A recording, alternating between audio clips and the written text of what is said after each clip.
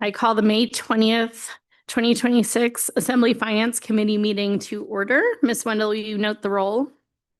Thank you, Chair Wall. We have all Assembly members present in chambers besides Assembly Member Atkinson, who is present on Zoom. Thank you. That brings us to agenda topics. We are going to start with an FY27 financial position review. I asked our amazing finance staff to try to put something together for us to talk about not just where we are in terms of our fund balance, but also reflecting on our operating deficit, where we started this process back in December and where we are today. So, Ms. Flick, go ahead. I would say definitely feel free to, jump in with questions. Thank you, Chair Wall. The presentation in its entirety, I'm sorry it came to you in 3 pieces, but you'll just see it all together tonight. And I realized this afternoon in talking to the mayor, I should have gone back and done a couple of edits on my memo to go with it, and I apologize for that oversight. But we'll just talk through where we are. And yes, this is in response to exactly what Chair Wall said. So, the best practice for us is to always have a balanced budget where our ongoing everyday revenue, day in, day out recurring revenue covers our day in, day out recurring expenses. So that is our normal operating mode. That is best practice. We know that given our incomplete revenue data and the significance of the revenue loss due to those ballot measures, that we wanted to take a measured approach. Prior assemblies had been conservative and gave us some runway where we could utilize some fund balance this year. So our recurring revenue plus some fund balance would be used to cover our recurring expenses. And we did that knowingly, and we did that with good measure. And our attempt is to do that without killing our piggy bank in the process. So we've been working really hard. You engaged the communications team when we met back in December. So these are a couple of old slides I'm just pulling forward to jog your memory. We talked about our budget gap in December at the annual retreat. And we talked about the gap coming from the mill rate cap and from the sales tax reduction that had an operating and a one-time CIP impact. We talked about some wage things. Some were resolved, some weren't. And what kind of a gap that created. And so as an assembly, you set some direction for us in this process.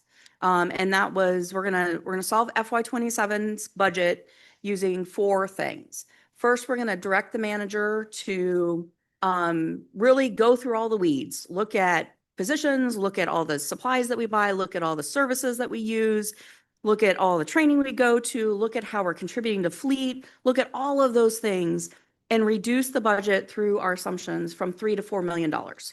And then you gave yourself the assignment to reduce services by $2 to $4 million.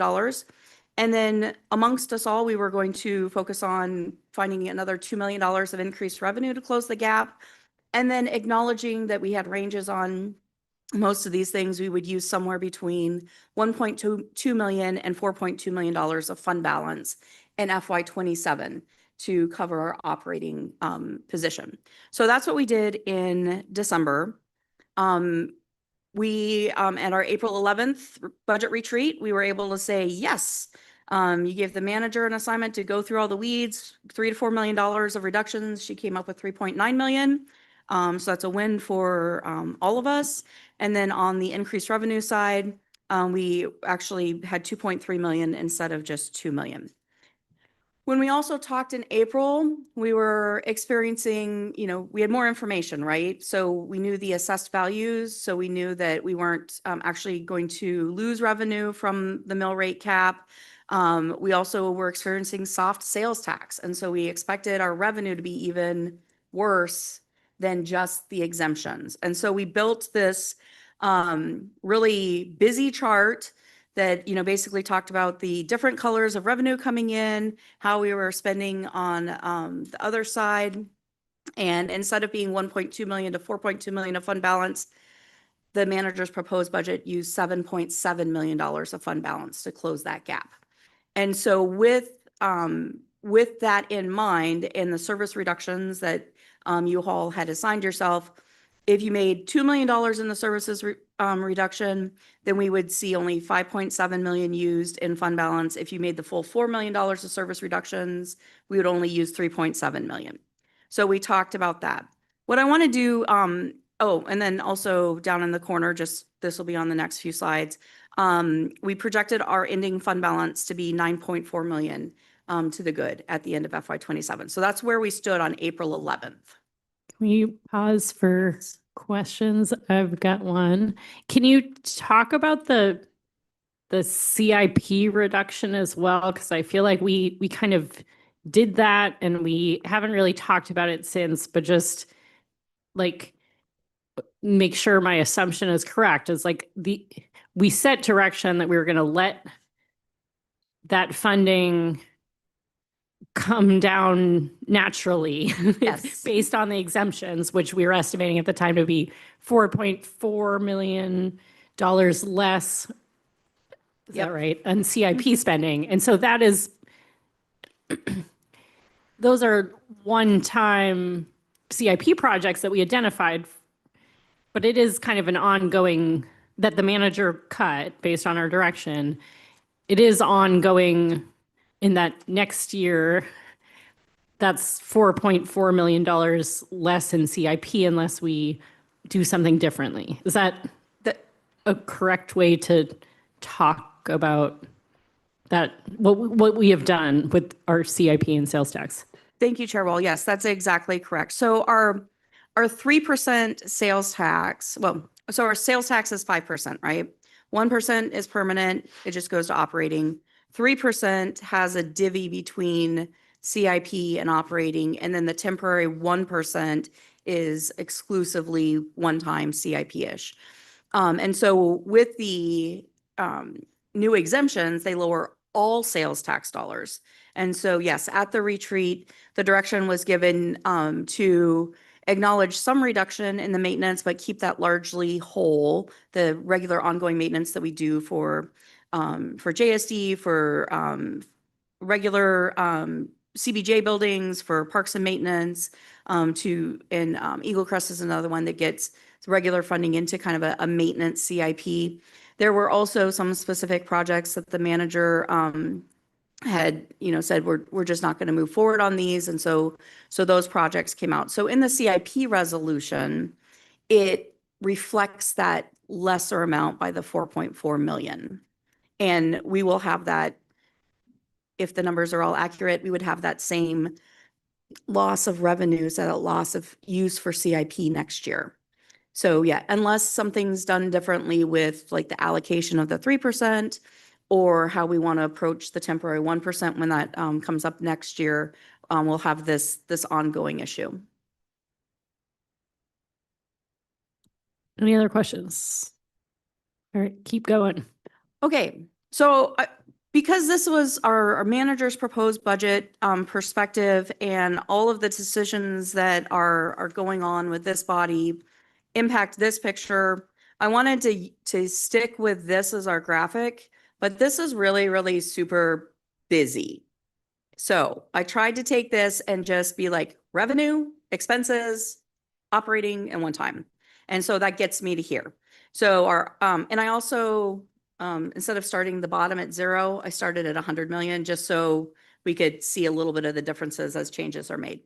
So we have operating revenue of 139.4 million, using the fund balance of 7.7 million for operating, and our operating expenses of 147.1 million.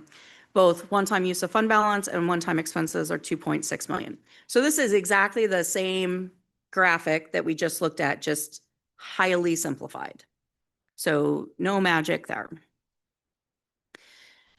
So let's talk about the progress that we made. And so these are the corrected slides because you fast forwarded, or you fast tracked 4 sales tax exemptions to be introduced at a special meeting, and then to be up for public hearing and action on June the 8th. And so part of the conversation was want to be able to, take into account what happens with those may affect your future decisions. And so while there's not real full credit for that $400,000, I did want to acknowledge that there's $400,000 there that you potentially could be getting in revenue with the passage of those. And that two of the four, we don't have really good estimates on those amounts. Madam Mayor. Well, first of all, you guys are in real bad trouble because I have a voice back. Second of all, I think you anticipated my question, Director Flick. I was going to ask you if there was an estimate of if we did the sales tax exemption up to 30,000, but I'm assuming because you didn't put estimates in, because I know you don't like to guess, it's not there. Thank you, Madam Mayor. Where we have some data that we can do an estimate on, I'm happy to make an estimate with tons of caveats. The problem with estimating a change in the sales tax cap is that we don't get data on how many transactions make up the sales. And so if we are going to collect, if a sale is actually $30,000 exactly, we would catch $750 more in revenue, the difference between 15,000 and 30,000. But we don't know of somebody's total sales that were exempt, how many transactions were in there. So we don't, we could just put a whole bunch of numbers in a hat and pull it out. There's not a really good way for us to estimate that at all. We know it's bigger than zero. But that's about all we can do on that estimate. Director Flick, I want to make sure I'm crystal as we move through these, especially with the correction. So of the ordinances that we fast tracked, because we looked at, or, we had some that were like, let's look at those right away, sales versus property. So this captures explicitly could you just say, so I'm, Those four? yep.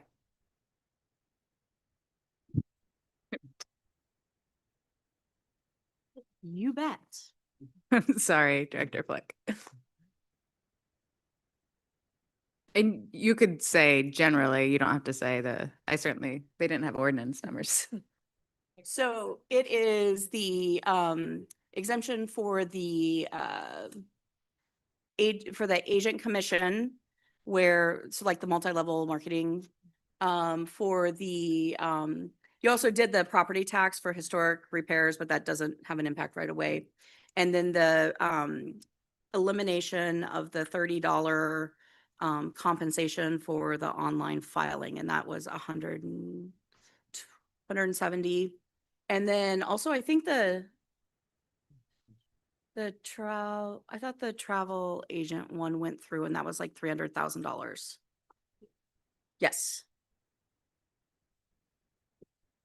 And the single item sales cap? Sorry, we were looking at the wrong part of the agenda. Can I do that again? Yes, please. Retake. Here's the four. Sales tax cap. We don't have an estimate on that. The geographic parameters of the cruise ship sales, we also don't have an estimate on that. The exemption of commission charged by agents of travel, lodging, and tours.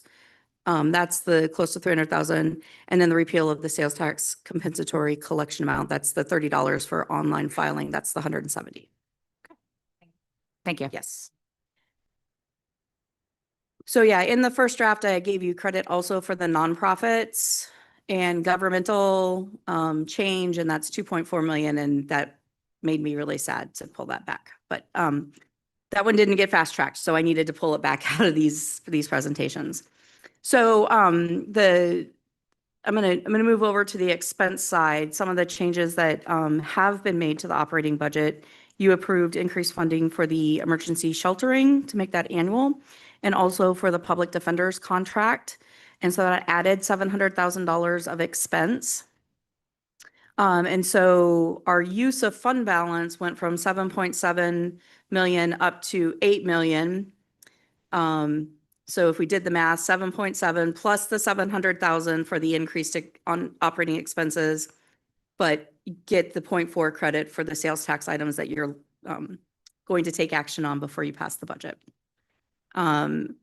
With all of these changes, your current projected ending fund balance, and that includes, as we've been looking at with your fund balance report every week, items that I don't think any of them are left pending. I think they all got approved on Monday night.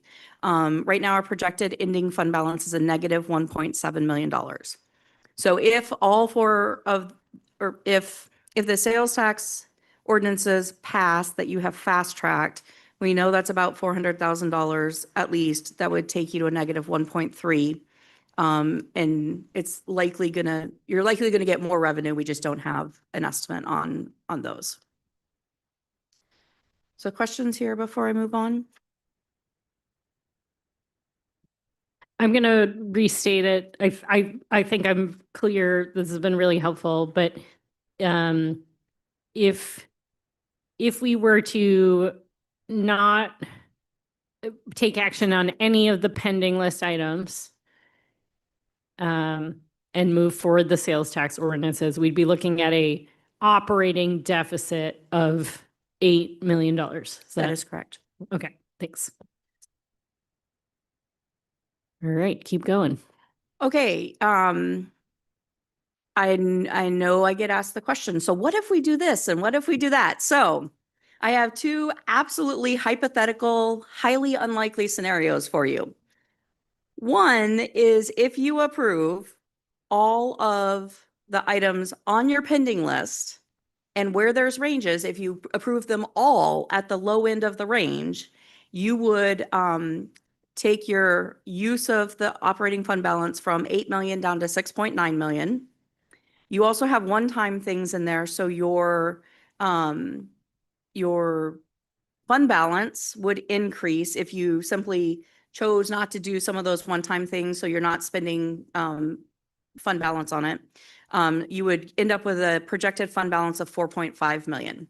With the sales tax, that'd be 4.9 million with those items if you approve them.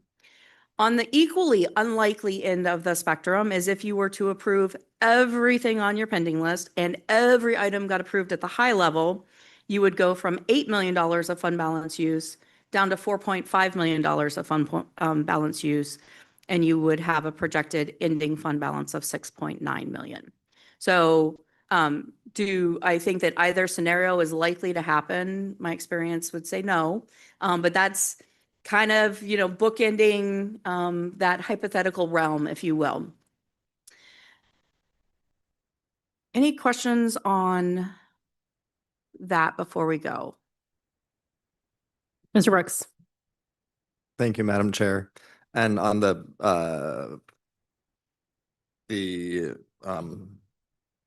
first of that, updating the gap in progress slide, the negative 1.7 million fund balance, is that factoring in the payment to get out of the RSA for Gold Belt? Yes. In your packet, you've got your fund balance, page 51 to 51 on the original packet. And it includes the emergency sheltering services that was done earlier for the rest of this fiscal year. It includes the View Drive buyout that you passed on Monday, the summer childcare program that was passed Monday, and the 9.5 million for the Gold Belt RSA. It also, just because it's been talked about, includes an airport ARF rebate of 162,000. That's not even been talked about yet in this body, but since it came up in one of the meetings, we've just included that as potential things. Thank you. It also includes the subsidy to Eagle Crest that was approved, the 751,000.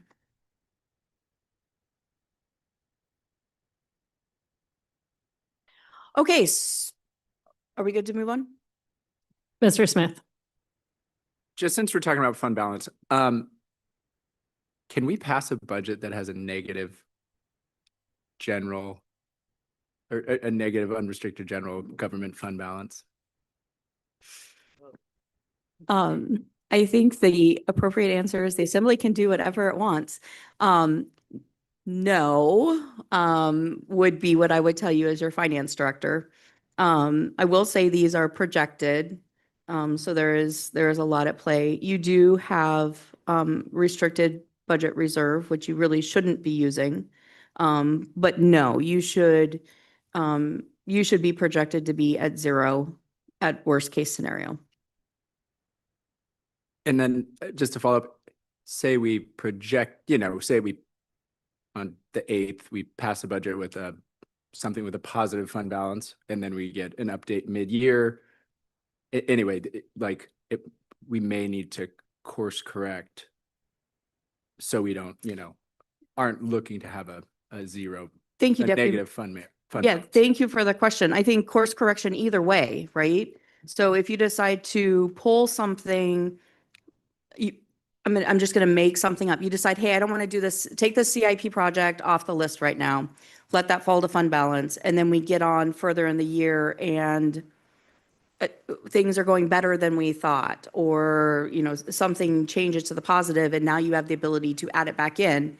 You could do that. Likewise, if we, find out we're in a worse place than we expected, we're gonna have to come back and have that discussion sooner than later.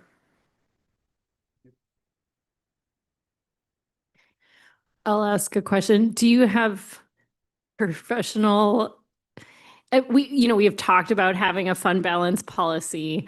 We have not, been able to haven't had the capacity to do that.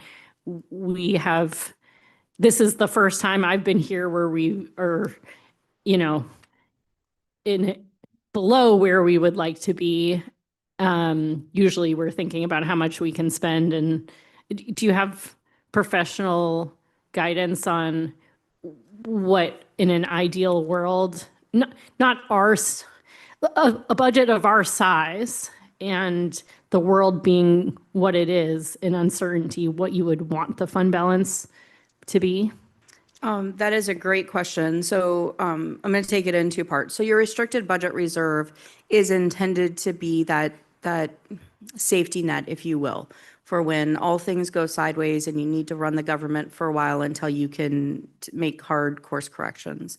And so that is close to being fully funded. It is not. Right now, if I can just get to the last page of my packet again. You should have $24 million in your restricted budget reserve, and you're looking at a balance of 20 right now.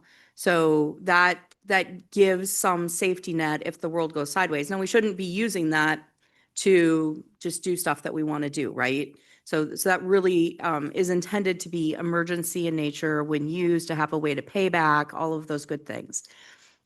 For the other part of your question, I went back and I looked at the use of one-time funds that we've done over the last 2 to 3 years. And, I think my predecessor and the prior city manager had some conversation with the assembly at the time and suggested, I can't remember, $5 or $7 million maybe as a fund balance. And that was based on kind of the spending and the projects that the assembly liked to do. When I went back and looked over the last 3 years, I would, if I were making a recommendation based on your past to predict your future, I would say you would want 11 to 12 million in your fund balance. Things have changed a little bit. There were some significant general fund dollars that went to support the school district when it was in need. There's been significant one-time dollars that have gone to flood fighting. And then there have been other community priorities that the body has decided to fund. And so, based on that kind of a perspective of how the body has approached spending in the past, that would be the kind of fund balance that I would suggest that you have if you want to continue doing that kind of funding. I think the real pressing concern that's going to be hard to get around would be flood fighting as we move forward. And that's just going to be a tricky one to deal with. All right, let's keep rolling. You've got updated sales tax numbers for us. Thank you for all the work that it probably took to get these to us today. Thank you. Yes, and thanks. I have nothing to take credit for. I am simply sharing the work of our sales tax team and our budget team as we culled through numbers. So things that have been keeping me up at night is how well we've been doing on estimating our sales tax revenue loss. This is a slide again you saw back in April. We had our budget for FY 26 at $70 million of sales tax revenue. We were seeing soft revenue the first half of the year in sales tax, so we brought our forecast down to 67.3. Based on a half a year worth of exemptions, we thought we'd actually end up at 61. So from 70 to 61, you guys will remember that $9 million drop. This is broken out by quarter, so it's the same information, just a little bit different look. I'll just go to the bottom, big reveal. So we anticipated that we would have $2.7 million of lost sales tax revenue from the food and utility exemption that was enacted in October. We have realized 2.3 million. So a couple things about that. First, cautionary tales.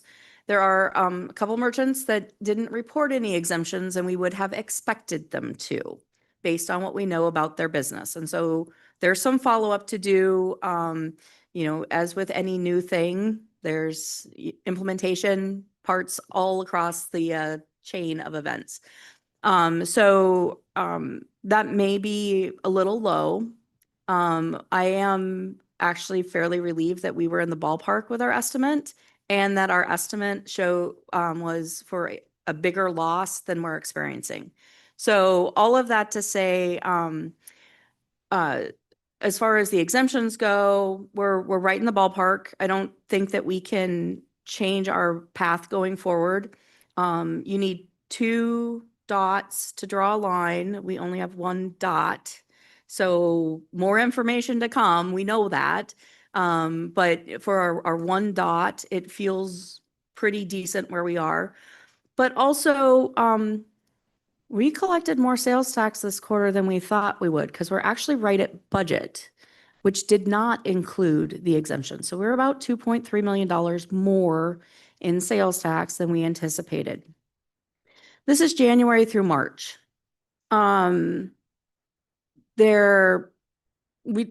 There's not a particular driver that we've been able to identify other than, inflation. And, when people could dig out of their place in January, maybe they went and bought more goods and stuff just to stock up in case they had another snowmageddon, which we did. It's hard to say like what kind of drove it. Like I said, we didn't see one particular industry, but I think we're all feeling inflation. Everything's costing more, which means that the sales tax associated with that is also more. So again, something we're going to be watching. I think this next quarter is going to also just be very telling. Inflation is high. We are also are in our tourist season and our snowbird season. And so how does that increased volume affect purchases and what's actually exempt under the food that, or not? There's just a lot of things I think we'll learn again in this quarter. But that's where we are. And I'm happy to take questions, although I don't have a ton of answers. Mr. Brooks and Mr. Steininger. Thank you, Madam Chair. And, if you don't worry about giving a super exact answer, but just kind of a rough idea, over the last few years, what are the trends of the spending habits of the community and the summer season? Are we trending up on an average? Are we dropping off? Like, are people spending more, spending less? And is it a substantial difference to past years? Thank you for the question, Mr. Brooks. In your budget book, there is a great graph in the back. Do you have it? Oh. In general, we came out of COVID and had some pretty wild spending. And it's come down the last 2 years, just looking at kind of where our actuals are. This is on doc page 7. If you're in your budget book towards the back, there's a graph. Is that just from 2005 to current year projected those? 2018 to the 2027 budget. Thank,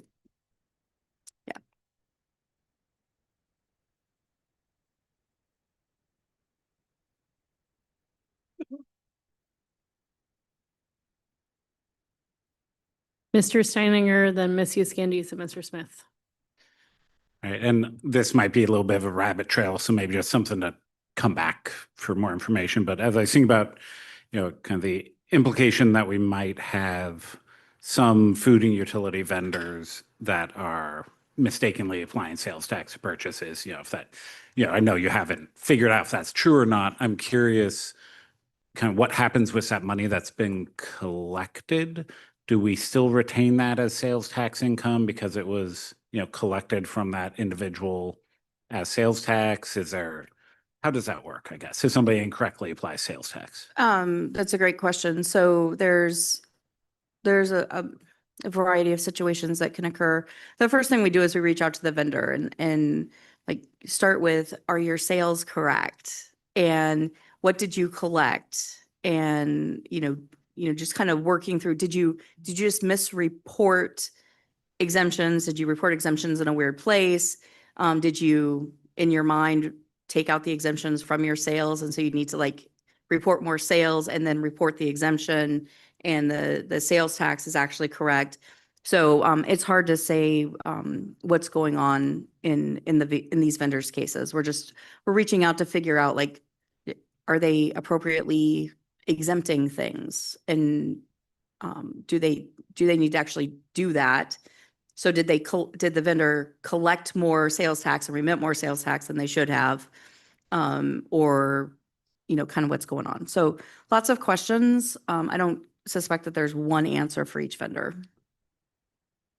or for all vendors. So specifically, if it were a situation where they collected and remitted more than they're supposed to because goods that shouldn't have had sales tax applied, what happens then? That's a great question. I don't know for sure. It likely would depend on the vendor if they can identify it. If they're a small shop and they know exactly who they charged and they have the ability to go back and redo that, then they probably do. If it's think of a Safeway or a Fred Meyer or Costco, like they're not gonna go back and track down those customers or even have the ability to do that on those days. So it would just be, they would correct their actions going forward, and the sales tax would just stand as remitted. You have an answer? yeah, just to add for context, if someone did pay sales tax that they weren't supposed to the city and then found out, they can do an amendment within a year or two and then get reimbursed for that, and in turn return it to the customers, if that's how they say. But if we have collected money already, it can still be given back through amendments on sales tax. Ms. Candice. Thanks, Madam Chair. Ms. Flick, I'm probably gonna ask all night. Is this what you said? I think that's what you said. So just warning you of that. So we anticipated 2.7 of a reduction, but in reality, it was a 2.3 reduction. So did they make a mistake? Is it inflation? Is that 0.4, which feels kind of good because it's close. Is that right? Or, okay. So the estimate of revenue loss of 2.7 and it actually being 2.3 claimed in exemptions. That 0.4 difference is just the reality from our estimate. So we're close on our estimate of revenue loss because of the exemption. We overestimated the loss by $400,000.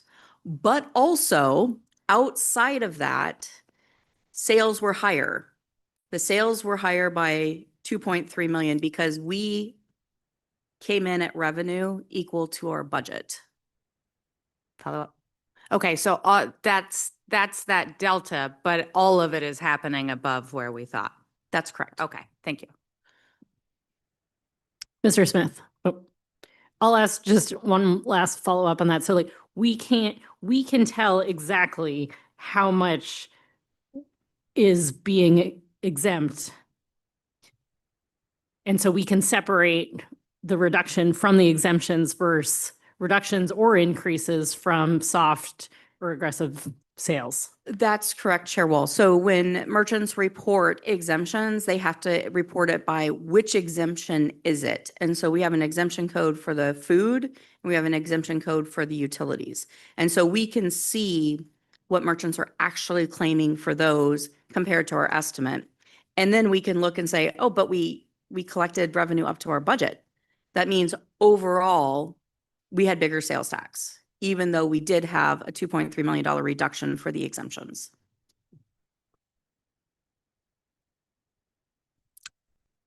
Anything, do you have more slides? No. Any other questions on any of this?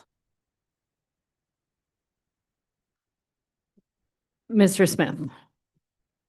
Thank you, Madam Chair. This probably be, anyway, it may not be a fair question to ask, but as we're working on our budget and then looking into FY28, maybe we should focus on this one. But anyway, I am curious on increasing costs in other ways and how, you know, a deficit may continue to grow if the tax base, if tax collections stay the same. But maybe we can save that for next year or December. But if you have anything you want to say. Thank you, Deputy Mayor Smith. I will just say that inflation is a double-edged sword. It creates additional revenue for the city through sales tax. It also means that it costs more to do the things that the city does.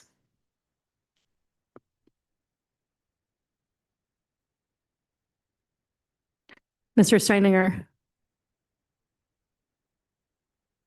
I did want to pause before we jump to our next agenda item, which will be the bulk of our evening going through this pending list, just for the opportunity before we do that to maybe do a bit of reflection on where people are at. We started with some goals in December to, you know, we knew that we weren't going to make up the full deficit this year. We were going to try to get some of it. We obviously want to preserve fund balance. We all put together our own individual ideas on how to do that to 2 million. We have gone through a prioritization exercise to come to the list that is here. I think it would be helpful to hear, just speaking personally, from some of my colleagues about, as they go into the pending list conversation, what are your goals now? What do you hope we come out with, you know, for fund balance or for operating reductions? You know, this has been hard. Obviously, we knew it was going to be hard. Maybe we won't. I can't imagine we're going to meet all of our, you know, exact goals, but I think it would be helpful for me if, I'm not going to put anyone on the spot, but if anyone wants to share what they're thinking about when we come out of this process, what they're hoping or we've done with the budget. And I'll look for a volunteer. Mayor Weldon. I'll take the short straw, so anybody else can do that. So I'm trying to do the job that we set ourselves up in the fall. So I'm looking for 2 million, so some of my cuts will seem harsh. But I'm also looking at them in service reductions. I'm not looking for them from the manager's budget. And so I'll talk to those when those times come, but we're actually looking at service reduction. So like I said, some of them are going to seem really harsh, but I'm trying to come up with 2 million in reductions. I would be much more comfortable with a larger fund balance, but I think coming out of tonight with our deficit in place with $5 million is kind of what I'm aiming for in our fund balance. Mr. Smith. Thank you, Madam Chair. having heard now that we can't pass a budget with a negative fund balance, so I wasn't planning on doing that anyway, but aiming aiming to have some amount. I don't know if we're going to get to, anyway, five-ish sounds good to me. We also, there were ballot measures that have impacts, and you can, question if everyone who voted in every which way wanted cut the budget, but we have less revenue. Our fund balance is currently negative, projected currently negative. Things can and will change. I mean, the budget does not end until 13 months away. And in that are, risky events that, we may need funds for. So I'm also trying to make some operating reductions. I don't know if I'm going to get to 2. We'll see how I do. I'm hoping to make some operating reductions, put some money in the fund balance, but I'm also hoping to not, in most cases, do, I don't want to say irreversible damage, but like, totally wiping out a thing. There may be some of those, but that's not what my intent is. And, we kind of, we didn't do that to a facility. I'm hoping we can get to a fund balance with some reductions, but without, essentially closing down a thing or ending the services that some of these things provide, or doing, such harm that there's just no way they can continue. So those are kind of some of my principles. Thank you, Madam Chair. Mr. Brooks. Thank you, Madam Chair. My intentions with this has always been to, try and accomplish the most through the least amount of things. I really wanted to see the majority of the work being done through the foregone revenues and grants before looking at the closure of recreating facilities and things that are available to the public as a whole. I've mentioned the landscaping and travel and training. It's not that I don't value those things. It's just that for the prioritization, I want the facilities that are available to everyone in the community before those specific things. I know that some of them do play into the benefits that are available to the whole community, but it wasn't, until more recently that we even had outreach of people looking to support the landscaping budget in the same way that people have been reaching out about the recreating facilities. The grants, a lot of great work is done through the grants, but over the years, there's been a number of things that have happened that have left a lot to be desired through those.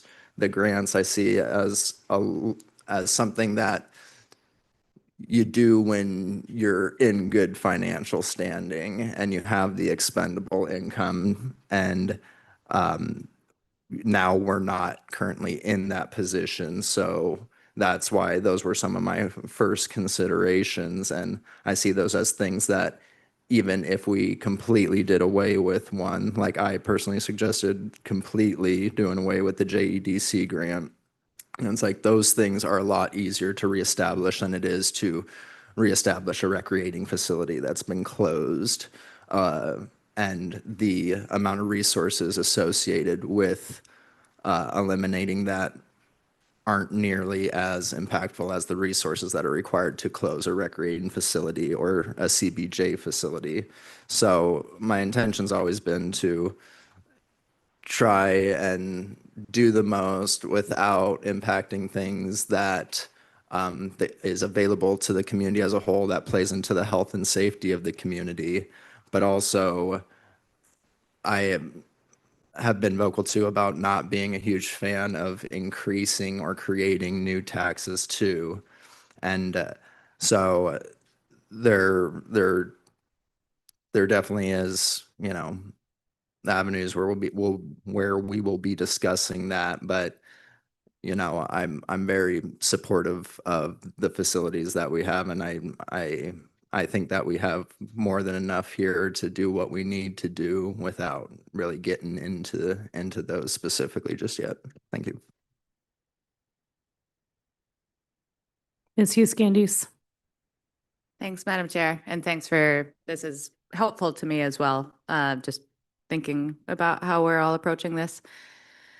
I think it's super useful for me seeing our financial position and seeing the sales tax. I appreciate the hustle to show the latest there, because that informs my decisions in a large way. I think homework can change. I definitely set out, when we made our rules at the beginning, our principles. I was at the time struggling to articulate, like, if we can't come up between the 9 of us, if we can't find 5 votes to do something, let's take a deep breath and try another permutation. And all day today, I've been running different number sets, trying to think, oh, maybe they won't go for that, and maybe this person will vote against that. What would be kind of something that I feel like I could live with, that the community could live with, that kind of accomplishes the goals we need to. I think that the entire time that I've been on the assembly, we've seen some crazy events that called for fund balance, a pandemic, the school needing a bailout of the GLOF. And so I don't want to leave us in a position where we are just above zero in terms of fund balance. So that is something that I'll be thinking about, is where does this leave our fund balance? And is the operating, are we on track to be correcting our operating expenses to match our operating revenues? Just as a outgrowth of the ballot initiatives, and the real change that makes. That being said, I don't, as much as possible, I also am interested in not sticking a knife in something to where it can't be repaired after the fact. I think this will be super important in the next year. As Mr. Smith noted earlier, that after the budget is passed, it'll really behoove us to keep looking at our latest up-to-date numbers and making course corrections. So if we can put things back in, putting things back in. But the real other piece of that for me is the foregone revenue, because when I look at this entire list and I look at the potential for revenue from the ordinances that we looked at, there is some potential there that we wouldn't need to do this exercise if we took things all the way. And I know that's a conversation we'll have later. That's not the conversation we'll have tonight. But to me, they're intertwined in my mind, because if we make a bunch of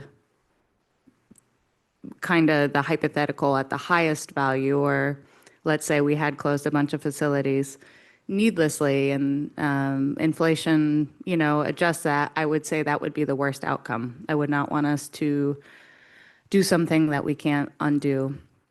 And then I think finally I'll say, I echo the mayor in that, I think some of my cuts will seem harsh because I'm looking to, in large part informed by the budget outreach that we did with the community, to take larger hits out of a smaller number of items, rather than to take secondary bites on the budget that's already had its assumptions and cuts made to it. And that kind of goes towards that principle of, if we're going to do something, I want us to be able to do it adequately, and not do it poorly. So I think that's where I'm at. Ms. Hall. Yeah, I'm a bit of, but yeah, I am looking at one-time cuts to kind of get us through until we do have a better picture. There's a lot that's apt to change in the next several months, and I think without that knowledge, it seems premature to be cutting programs, reducing services. So I would really like to hold off on that. And I'm specifically looking at like the Lemon Creek multimodal and the Gasno Avenue widening and turnaround, things that are one time in nature that can buy us a little more time till we have a better picture, knowing full well that if we continue to, if the ballot measures that are being proposed this fall don't pass and we, this big hole is there, we will be coming back next year for the really difficult conversations that everyone has had the opportunity to hear about and weigh in on this year. So yeah, that's where I am. One-time cuts and the foregone revenue conversation as well. Mr. Steininger. Thank you. And I don't have a lot to add that hasn't been said. I do, when we had our discussion last week and talked about the recreational facilities and, didn't put those on the pending list for discussion tonight, my thinking there was those are implications of, what passed last October that I think a lot of people weren't necessarily understanding. And we've had the community kind of, slower than we did because we're so, steeped and versed in the city budget and in what we do here, start to realize the implications of what we're discussing and, putting those types of decisions off that are very, hard to come back from. Deputy Mayor Smith made the mention of, taking a short-term cut that you might not be able to recover from later, maybe sticking the knife in too deep or something along those lines. And I think going to warm status for some of those facilities, you lay off a bunch of people and you can't bring them back. And so that's what I was thinking about there. They are decisions we will have to make if we can't make other changes related to revenue. So I've put, as previous speakers have said a lot, I have a lot of hope in our ability to work through some of the revenue discussions that we put on the slower track and get some of those things done. I know the charts that Director Flick showed us earlier have very small impacts from our foregone revenue conversation, but I know there are some larger ones that we put on that slower track that we still need to have those conversations about. And I'm optimistic that we will come to some kind of positive conclusion on those that brings in, more revenue to CBJ. And that's something in the back of my mind as I'm looking at these things. But again, some of these reductions that we'll make will be more than I want or I would in any other scenario want to make to a given grantee or a city department. But that's reality that we're facing now. We need to make up some of that difference because we can't have a negative fund balance at the end of the year. We need a little bit of a cushion because, we have flooding homes and all of those things that we're going to have to deal with. But I do have faith that, as we have those discussions about revenue, as we've had discussions, as I've talked to some of these grantees, every one of them has said, yeah, that would hurt, but it's something that we can figure out and work through and be part of the team to try and find a solution for our community. Of course, all of them with the hope that at some point in the future, the community, comes back to prioritize some of those things that we do that make life in Juneau worth living.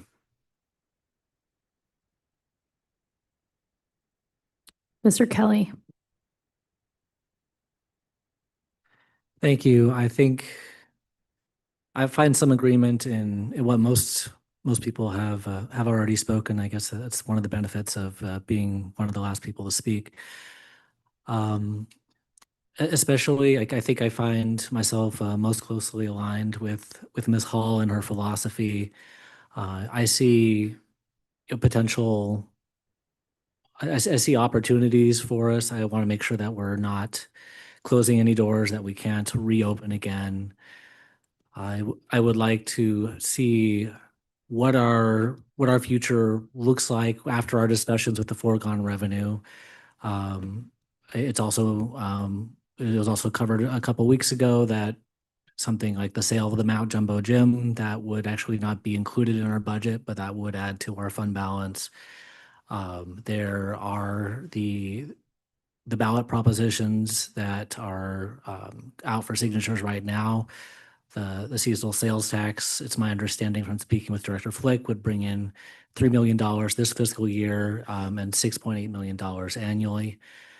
And of course, I can't count on any of that, and so I think I want to make a minimal amount of impact on things when I don't know what our revenue picture is going to be, but I also want to be fiscally prudent. And so I will be looking for budget cuts that will minimize our impact, especially permanent impacts.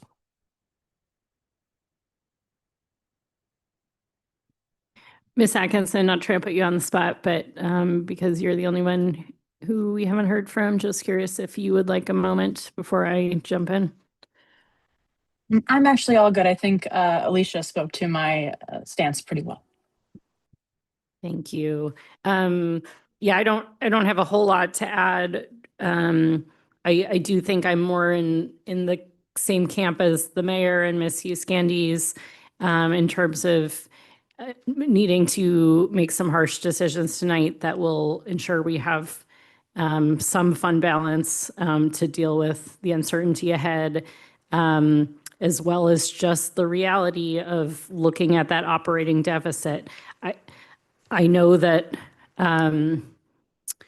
we have been, the Assembly has been conservative for many years, so we have had savings that can help us weather the storm, but I'm not sure we have begun to actually truly understand what the size of that deficit is.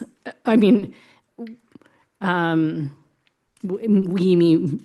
meaning the community, when we put together the list that we heard so much about from the community, that was a list of how to make up a $2 million deficit. We're looking at an $8 million deficit, and I shudder to think what the list would have looked like had we done that exercise that whoever is in these seats next year will have to do to get to that. I appreciate the optimism about ballot initiatives that could change our financial position, and I'm happy to see those. But as the person sitting up here, the voters just voted for the opposite of those two things. And so I will not be making decisions about, hoping that changes. I will expect that not to change. And if it does, I'll be very happy for my community. And then one other thing, Ms. Hughes-Candies mentioned it, but when we talked about getting rid of the cap on single items for sales tax, I said I was on the fence. And as I've been looking at these cuts and our financial position and the really hard decisions we're going to have to make tonight, I don't know why we wouldn't look at that source for revenue right now. It would save a lot of things that are really important to our community. Normally, I don't like jumping into policy decisions that significant without a lot of work and time and effort. But if it's going to change the game for this conversation, then I'm interested in it. So I know we won't be talking about that tonight, and I'll make hard decisions tonight, but I will be making a case on June 8th that we do something different on the revenue side so that we can reverse all of the hard decisions that we're going to make tonight. Okay. Do people want to break before we jump into the pending list? Should we start rolling? I see the. All right. Do you want to get a little of this? Take a break. We can take a bite. Yep. And then, Yep. Okay. Everyone's like looking at each other. So again, there are, as normal, lots of ways that we can make these decisions, but how we have structured this list is we broke it into two different categories here. At the top box are your operating budget items, and at the bottom are your one-time. Those are ordered from big to little. both of them. The idea was to start with the operating reductions, knowing that that those were our goals, to reduce those, and knowing that the operating the one-time expenses are meant to kind of fill in the hole if we can't get there making our operating cuts. So I'm going to have the mayor go through this list and start us with a motion, and she can object if she doesn't like it, and you can amend as you like, and we'll see what we can get through. And we can always go back up to the top because we know these are related to each other. A decision that we make earlier in the night may change what we make tonight. Let me say one more thing and then you can ask a question. The other thing, and I know you all know this, but for the public listening, these are not final decisions. What we are trying to do tonight is come to a holistic budget that we can pass to the full assembly so that the public can get one more opportunity to give us feedback on it. And nothing is set in stone until we vote as a full assembly on June 8th. Okay, Madam Mayor, do you have a question? I was wondering if the finance staff somehow could give us a running total of where we are and things as we make changes. You bet. We are set up to do that, Madam Mayor. You guys are rock stars. Mr. Kelly. Thank you. I just want to get clarification on something I thought I heard you say. You were saying that if we make a decision, we get further down the list, we can go back up and change a decision we'd already made. Did I hear that correctly? Well, you can make a new amendment. So I don't think if you want to change a motion, you'd have to suspend the rules. But let's say we made a cut at a certain level, and after getting through the list, people decide they want to make a cut at a different level, you could make that motion because this is going to be iterative. Does that make sense? It does. Thank you.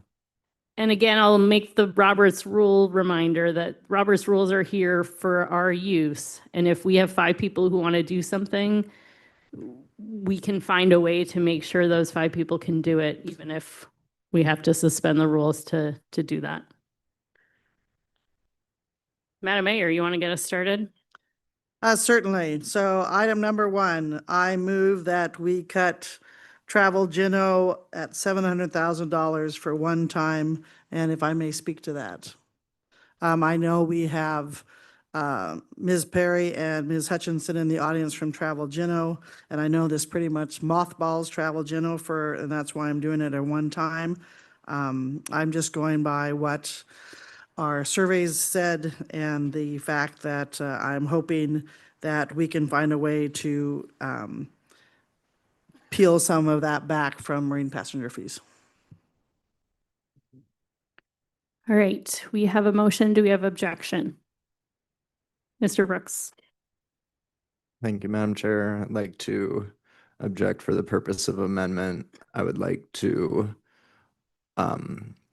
reduce the amount by 400,000 reoccurring. I expect we will get into this problem a few times tonight, so maybe if you could speak to what you're reducing, instead of reducing, there's different, let me clarify. Can you clarify your motion? If you could speak to the reduction from Travel Juno's budget that you would like to see, as opposed to the reduction from what the mayor had. Does that make sense? Yes. I would like to see a reduction in the grant awarded to Travel Juno by 400,000 on a reoccurring basis.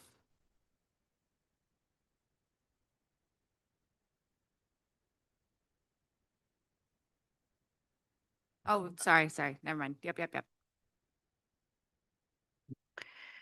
right, any objections to that amendment? Mayor Weldon. I appreciate that. I just don't think it's high enough. Ms. Euskandis. Thanks, Madam Chair. Yep, I would second with the mayor. This is one where it was in the community budget survey, and I think in terms of where we need to find larger numbers, this is a good place to find it. Ms. Hall. And objection for the purpose of a question to the maker. And so you're saying that this is something we might be able to have funded through marine passenger fees? Are they also receiving marine passenger fee funding already? I can answer part of that and I can't answer the other one. Yes, they are receiving marine passenger fees. Let me get my book out. And Ms. Wendell will save me if I can't do it. So hotel bed packs, they get 1,267,000-ish. Marine passenger fee, they get 614,000-ish. I'm just rounding up. For crossing guards, 312,000 for visitor center or visitor assistance, and TBMP, it's 47,000. So where this hit would happen is the hotel bed tax. So you would reduce it down to just shy of 600,000. And the answer of the marine passenger fee, I don't know. They will have to be creative with that. So I could give you a number on that. Mr. Kelly? Thank you. I think this would be a question for staff, probably the attorney, or it could be Ms. Flick. Are there any restrictions on what the funding source, the hotel bed tax, could be used for if we did make this cut? Could we spend it on anything else in the general fund? Thank you for that question, Mr. Kelly. If you all decide to make a reduction here through the hotel bed tax, you have a resolution right now that directs how we budget the hotel bed tax. You could follow up, just hypothetically, you approve something here, you would want to follow up with a motion to direct that hotel bed tax to the general fund. And then we would work with law to draft the appropriate resolution to include on June 8th, just not codifying because it's not really code, but memorializing that direction for this budget. Mr. Steininger? I guess question for the maker of the original motion. So I guess should we be confined to talking about the amendment, or are we just kind of throwing some of those? rules out? We should be confined to the amendment for now. I mean, I think there's often related, if it impacts your decision, then you can ask it Yeah, actually it does. on the amendment. Yeah, it does impact, it impacts my decision, I guess, sort of. So I guess the question, Madam Mayor, you spoke to potentially replacing some of this funding with marine passenger fees. Is it your intention to put forward another amendment later to our marine passenger fee budget? Or is that a next year's marine passenger fee budget concept? I believe it would probably be next year's marine passenger fees because I'm not sure exactly the status of our marine passenger fees. If it's set in stone, or Ms. or Director Pierce has the ability to flex it a little bit. Mr. Smith? Thank you, Madam Chair. Object for the purpose of a question, I guess, to you. On our list here, many are CBJ agencies and things. We also, of course, have grantees, and we do not, our staff do not have experience in those grants and those budgets. Would we be able to hear from Travel Juneau on impacts to these level of maybe both the original amendment as well as the proposed, the original motion as well as the proposed amendment? I mean, my position would be we're making hard decisions, and if people need answers from our partner agencies to make those decisions, I'm happy to welcome them up. I know that is not always how we do things, given we didn't give the partners a heads up and or other things. So I can be challenged if people don't like that. But that's my opinion, is that I'd like people to be informed tonight. But only if people have actual questions that is going to change their vote. I do not know Travel Juneau budget well enough to know what a $700,000 cut does in 1 year. I don't know what the impact of a $400,000 cut is. I feel like I do see, at least from our grantees, at least 3 of the 4 here. and the fourth was given a heads up, but was unable to make it. But so I would like to, with the will of the body, be able to hear from Travel Juneau on impacts of this cut. Or these proposed reductions, excuse me. Anyone object to that? Ms. Hughes-Candies? I'll object just to say that I feel like we knew this was where we were headed, potentially where we were headed when we did the partner agencies earlier in the year. That said, I always like, you know, I know sometimes I want an extra minute or an extra at ease or time to talk to staff. So I certainly can be flexible to the will of the body. I'll remove this objection, but if it starts becoming a longer evening, I think these are just going to be kind of impossible cuts, and I can sort of guess without talking to Ms. Perry that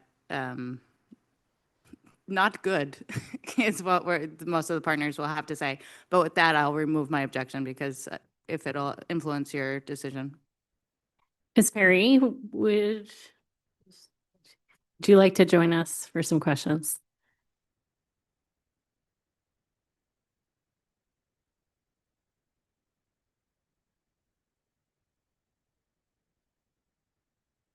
Mr. Smith, I assume you have a question.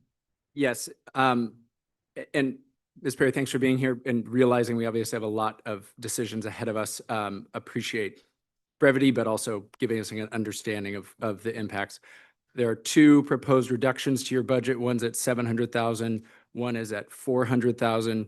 Could you briefly speak to the impacts those would have on your operations in FY27? Yes, thank you for the question, Mr. Smith, through the chair.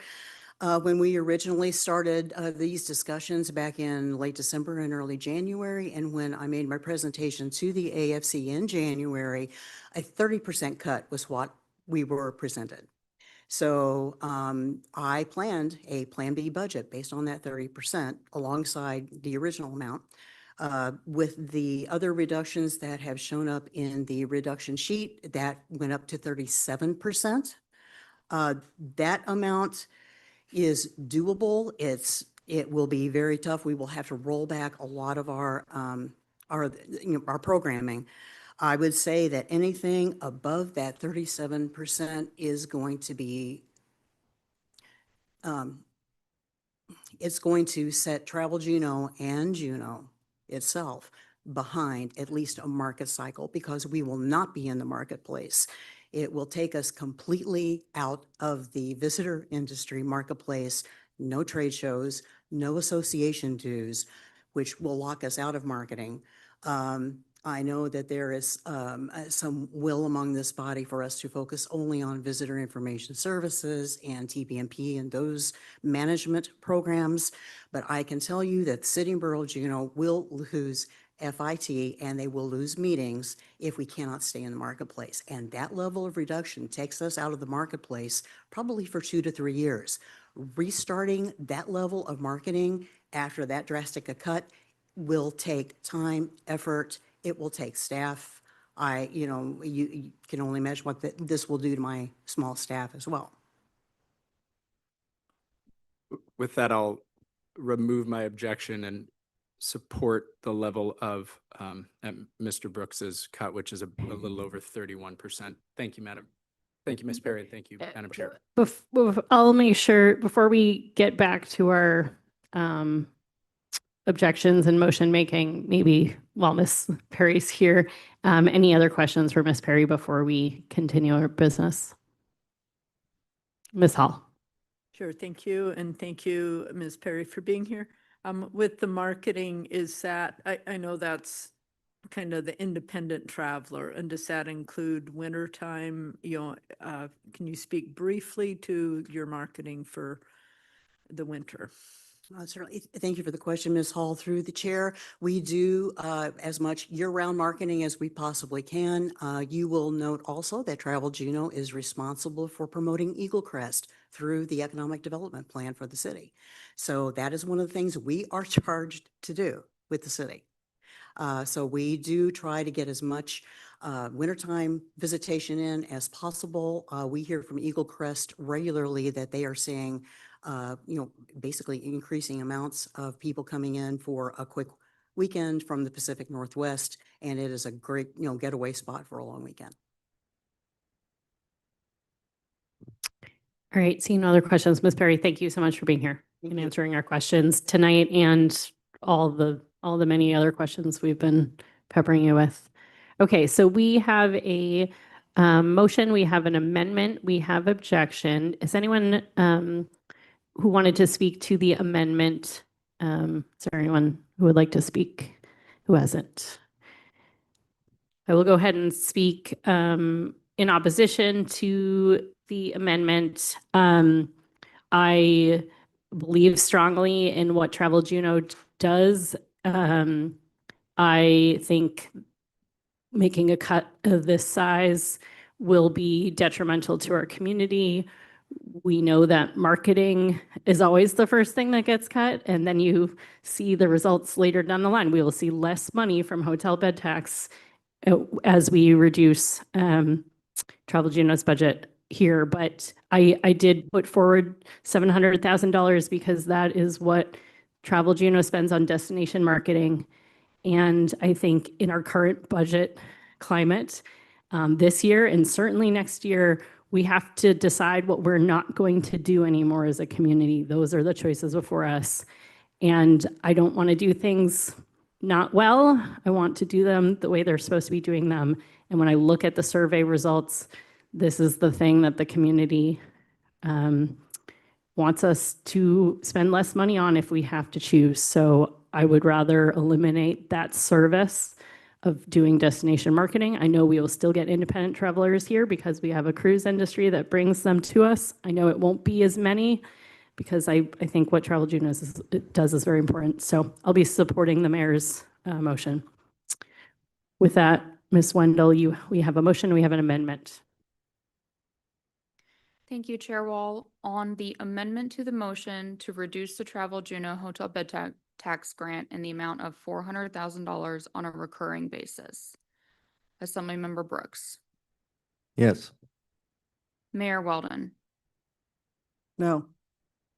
Assemblymember Smith, Yes. Assemblymember Kelly, Yes. Assemblymember Hall, Yes. Assemblymember Atkinson, No. Assemblymember Hughes Candies, No. Assemblymember Steininger, Yes. Chair Wall. Yes. Amendment passes, 6 ayes, 3 nays. I voted wrong. I got confused. What's the motion I make to undo my vote? Would you like to move for immediate Can reconsideration? I move for immediate reconsideration? Just for the record. I know it doesn't change the outcome. Just so you know, you have to have 6 votes to do that. So, yeah, don't object. Ms. Wendell, will you do that again for us?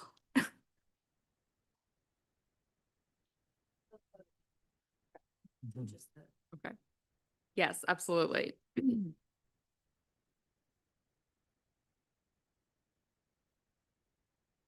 Assemblymember Brooks, Yes. Mayor Weldon, No. Assemblymember Smith, Yes. Assemblymember Kelly, Yes. Assemblymember Hall, Yes. Assemblymember Atkinson, No. Assemblymember Hughes Candies, No. Assemblymember Steininger, Yes. Chair Wall. No. Amendment passes, 5 ayes, 4 nays. Sorry about that, guys. Hopefully that's the last time that I vote wrong. That brings us back to the original motion as amended. Do we have objection? Seeing none, Ms. Hughes Candies.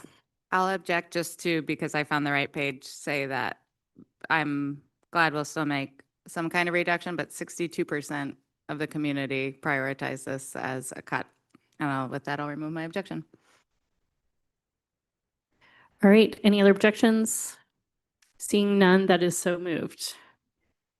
Madam Mayor, do you have a motion? Oop, go ahead. I Ms. don't Fleck. know what your next motion is, Madam Mayor, but if there is a desire to redirect that 400, okay. I'm just following up with the draft resolution that we need to draft. So, Madam Attorney, do you need anything more than that? To draft the resolution concerning the bed tax, to move the, okay. So let's see here. I draft, I move the attorney draft a resolution to move $400,000 from hotel bed tax for Travel Gino and the rest of their hotel bed tax to general fund. I can't do the math in my head. We'll take it at ease. You.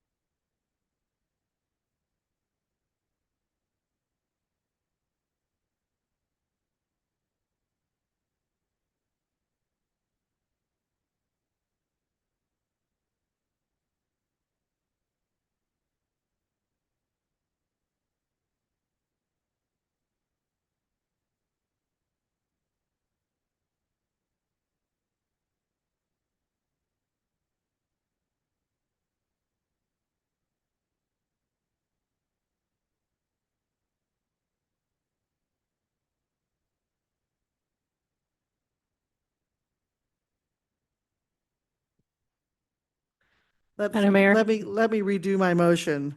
I move that we have the attorney draft a resolution to move $400,000 from hotel bed tax to the general fund. And she would also like to move that $400,000 be transferred from hotel bed tax to the general fund as part of these discussions. Yes, reoccurring sounds like, or no, that didn't change, never mind. Any objections? It's, object just to say it might be good to restate it all at once, just for people following along at home, not to put anyone on the spot. I don't know what you mean all at once, but I believe we just voted on the fact that we are eliminating $400,000 from Travel Geno's budget, which is hotel bed tax. So we need a resolution to follow up to move that 400,000 hotel bed tax to the general fund per this discussion. Thank you, Madam Mayor. You're welcome. Any objections? Seeing none, that it's so moved. Madam Mayor? And Ms. Wendell, can we see the tally up on the screen by any chance so we can kind of keep track so I can keep Mr. Smith honest? Anyway, my next motion, if you're ready, Madam Chair. I would move $75,000 from the landscape budget and I will speak against it. I think these cuts were already made. These are not service reductions, they were cuts already made in the budget. And so these are real items and they're not used just to beautify the city. Again, if people didn't know, our lovely flowers downtown are donated. They're not from our budget. So this is mowing the cemetery, keeping our ball fields up to par. So, I mean, I think the community came out in force about their recreation facilities, but we have to remember that many of our recreation facilities are outdoor. So, and I know a big chunk of this, I want to say 75,000 off the top of my head, is to help with trails. And since I use the trails, I know lots of people in Juneau use the trails. So, anyway, $75,000, but I'm objecting. Mr. Smith? Thank you, Madam Chair. I'll also object for the purpose of a question. Mr. Barr, I've done a little digging into this budget item. My understanding is that there's a $75,000 contract to like brush trails through trail mix. And that's just the brushing. That's not like boardwalks and other kind of maintenance and things. Is that correct? That's correct. I'll actually remove my objection and support the motion to remove that by 75,000. We'll see where we are in December or November. Maybe we could reinstate so they could do them again, like at the beginning of or at the end of the fiscal year if we reinstitute. But for now, I will support a $75,000 reduction to, and that's, I guess that's where I'd want it to go from the number of options I've seen so far. That one makes sense. How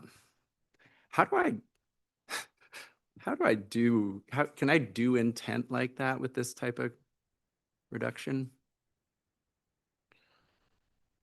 Mr. Smith, I think the assembly can do whatever it wants. I love it when you say that. I'll amend the motion to specify that it is to eliminate brushing of trails, again, in the contracts they're in or whatever. Thank you. We have an amendment. Do we have objection to the amendment? Mayor Weldon.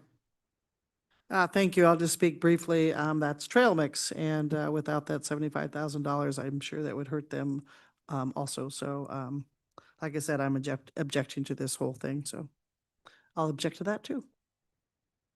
Ms. Hughes Candies. Thanks, Madam Chair. I'll speak briefly in support of the amendment. I spoke with Mr. Barr briefly before this meeting. For some of these, that it's such a wide range, it's useful to know what would staff do or what information and discrete numbers the staff have. He informed me about the very same contract that Mr. Smith just referenced. I do think it is important to remember the way our fiscal years go. That is something that could be revisited. I'm sure with all of these that they will hurt the partner in question, and I find all those partners to be valuable partners. And even so, I find it my duty to look for cuts. So I will support this at this level. Other comments? I will speak in opposition to this for the same reasons the mayor is, but also I feel like it's really not our job. I know we technically can direct where these cuts are coming from, but man, that is a slippery slope. I know from talking to Mr. Barr that this was what staff would propose for this level. So if it happens, that it happens, but I don't think it's good precedent for us to be making that level of decision making tonight. Thanks. All right, we have a motion and we have an amendment and we have objection to that amendment. Ms. Wendell, will you call roll? Thank you. On the amendment to the motion to eliminate brushing of trails as part of the $75,000 reduction. Assemblymember Smith, Yes. Mayor Weldon, No. Assemblymember Kelly, Yes. Assemblymember Steininger, No. Assemblymember Atkinson, Yes. Assemblymember Hughes Candies, Yes. Assemblymember Brooks, No. Assemblymember Hall, No. Chair Wall. No. Amendment fails, 4 ayes, 5 nays. Mr. Smith. Thank you. Object for the purpose of a question. If we go forward with the $75,000 reduction, where would you anticipate eliminating the money from on landscape? Thank you for the question, Mr. Smith. The first things we would at the staff level look to eliminate out of this budget would be contracts with partners. Among those, this contract would be the first of those. Thank you. I'll remove my objection, and I also appreciate the reminder maybe of our role and the level of, detail we should be getting into. So thank you for that, and kind of apologize for the previous amendment and forgetting my place. Thank you. All right, we have a motion and we have objection. Mr. Brooks, do you have a comment? Oh, wait, but okay. The mayor has an objection. So we are no longer have an amendment on the table. We have a motion and we have objection. Any other comments on the motion? Ms. Hall. Can we repeat the motion? To reduce the landscape budget by 75,000.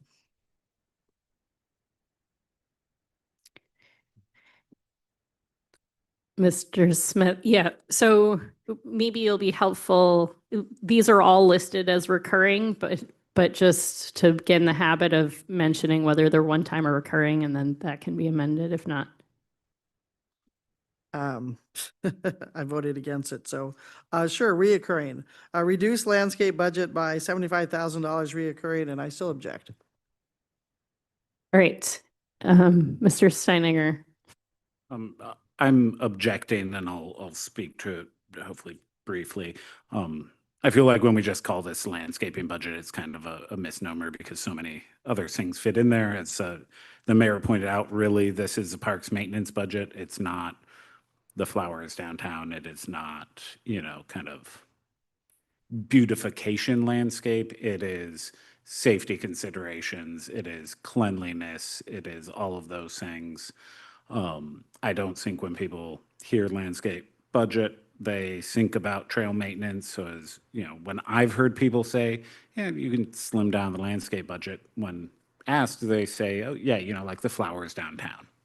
It's not, nobody's connecting the two because we just call it a reduction in landscaping. We're not calling it a reduction in, truly recreational facilities. Or the safety of our parks. And so I'm going to object to it. I think it's an important thing that we spend money on to keep Juneau safe. Mr. Brooks. Objection for the purpose of a question is depending on how this vote goes, when is the opportunity to object for the purpose of an amendment, because the mayor objected, but with no amendment. You can object any time to make an amendment, even if someone has objected just to object. I would like to object to offer an amendment, and that would be to reduce the operating budget of landscaping by 600,000, and I can speak to that amendment. Go ahead. Thank you, Madam Chair. I agree with everything that's been set up here. Landscaping definitely isn't just the beautification and mowing of lawns. It is an important thing that lends a lot of value to the community, and removing $600,000 from that service would not eliminate it completely. It would go from $1.8 million to $1.2 million. There's over 22 employees doing the landscaping work. This might mean that some of those employees get reduced. A good portion of those employees are part-time employees. I don't think I'm alone in the observation of going around and seeing when some of this work is being conducted that there might be 5 or 6 people working in an area that 1 or 2 people might be able to accomplish the work on. So my intention is never to completely do away with landscaping or diminish the value that it brings to the community, but $600,000 isn't even close to half of that budget. Right, we have an amendment. I had Mr. Kelly, then Ms. Atkinson and Ms. Hall. Go ahead, Mr. Kelly. I did see Ms. Atkinson before me. All right, Ms. Atkinson, go ahead. Thank you, Madam Chair. This is objection for purpose of a question for staff. What would a cut of $600,000 sort of do to our services. And as was suggested, are we 2 or 3 times overstaffed for landscaping?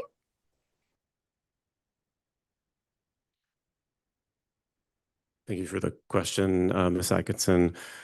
At $600,000, the types of services that we would be reducing in Parks Landscape would include all of our contracts with external partner agencies. So that would be the trail, well, not all, but the trail brushing contract with Trail Mix. We have smaller contracts with Jora, which is the four-wheel group that is out the road, with the Hank Harmon rifle range, with Gold Belt to assist us with winter hours at the skate park and Savico shelters. We would, at this level, fully eliminate ball field maintenance. So all ball field maintenance would be completely reliant upon the user groups. We would also likely, at this level, I would need to do some math, but we would also likely be moving a park ranger underneath the downtown parking fund. If the parking fund can absorb that cost, I believe it can, but it would remove the duties and tasks that park ranger provides to parks. So those would be we would also likely need to reduce some discretionary services, or services that some may think of as discretionary and some may not, to be fair, in parks and playgrounds, specifically relating to money that we spend on poop bags for dogs and restrooms. Mr. Kelly. Thank you. I was going to ask the same question as Ms. Atkinson, but from my discussions earlier, I was also under the impression that we would no longer be able to afford to inspect the playground. Would that also be the case? Would we be able to keep our playgrounds open with this kind of cut? Mr. Kelly, I believe we would, but I will, if the chair is so inclined, look to Director Wheeler to confirm that. Mr. Wheeler, you're welcome to come up and take a crack at that.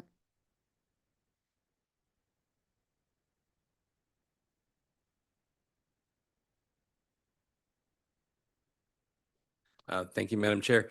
It's very difficult to stop inspections of playgrounds. We would have to do that, we would have to dismantle them because they would be accessed by the public.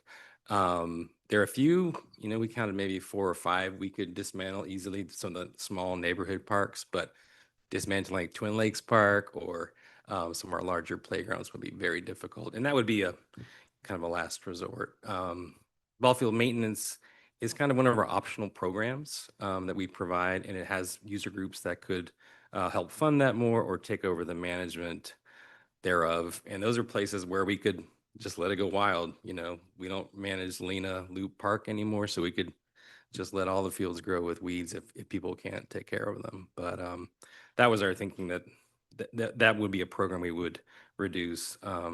It's also very difficult to cut landscaping because we can't just not mow the grass. We can't just not take care of these flowers that we have. And we can't, sell those properties. So it's very difficult to reduce our landscaping. So that's why we looked at the ball field maintenance as an area we could cut with this level of reduction. While while you're up here and other questions, go ahead, Miss. Well, let me make sure, Miss Hall, were you on the list beforehand? Yeah. And Or Mr. Wheeler, any Yeah, questions? thank you. I'm going to object as well, but also a question for Mr. Wheeler. Part of the playground inspection are hypodermic needles often found on the playgrounds by folks doing cleanup and inspection.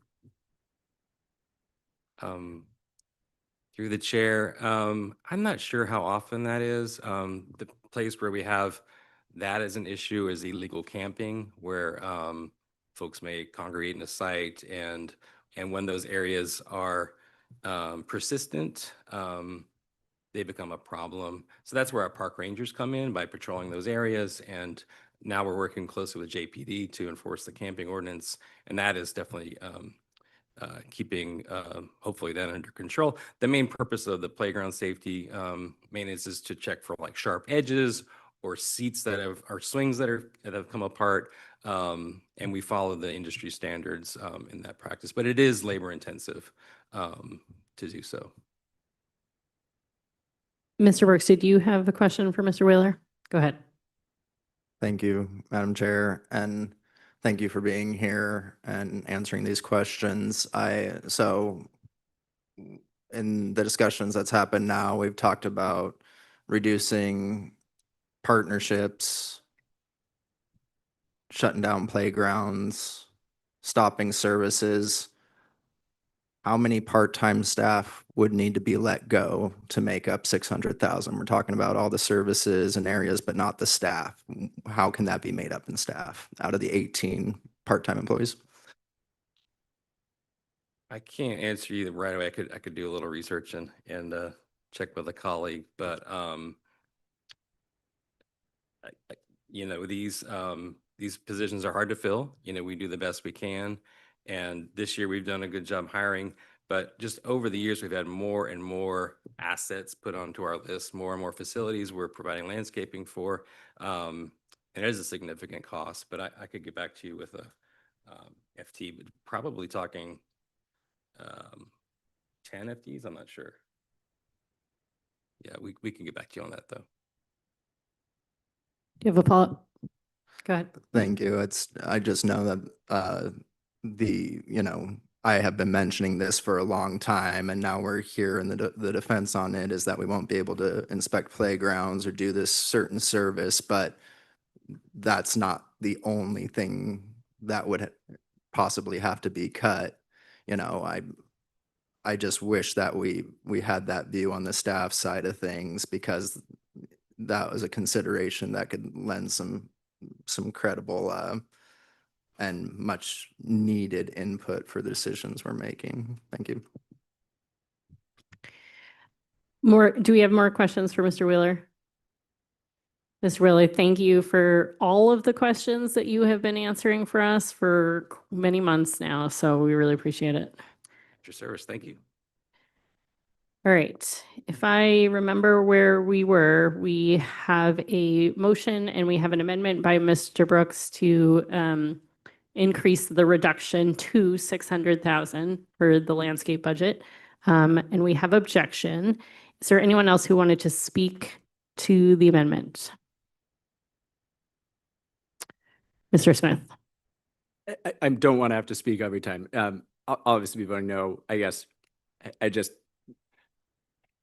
we've gotten a lot of information on the landscape. They do more than it sounds like. It's not like just caring for the flowers, you know. I appreciate, Mr. Brooks, your questions. We heard you asked staff what we wanted to get, and they told you what the impacts would be. So anyway, I just want to, sorry, just have to stick up for the team here, but I'll remove my objection now. Or never mind, I'll keep it. Thanks. All right, we have a motion and we have an amendment and we have objection. Ms. Wendell, will you call roll? Thank you, Chair Wall. On the amendment to the motion to reduce the landscape operating or recurring budget by $600,000. Assemblymember Brooks. Yes.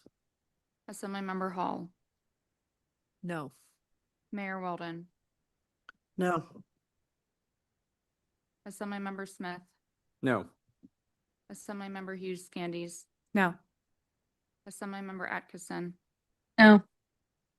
Assemblymember Kelly. No. Assemblymember Seininger. No. Chair Wall. No. The amendment fails, 1A, 8 nays.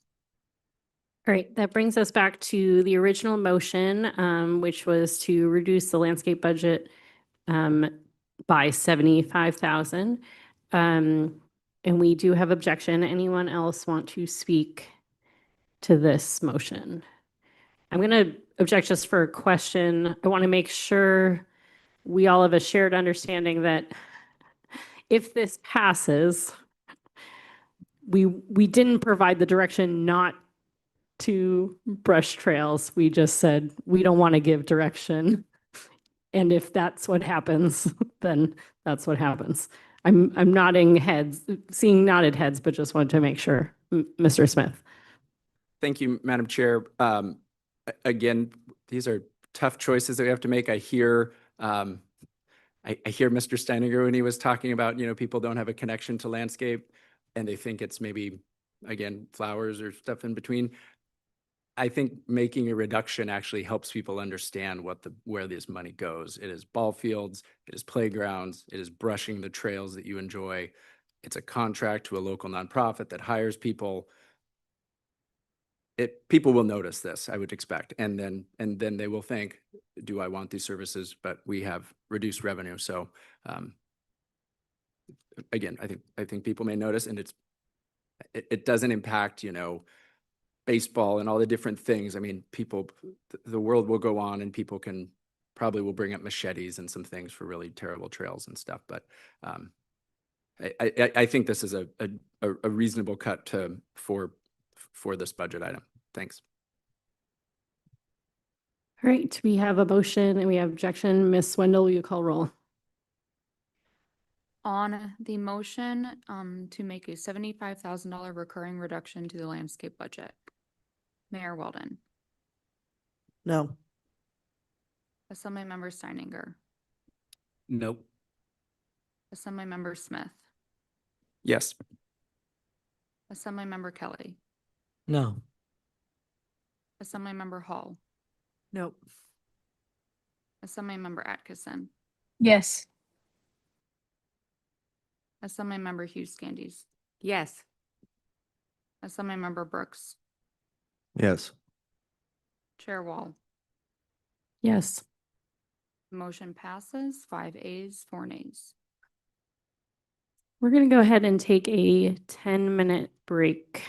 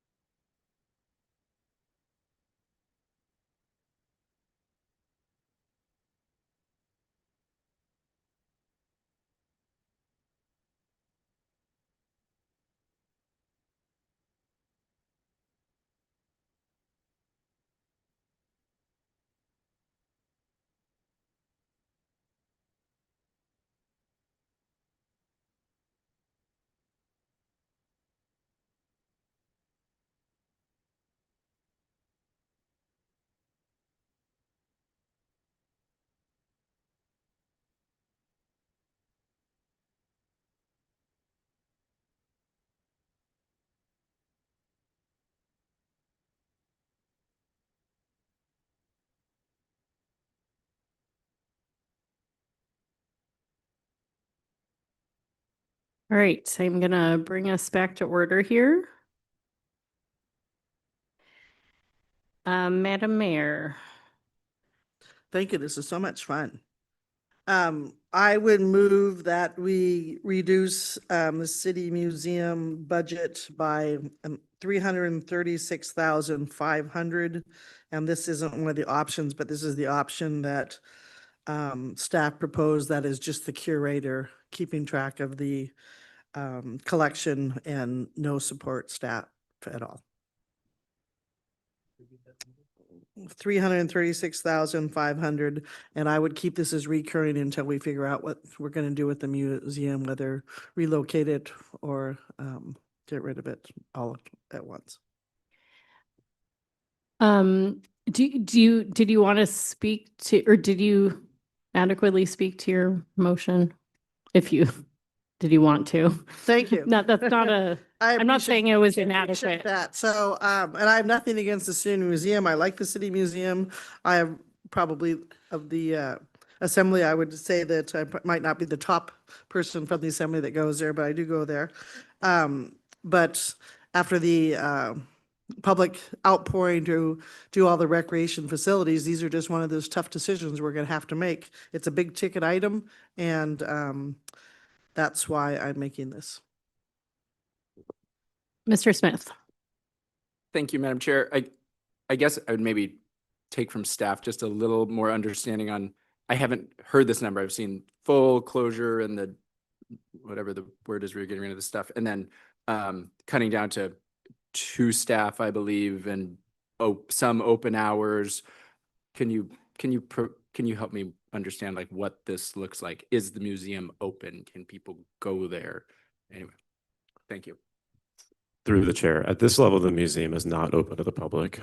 There would be one staff member remaining, a curator, to maintain the collections and maintain the building. It would also maintain, building utility costs and deferred maintenance and some level of janitorial costs, like those building related expenses. But at this level, it's highly unlikely the museum is open to the public at all. Mr. Kelly, then Ms. Hall. Thank you. At the bottom end of the range, if I chose to amend this motion to 261,500, not saying I'm going to do that yet, but what would that provide us as an alternative? Thank you, Mr. Kelly, through the chair. At that amount, there would still be some, we believe, ability. There's still some analysis we need to do, but some ability to be open to the public. The number of hours would be, I would say, more variable than they are right now, because the staffing would be significantly reduced. And when staff are sick or on staff are on leave, I would say our ability to be open regular hours would be very challenging at this level, but we would have the ability to be open sometimes. Ms. Hall. I'm going to object to this motion, I think, just because we haven't heard from the same flood of user groups as Mr. Noon's opinion piece stated. It is very complicated, and also the museum, we've got the tourism industry that draws them up further into our downtown, which I'm sure helps our sales tax revenue from businesses along the way. And yeah, it's our history, and I don't think we should be cutting off access to it as we ponder how to move forward on what our museum will look like in the future. I think we can get to where we need to go with other one-time cuts without doing something as drastic as cutting services to our museum. Mr. Brooks. I'll object for the purpose of an amendment. And I would like to reduce program and staff hours in the amount of $250,000. And I can speak to my amendment if you'd like. Go ahead. I believe that there should be a degree of access available to the community for our community's history. So while having a curator to care for the artifacts and history is great. I think that the people need to have the opportunity to experience it as well if any funds are going towards it. We have an amendment. Mr. Smith, do you have objection? Just for a purpose of a question, sorry, Mr. Brooks, you're amending it to say reduce the amount by 250,000. Okay. I guess just a question is why not the 261,500, which is kind of the one that we've seen memos and data and understand, the loss of positions. And anyway, just curious on that. It's a more round number. God. I saw Mayor Weldon's hand, then Ms. Hughes Candies. Thank you. I object for purposes to amend the amendment. And that would be to change the number to 261,500. All right, we have an amendment to the amendment. Any are we just point? Ms. Atkinson, do you have a objection to the amendment that you'd like to speak to? Yes, only to ask the city attorney, when it is a number, I don't believe we can amend it, make an amendment to the amendment to just change a number. Am I wrong on that one? You are incorrect on that. You can change it to amend a number to a number, but no more amendments beyond this one. That's your limit. You have to start voting on things. Okay, I still have an objection. No, I don't. I'll remove it. Ms. Hughes Candies, you have an objection to the amendment.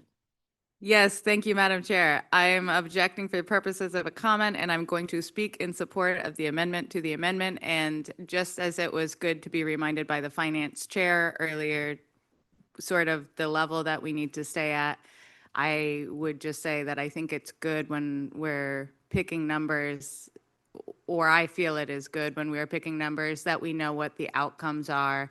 The difference between 250 and 261.5, if that's what it is. Yeah, 261.5.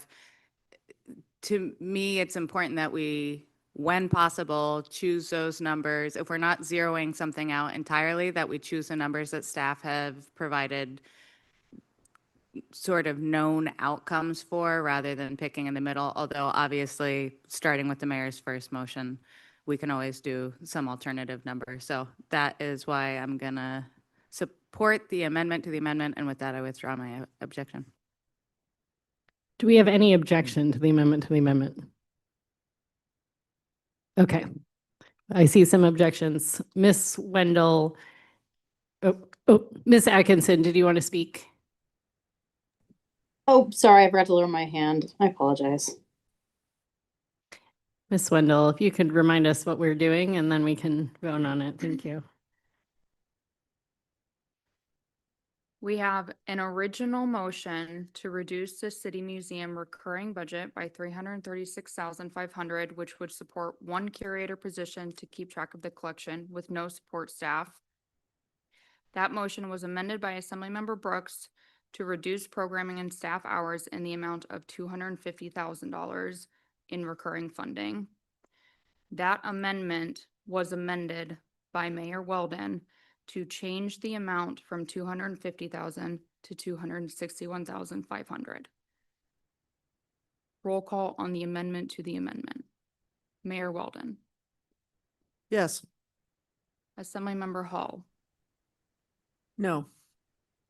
Assemblymember Smith, Yes. Assemblymember Kelly, No. Assemblymember Atkinson, Yes. Assemblymember Hughes Candies, Yes. Assemblymember Brooks, No. Assemblymember Steininger, Yes. Chair Wall. Yes. The amendment to the amendment passes 6 ayes, 3 nays. All right, so that brings us back to a motion as amended. So the number we are now at, We need to vote on the amended Yep. amendment. Yes, sorry, I didn't say that correctly.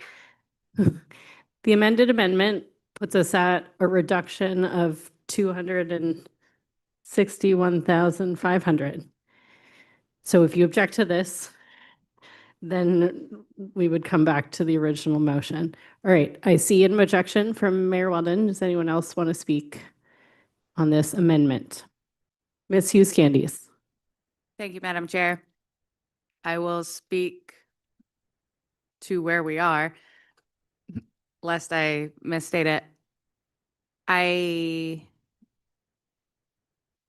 am objecting to this because I appreciate the mayor's original motion, so this can also serve for speaking in support on the $336,500.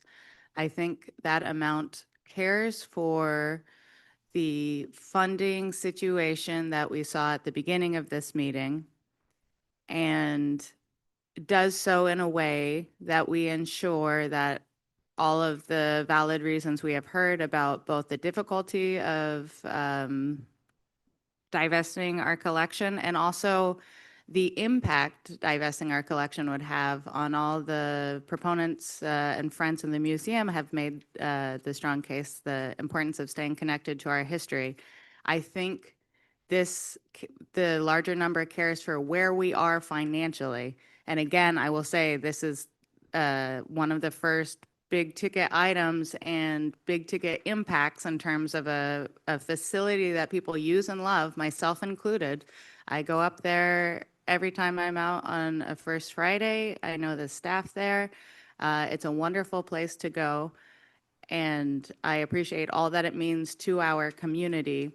But I think making this the original motion, the larger cut, cares for where we are financially. And again, I will tie that back to if we make a different choice on revenue, when we get to that secondary conversation, this is a decision that we could turn around and unmake. So for all of those reasons, I think the larger number is the better one, and I will speak in opposition. Mr. Steininger. I'm going to speak in favor of the amendment. This is one of those areas that I knew I was going to have to come in and stomach a bigger reduction than I would have hoped to. But that 261.5 is what I kind of wrapped my head around and been prepared for. Thinking about, this is one of those areas we talked about, do we stop doing things or do we do things poorly? I feel like both this number and the, underlying amendment or underlying motion, if not amended, both kind of fall into the category of doing things poorly, but I don't think there's really a route to not do things at all. I think it's a kind of small cost to keep some access to the public if we're going to have to run this no matter what. I would contend this is not an area where it would necessarily be easier to undo this situation because it does involve removing staff members. And so once you've done that, it's a lot harder to bring somebody back to something that doesn't feel like a very secure job anymore. And so that's why I'll be supporting begrudgingly supporting the reduction of 261.5. Thank you. Other comments, Mr. Smith? I think Mr. Steininger said it well, so I'll also be supporting this amount, the 261.5. Thank you. I will speak on this.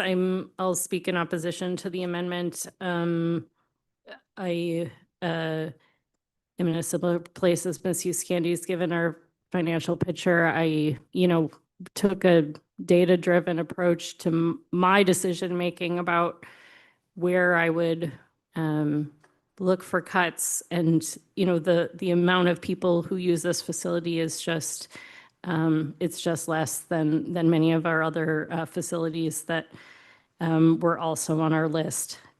I do hope that we can find a path forward for our museum and our collections. So I think the mayor's motion cares for that. I'll also reiterate what Ms. Hughes Candy said, that we could make a decision on June 8th to get rid of our cap on single item sales tax. And we could fully fund the museum if we were to do that. Thank you. All right, we have an amendment to the original motion and we have objection. Ms. Wendell, will you call roll?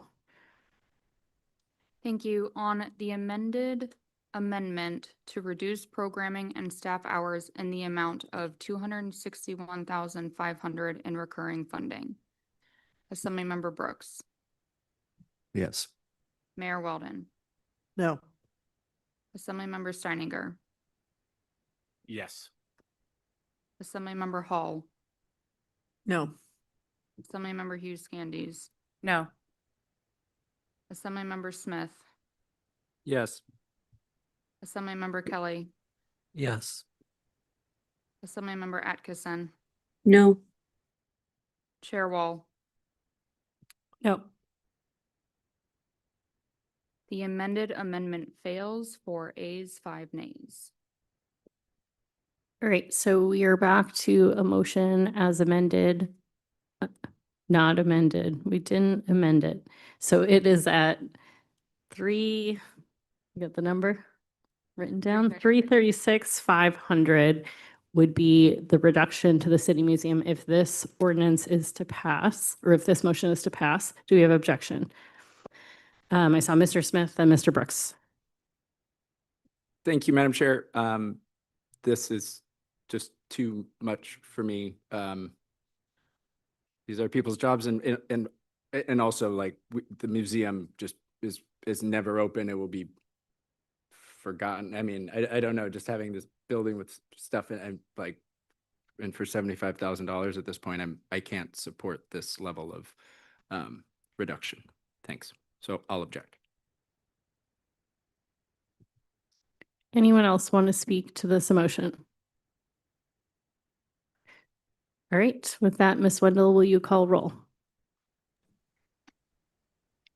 On the motion to reduce the city museum recurring budget by 336,500, which would support 1 curator position to keep track of the collection with no support staff. Mayor Weldon, Yes. Assemblymember Hall, No. Assemblymember Atkinson, Yes. Assemblymember Brooks, No. Assemblymember Hughes Candies, Yes. Assemblymember Smith, No. Assemblymember Steininger, No. Assemblymember Kelly, No. Chair Wall. Yes. The motion fails, 4 ayes, 5 nays. This is one of those moments that we can probably come back and get somewhere in between. Is that, or get to come back to it later, or do we need a brief at ease? Do you have a motion, Mr. Smith? I'll move a reduction to the city museum of $261,000 even instead of 261,500. So we're providing a different number. Thank you, Mr. Smith. Any objection? I see some objection. Do you want to speak to the objection? All right, Mr. Smith. Madam Chair, well, we'll see how this goes. I guess let's see how it goes, and then I may have a question after. Thanks. All right, we have a motion and we have objection. Ms. Wendell, will you call roll? On the motion to make a reduction of $261,000 in recurring funding to the city museum budget, Assemblymember Smith, Yes. Assemblymember Hall, Nope. Assemblymember Kelly, No. Mayor Weldon, Yes. Assemblymember Hughes Candies, Yes. Assemblymember Atkinson, Yes. Assemblymember Steininger, Yes. Assemblymember Brooks, Yes. Chair Wall. Yes. The motion passes, 7 ayes, 2 nays. Mr. Smith. Thank you, Madam Chair. That, what we did just right there, from my understanding, 2 people our neighbors will be laid off. Mr. Barr, could you confirm that? And then could you just briefly tell us what we do in cases of, employees being laid off in this situation briefly? Through the chair, you are correct. This will result in 2 layoffs. When we have a series of personnel rules and the personnel rules that guide our practices for laying employees off.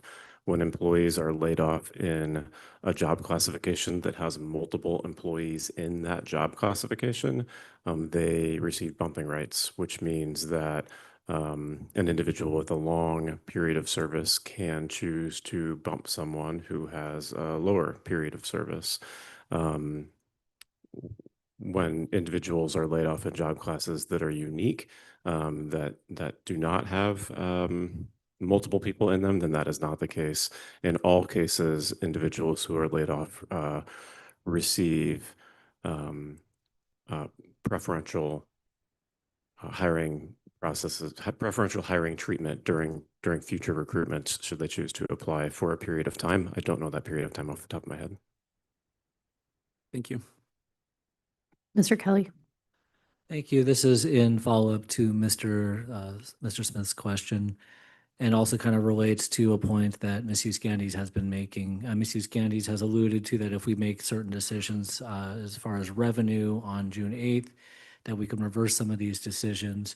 So when would these people be laid off? Would they still have a job, say in July or August, in time to receive relief if we do end up raising revenue? Thank you for the question, Mr. Kelly, and through the chair. These decisions would be effective at the beginning of the fiscal year, which means we would need to provide the notice that is prescribed in the personnel rules ahead of the fiscal year. I believe that is 30 days. I will check and correct myself if I'm wrong.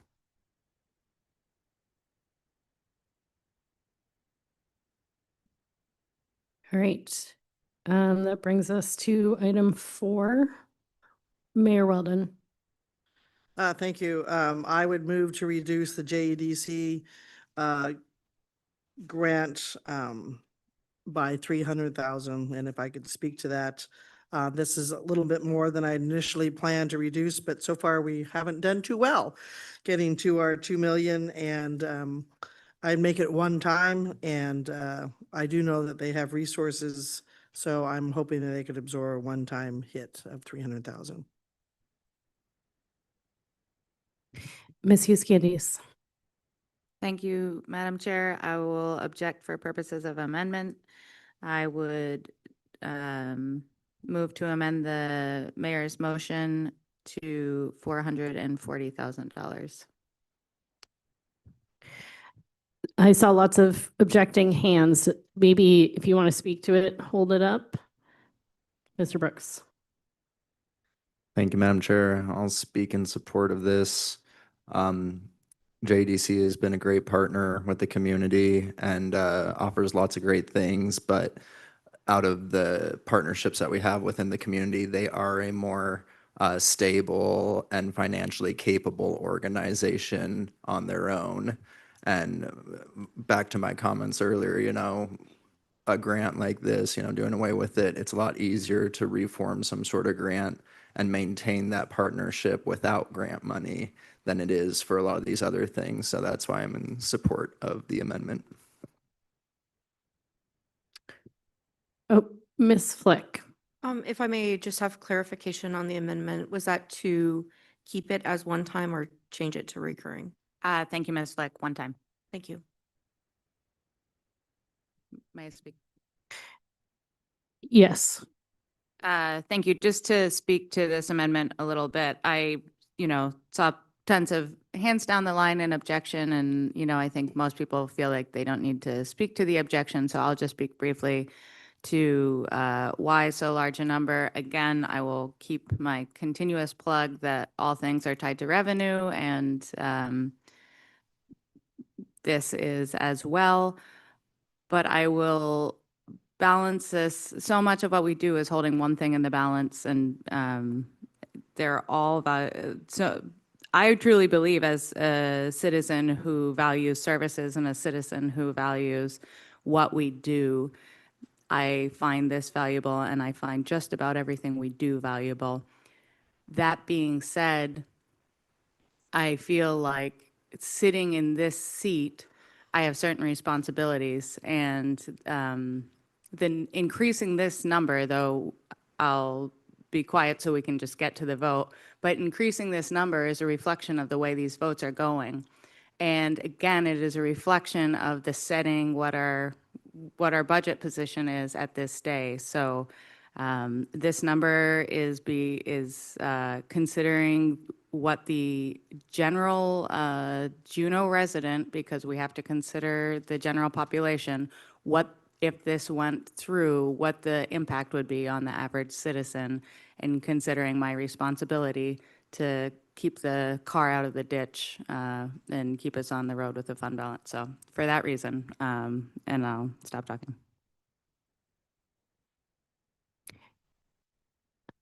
Can I ask staff to, I actually can't read that, which is fine, but maybe you could give us a kind of brief summary of where our decisions have gotten us. Or maybe this works for me. Can other people read that? I have terrible eyesight. I can, It's a lot closer for me now. okay, let me try one more. So, as we're going along, this was our starting balance, our starting projected FY 27 ending fund balance of negative 1.7. As you're making operating reductions, we are reducing expenses, which is also lowering the amount of fund balance usage. So it's increasing your fund balance. So with the items that you have passed so far, you have moved the needle about $700,000. And so far, these have all been recurring in nature. And so when you, if this one goes through as one time, it will increase your fund balance. It just won't be recurring. So does that make sense? Here's the fund balance number as it's being adjusted, and we're just color coding as we go along. Ms. Hall? I'll object for a question for staff. Is JEDC working on a proposal for the Coast Guard housing? You know, I understand that they lease the housing, and so if someone's going to build it, they would have to, yeah. So I'm wondering if you could speak to that and what is being proposed. Thank you. Through the chair, I've had a couple of conversations with JEDC about that topic. They are working on a proposal to serve as a, I'll characterize it as a bridge financing mechanism for Coast Guard housing. The challenge that they are attempting to solve is to reconcile the fact that the Coast Guard is looking to engage in sort of annual payments without long-term guarantees, because federal regulations prohibit them from committing to long-term guarantees. And yet for a builder to go to a bank to get a loan, they need a little bit more than annual payments. And so JEDC has been having conversations to try to bridge that gap so that housing can get built, and builders can acquire the loans that they need to be able to build that housing. And would that, some of those conversations with banks be dependent on having their own funding, you know, some funds to use as leverage in that?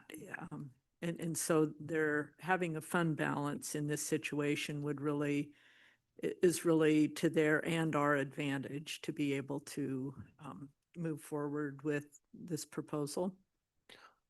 Thank you for the question through the chair. I know that JEDC plans to invest some of their capital as well as seek outside capital to invest in the project. CBJ would likely be one of the partners that they would be looking to for capital funding. I don't know, and I can't speak to how their core grant from CBJ would or would not impact that project. I just don't know. All right, Mr. Smith. Thank you, Madam Chair. I'll object to this amount. Mr. Holst isn't online. I believe he's back east with like a child graduating from college. But when I spoke of my principles of not doing, I mean, we've already done, there's already pain that will be felt from what we've done tonight. Eliminating a one-year budget for a nonprofit that leverages that money for other funds. Anyway, like that will be devastating. Like it will, I don't know what the impact is. I don't even know if that was predicted as an option by Mr. Holst. I mean, he wrote to us earlier today about 30%. But they get other sources of funding, but my understanding is that they use this funding as like their core flexible funding that allows them to do all these other things, that allows them to bring in other funds, including, I think, going and chasing other funds.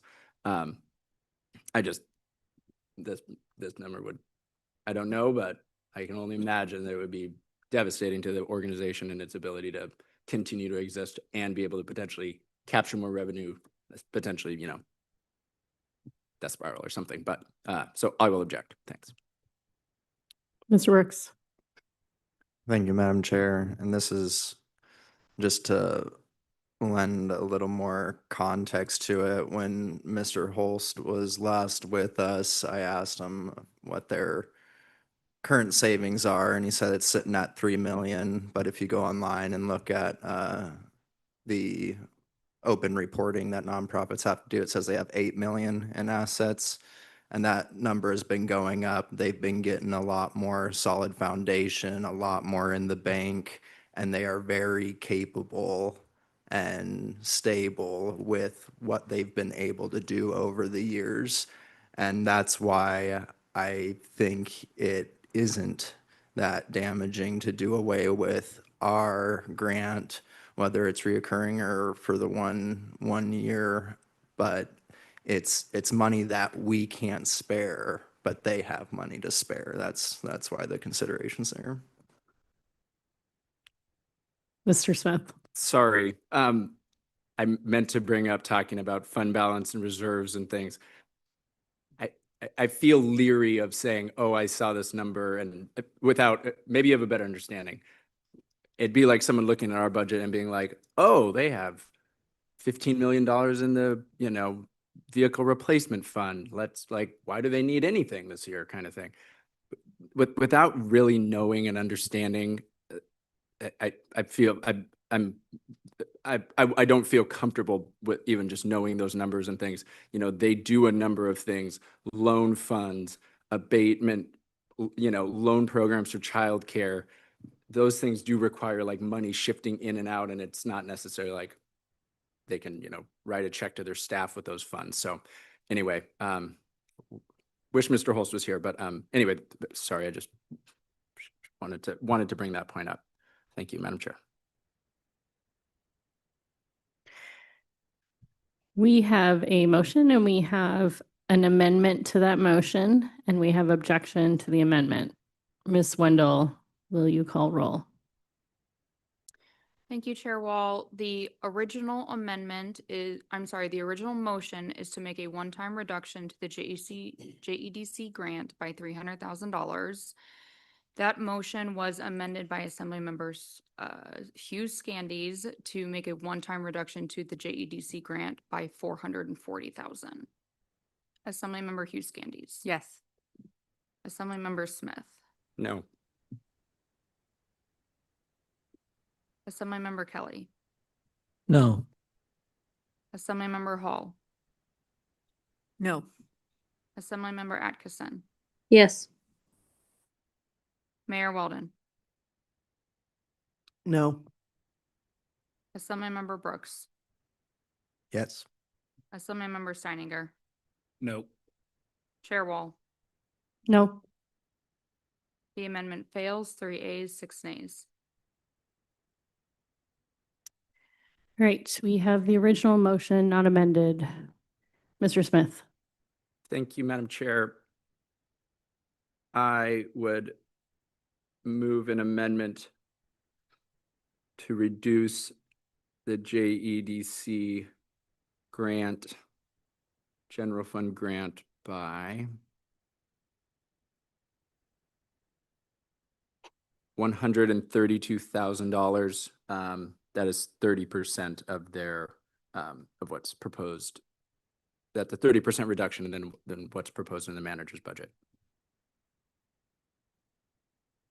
Objections to the motion.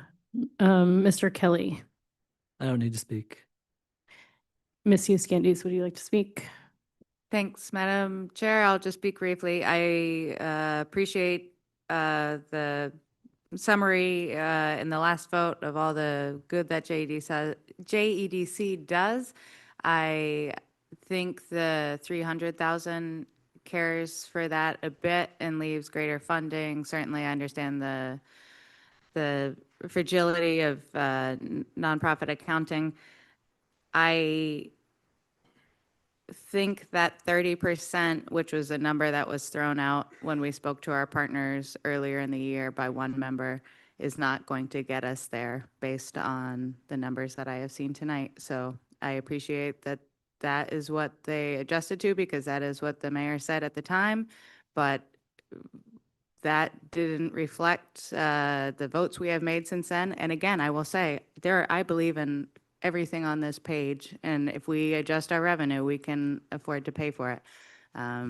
So I will say that again, but with that, I will object. This is too low. Mr. Steininger. I do understand that things have changed, and I'll say I'm going to speak in support of this amendment.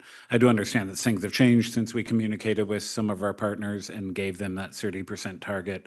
But, also when we gave them that 30% target, they probably were seeing that as a worst case scenario.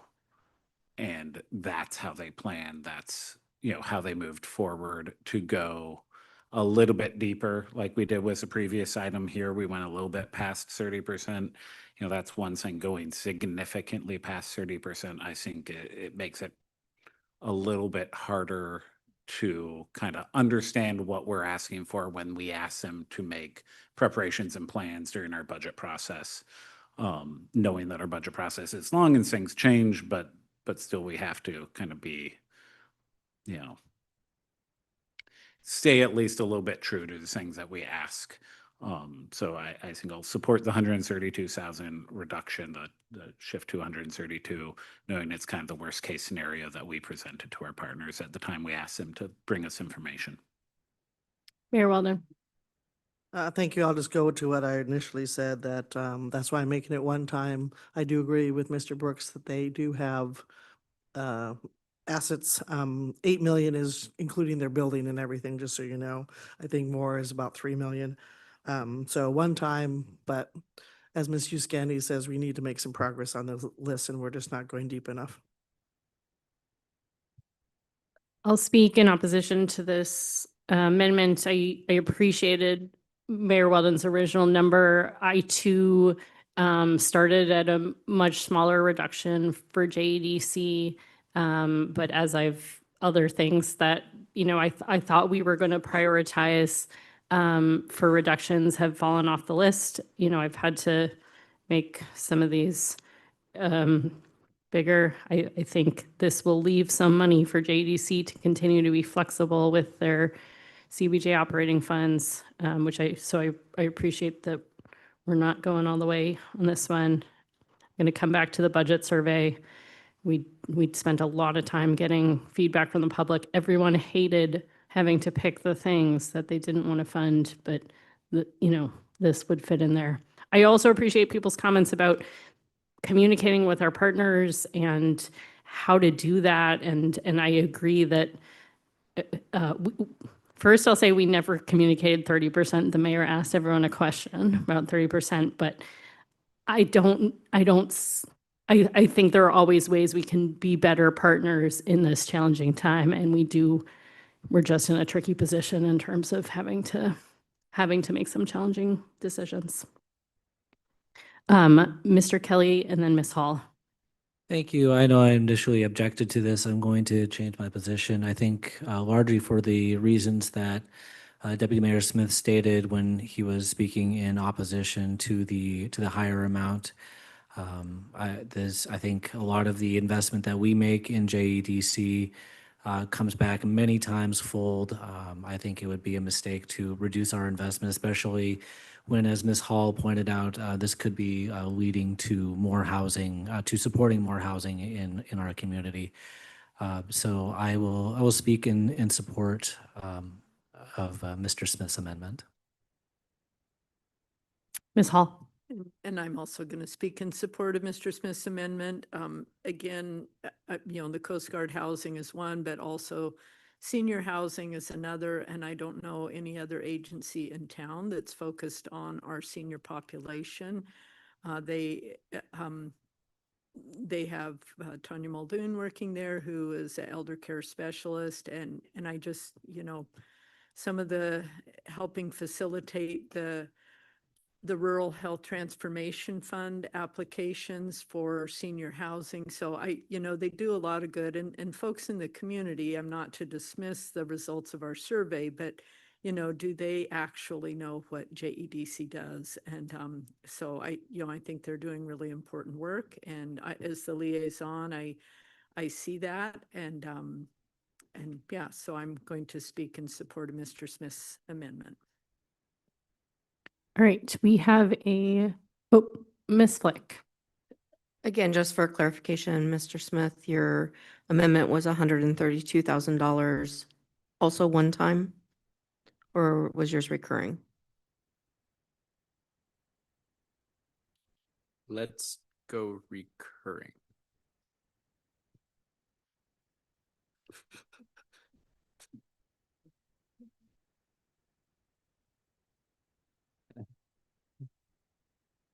Mr. Kelly. I'll object to amend it to be one time. Well, I amend just the dollar figure. The mayor's original motion was one time. So if I'm not amending that, it stays one time. Yes, if I'll you're, remove my amendment. yeah. Yeah. Okay. All right. So right now we have, I think that's fair to communicate with staff because they're looking confusing. We will use the underlying motion, which was for recurring, unless the amender specifies otherwise. Sorry, you know what I'm. It was originally recurring. It was originally one time. What was it originally? One time. And so Mr. Smith has not changed that. He has just changed the amount. That is the amendment that's on the table. We have objection. Do we have anyone else who would like to speak? Ms. Wendell, will you call roll? Thank you, Chair Wall. On the amendment to the motion to make a one-time reduction to the JEDC grant in the amount of $132,000. Assemblymember Smith. Yes. Mayor Weldon. No. Assemblymember Steininger. Yes. Assemblymember Hall. Yes. Assemblymember Atkinson. No. Assemblymember Hughes Scandies. No. Assemblymember Brooks. No. Assemblymember Kelly. Yes. Chair Wall. No. The amendment fails, 4 ayes, 5 nays.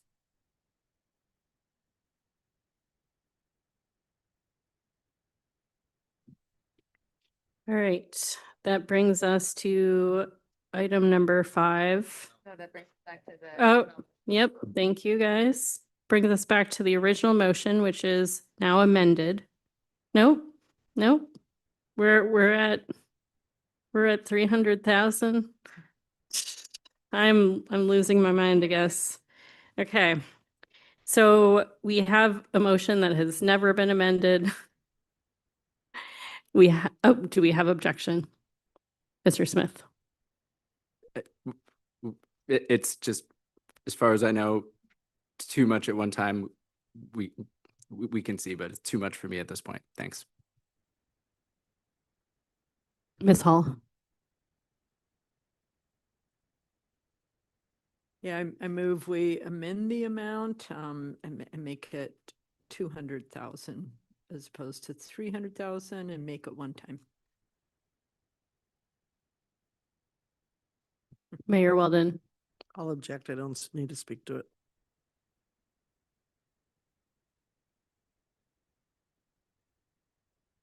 All right. We have a motion and we have an amendment. And we have objection. Miss Wendell, will you call roll?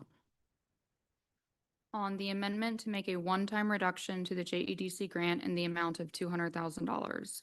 Assemblymember Hall, Yes. Mayor Weldon, No. Assemblymember Smith, Yes. Assemblymember Kelly, Yes. Assemblymember Atkinson, No. Assemblymember Hughes Candies, No. Assemblymember Brooks, No. Assemblymember Steininger, Yes. Chair Wall. No. The amendment fails, 4 ayes, 5 nays.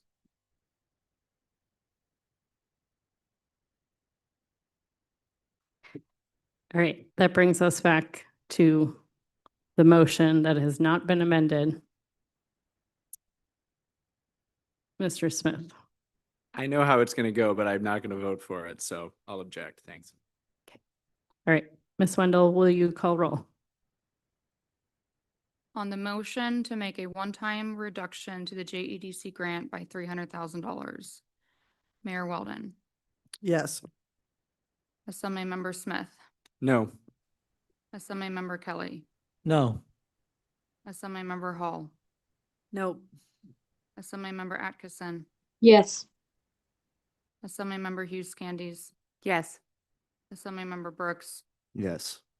Assemblymember Steininger, No. Chair Wall. Yes. The motion passes, 5 ayes, 4 nays.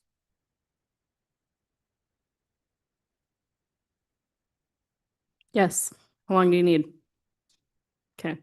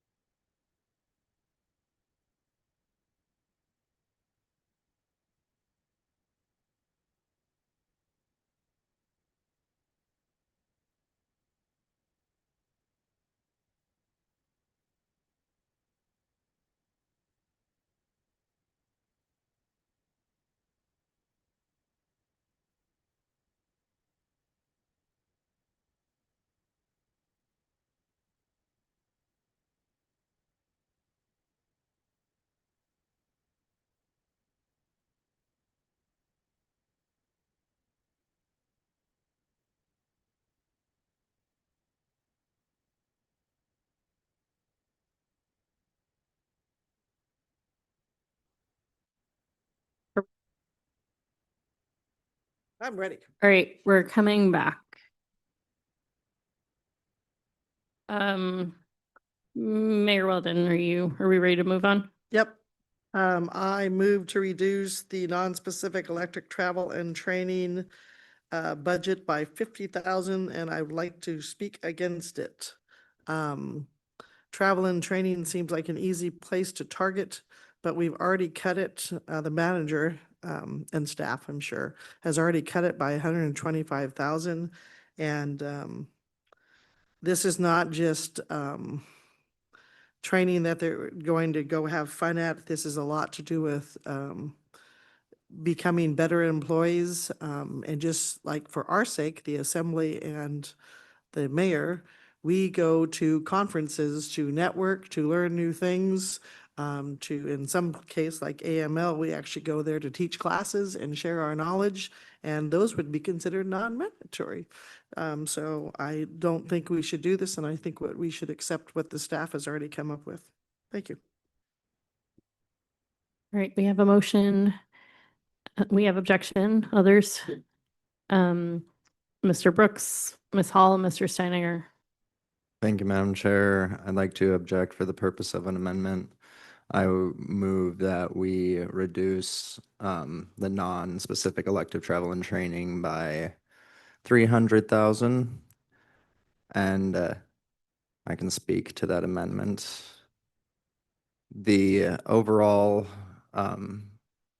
travel and training budget's high. The amount that's required for fire and police is taken care of. It was the manager who came and told us that $500,000 of that is elective or non-mandatory.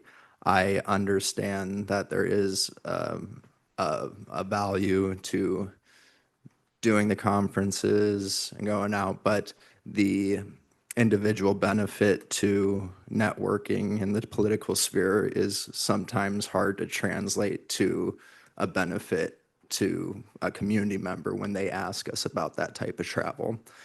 It's not to say that we can't travel in the future, but when things are tight, things that are elective and don't lend any certification and don't have a way that we can easily elaborate to a constituent on the benefit that we brought back to them. That's why I suggest such an amount. And I believe that, you know, that elective travel and training for, you know, a selective amount of city employees doesn't come to the same level of impact or importance of a lot of these other items on the list. Point of information, Madam Chair. Sorry, what was the number that you proposed, Mr. Brooks? 300. We have an amendment to objection. Ms. Hall. Yeah, and this object for a question to staff. So when we hire someone that may not have the skills necessary for the position they're being hired into, would additional training we be providing to them be considered elective or non-mandatory? Thank you for the question, Assemblymember Hall.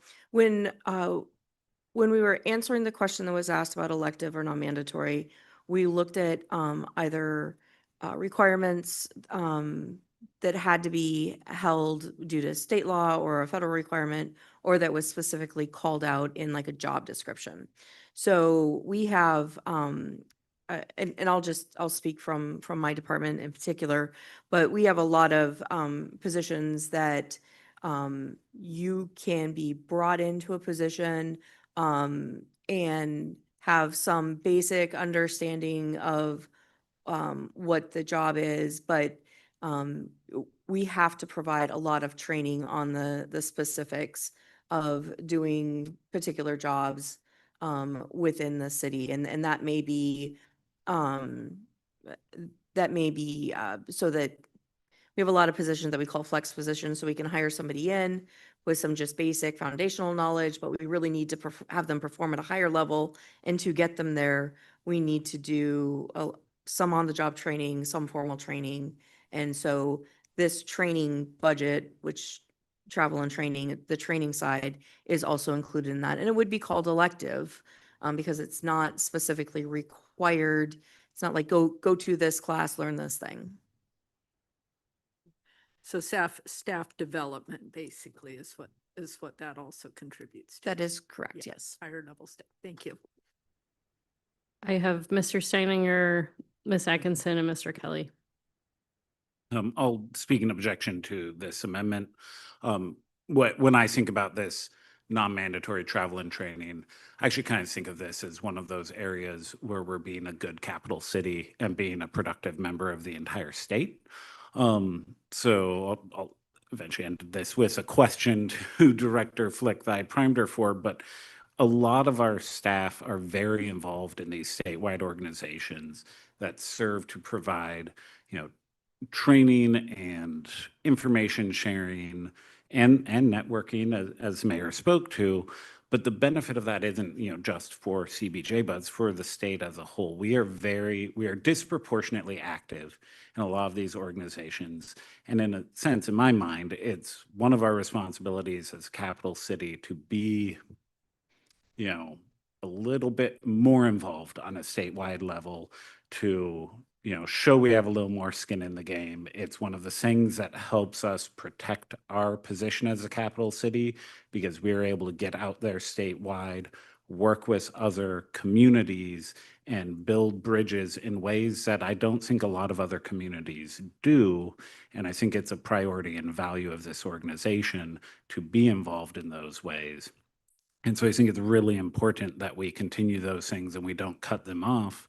Because if we did so, if we made this $300,000 reduction, we would be leaving a lot of those statewide organizations leaderless and kind of in a lurch.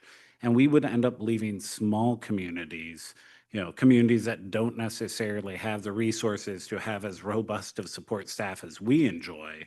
We would be leaving them without resources that they use to operate their cities.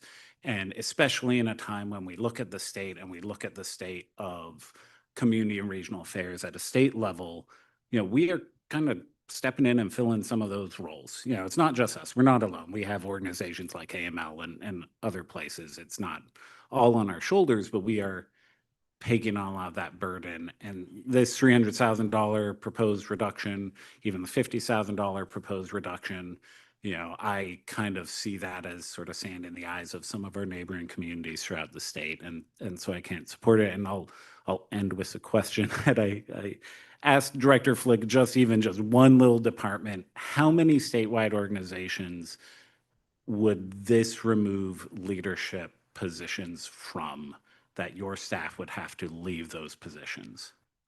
Thank you for the question, Assembly Steininger. The Department of Finance has 5 individuals who serve on 6 different boards, 5 of them statewide. 3 of the individuals are presidents of their respective organizations and boards. And as you stated, it's not mandatory.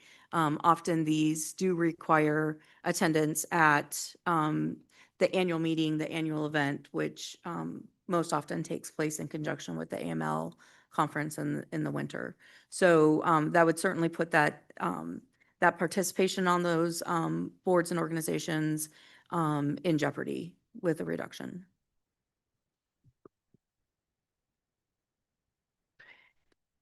I had Ms. Atkinson and Mr. Kelly. Thank you, Madam Chair. I do want to speak in objection to this. As I've stated before, I just really feel that the money you save by cutting travel is not really the money you cut out of travel, but the lapse you have when people leave the city and you cannot hire more people. So this is just an example of something. We're not stopping a service. We're doing everything a little worse. And that's not the kind of budget cuts I really want to be looking at tonight. Mr. Kelly. Thank you. I feel like Ms. Atkinson made exactly the point I was going to make. I was actually going to ask it in the form of a question, though. I guess I was going to ask, I guess Mr. Barr, I guess any of the department heads, do you feel anecdotally, or would it be even better if you had numbers? Do you have, because Mr. Brooks was speaking to not being able to quantify the value of travel on our budget. So if you could quantify, that'd be great. But even if anecdotally, are you able to say that that people that we're this is basically an investment in retention. This is keeping people employed in their jobs, saving us money on perhaps having to train somebody else in a new job because people decide to stay. Thank you, Mr. Kelly. I cannot quantify it. However, anecdotally, I can tell you absolutely this is a retention issue. We will absolutely lose staff if we are unable to provide for their professional development. Mr. Smith. Thank you, Madam Chair. Just very briefly, my understanding is that the manager cut 125,000 of general fund from this, the combined total for travel and training across the city. I just can't support a 27% further reduction. Thank you. All right, we have a motion and we have an amendment and we have objection to that amendment. Ms. Wendell. Oh, Mr. Brooks. Just real quick, thank you, Madam Chair. Everything that's said is correct. I understand where everyone's coming from. This is about, the travel and training directly lends into retention and what makes it desirable to stay here and employee development. The question on a more base level is, do we take this community's taxpayer dollars so that we can have a statewide presence with these committees, commissions, conferences, and things like that?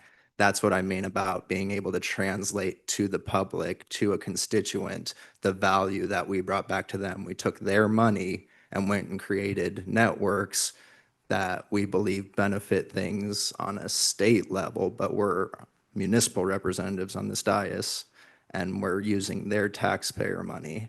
So that's why the cut can be made in the spirit of doing what's right by the community, and it can be temporary, it can be adjusted, but that, I'm just trying to convey what someone sitting from the other side might be seeing with the decisions that we make here on this.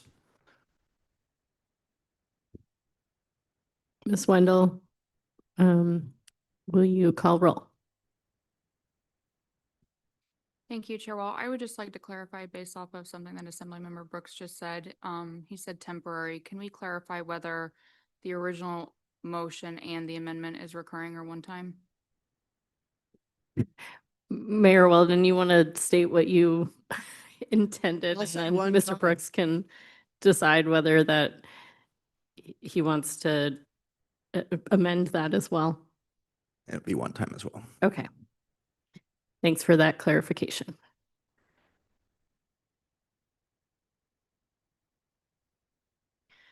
Thank you, Chair Wall. We have an original motion to make a one-time reduction to the non-specific elective travel and training budget by $50,000.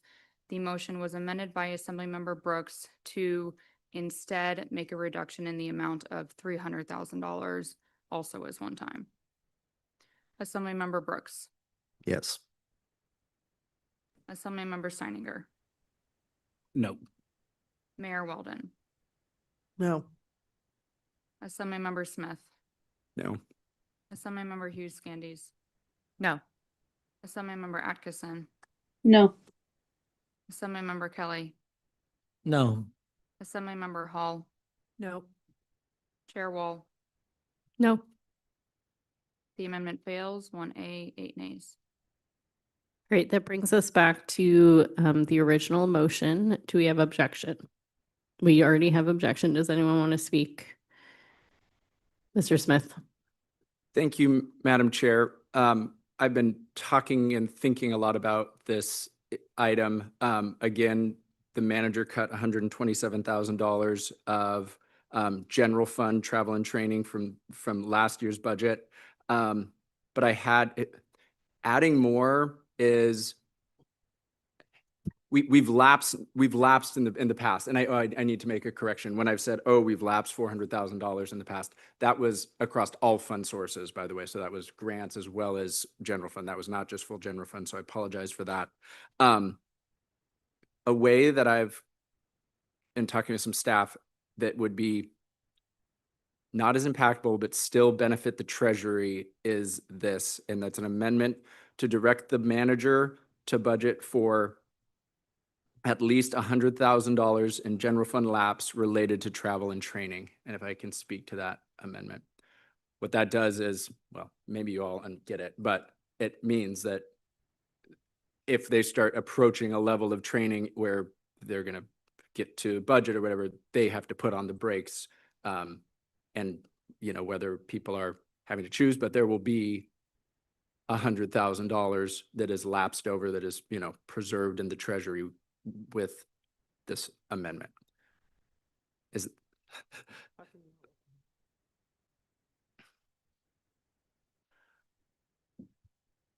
Ms. Hall. I'll object for a question for staff. Did the manager's cuts already take into consideration lapse? Thank you for the question through the chair.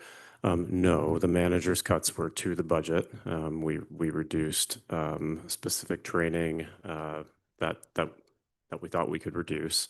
To Mr. Well, I'll just answer the question. Happy to answer another question if you have it. Ms. Hughes Candies. Thanks, Madam Chair. Mr. Barr, I think my question then is how this would change what you've done, or how, if this passes, what will that mean for how you manage it? Yeah, thank you for the question. So the difference between direction to the manager to budget for a lapse versus direction to the manager to reduce the budget can be significant. I think it would be significant in this case. If you direct us to reduce the budget, we will do just that. Starting as soon as the budget is passed, we will go find the amount of money that you direct us to reduce the budget by, and you know, eliminate that training, and it will not be a training opportunity for that fiscal year. If you direct the manager to ensure that there is a lapse, we will manage the budget as the year goes on, and ensure that whether it's through, in this case, whether it's through staff attrition or whether it's through, you know, number of training opportunities not occurring because staff were sick or life happened, or, you know, that enough of that happened that we can achieve that lapse. That's the difference in how we would manage the impact. And thank you for that. And so if you had less of those life events that lead to lapse, you were unusually staffed without gaps, and everybody was taking all their vitamin C, you would approach a time near the end of the fiscal year where maybe something that you generally would have, a director would have supported, they would say, let's maybe skip that till next year? That's right. Okay, thank you. I'm going to ask a question because I'm not quite following. Would the motion further reduce, it's not changing how we manage the current reduction that is in the city manager's budget. It's additional reduction. I mean, I know it doesn't change the budget, but does it have a impact twice as large, if that makes sense? Thank you, Chair Wall. I'm gonna attempt to answer what I think you're asking. So Assemblymember Smith's amendment would not change the actual budget. So when I put data back on the screen, you won't see fund balance change in that. But you would anticipate that there would be at least $100,000 that falls to fund balance throughout the year because of training opportunities that didn't materialize through whatever reasons, as Mr. Barr has just described.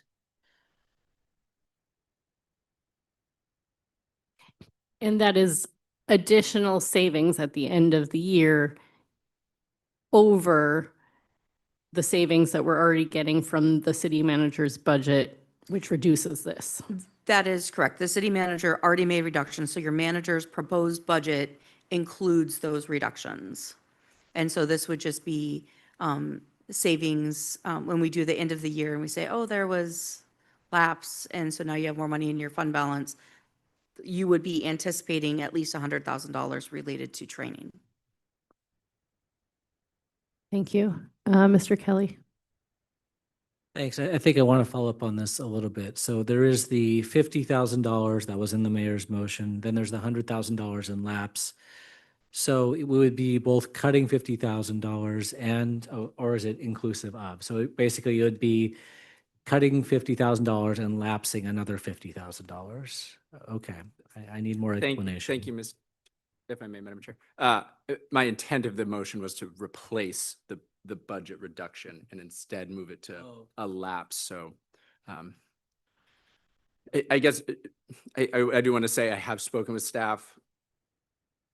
There's concern about whether they can achieve this. And it may impact the training that people, do for, it's not just police and fire, it's all different types of job classes.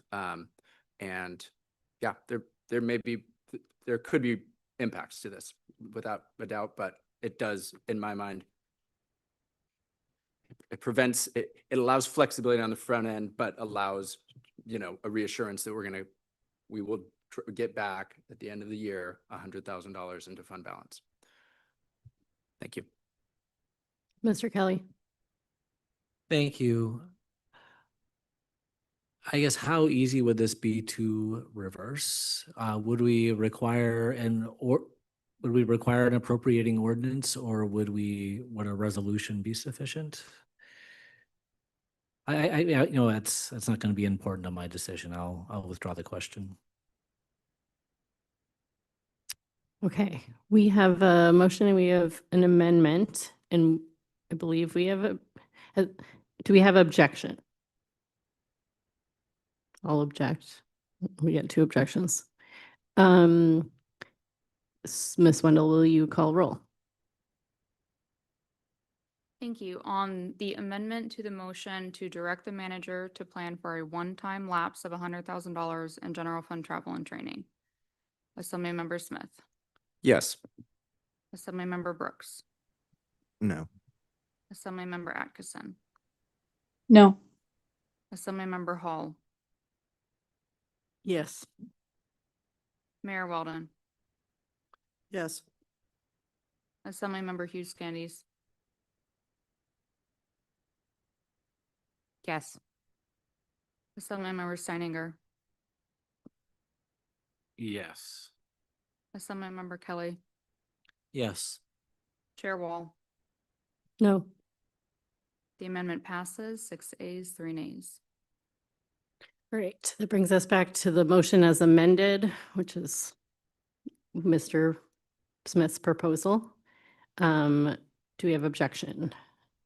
Mr. Brooks, would you like to speak to it? I will object and speak to it. I think many people talked about the benefits of funding staff training and travel. What I will say is, in addition to that, this just helps people do their job better so that we can have better services. And I think, although I appreciate Mr. Smith's creativity here, it is a different type of budgeting that is going to be harder on our staff and our morale and our budget culture. I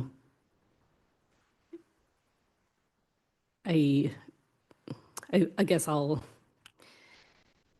just say one more thing, that I appreciate Mr. Brooks's what he says about what the public, says about travel and training. People think that's a perk, whereas we know it's essential for people being good at their jobs. So I appreciate the work that the staff already did to come back to us with a budget that I think recognizes our fiscal situation and recognizes that public feedback. So I'll love to keep it as the staff have already proposed. Mr. Brooks, the misuse candies. Thank you. Just really quickly, depending on how this vote goes, I just would hope that moving forward, we get, maybe that's included in Friday reports or something, but just an update to us members on, the training, the type of training and travel that takes place and, what's being brought back so that we can communicate that to the voters and the taxpayers. I know just on the couple trips that I've been on, learned a bunch, met amazing people. I know I can go get a job in anyone else's community, but I don't feel like I brought back anything that I'm using right now to benefit the community here. And our manager was in a convention for city managers in another country, and it's hard for people to understand what the reasoning behind that is. So I just would like a little more communication in that respect so that we can in turn tell the people something. Thank you. Misuse candies and Mr. Kelly. Thanks, Madam Chair. I originally was going to just briefly say that this is one of the ones that I'm flagging for hopefully positive results with revenue. And then I know this amendment has made it not to be a cut, but just direction. But even I like to give more flexibility because I know how good the budget culture at CBJ has been, that if we could have some revenue, I would be happy to remove that direction as well. I think it's good when you have a budget to know that you can, we changed our budget assumptions, not just making cuts in this area in travel and training, but in changing how we looked at vacancy factor and all these things across the board. But in general, I would say CBJ budget culture is something, as someone who's worked at the state, and I've never worked for the city, but I get to see a lot of municipal budgets in my day job, that CBJ budget culture is really something to be pretty proud of because people are not trying to spend down. People don't, in general, being honest to what they need. And, all these things, I told you I was running permutations today, and I had originally planned to come in with a larger cup for this. And then I said, well, let's see where we get to if the permutations that I ended up with by the end of the day was to skip over this because I had changed my mind and see where I could get on some other numbers. But I feel like I have to say, because I appreciate that that's Mr. Brooks' experience, I think CBJ's got a lot of communication to do with our citizens. And I think one of the things that I want to communicate to our citizens is that the taxes that you pay bring you tremendous value. And I don't want us to fall into the trap of thinking that government is bad or that being defensive about training public service staff to do their jobs well. I think people who work in public service who are working for the city are working directly for the people that their kids go to school together and they see each other around town. And that's something to be proud of. And I think it's very easy when we're talking about how do we communicate the value of their tax dollars. It starts to sound very defensive. All those Juneau CBJ employees are paying their tax dollars as well. And then they're working to get training to do their jobs well so they can serve the citizens better. And it's a positive feedback loop. So I say all that. I could talk for hours about how cool municipalities are and the amazing breadth of services that CBJ provides. But I think I agree with you. Let's communicate that value better, but I'm going to communicate it from a place of great positivity to say, isn't it so cool that however many employees that CBJ has are working hard for you and are out there doing their best? And I think that's something I experienced as a state worker, that, it was bad to be on a public budget, and I don't think it is at all. So I feel like I have to say that, and I'm done.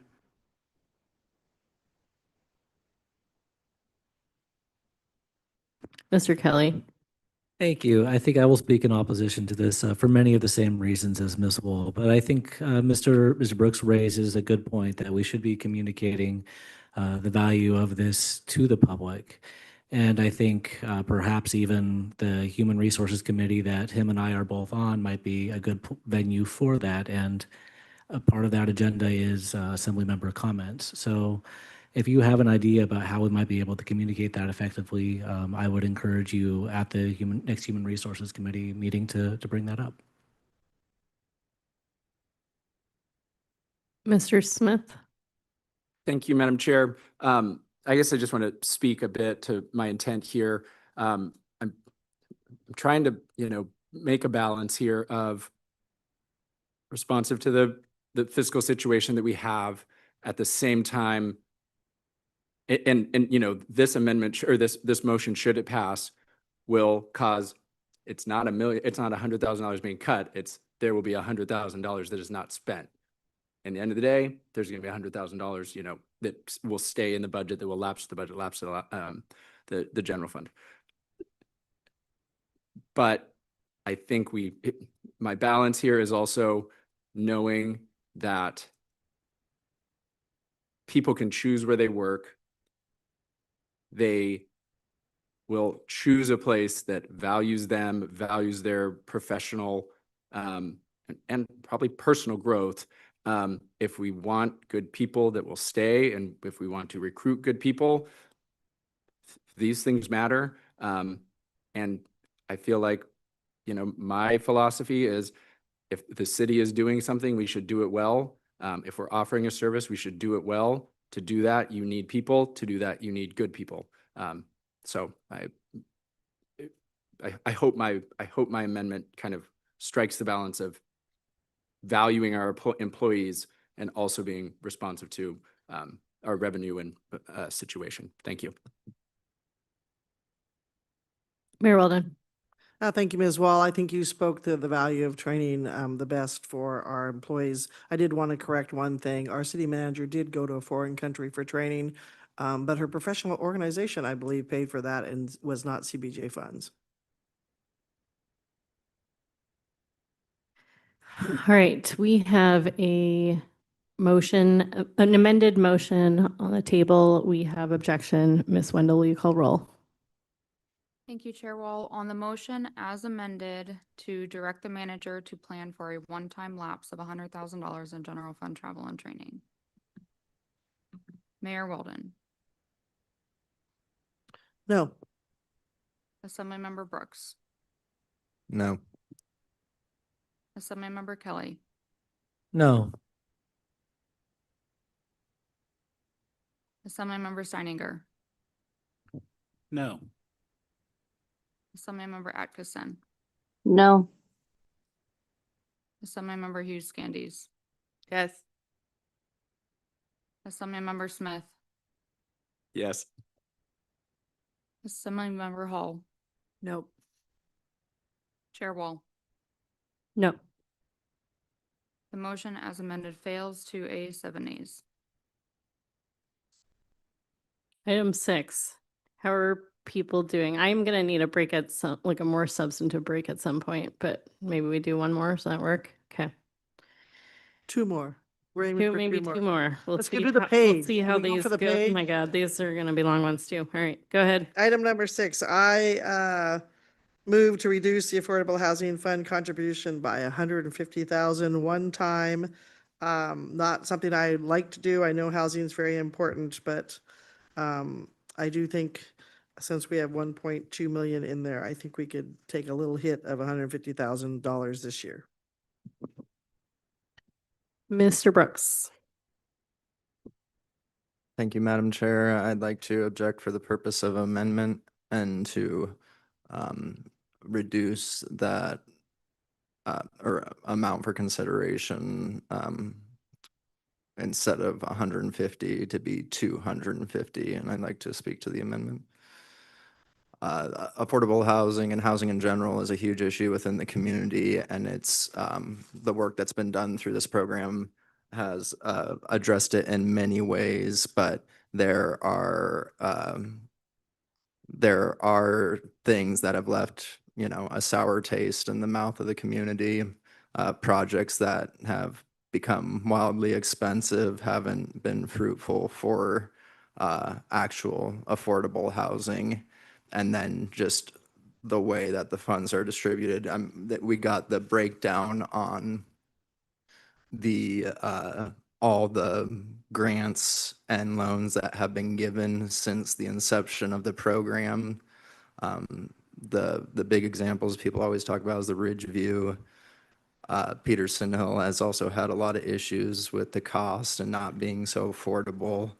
And I think every grant that I saw that we gave to Clinton and Haida for housing were for projects that were being built out for over $1 million per unit, which is beyond affordable in any standard. So those are the actions where, people would like us to roll back a little bit, kind of rebuild some of that trust in the program, that we're actually using it in full force to address affordable housing.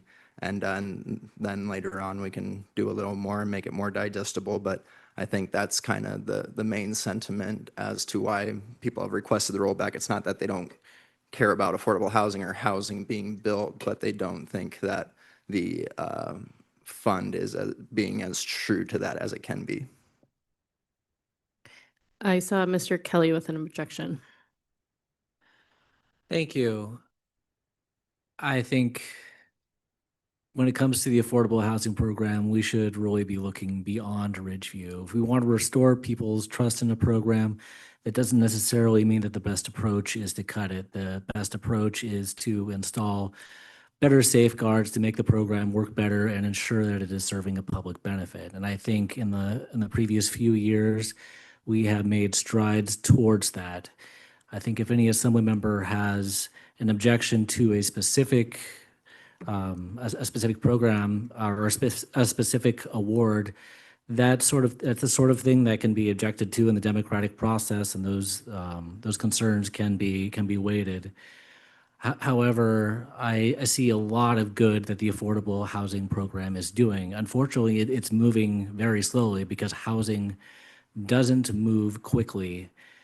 I see the renovations that are going on in the Gold Town Theater. Some of it's going to be for the theater itself, but some of it's actually the part that we're involved in is going to be bringing affordable housing downtown. I have some units that are going in just down the street from my own house, and right next to a bus stop, dozens of units. A bunch of them affordable. My kid's own teacher has taken residence in one of those units. I see great things going on with this program. I don't think fully cutting it, I don't think I could support that. I don't even think I can support the underlying motion, but certainly not fully cutting it. Especially considering the crisis that we are experiencing in all of Southeast Alaska when it comes to housing, and the crisis that could be exacerbated if we don't take the initiative as far as housing people who are becoming when we home base the stores here. So I don't think we can afford to lose any momentum in affordable housing. I don't think we can afford to lose any funding that we were planning to offer in affordable housing. And I think that if we do want to improve the program, to improve transparency and make sure it's being used for a good reason and within the bounds of public trust, then we should change the rules, not reduce the funding. Thank you, Mr. Kelly. I had Mr. Steininger next.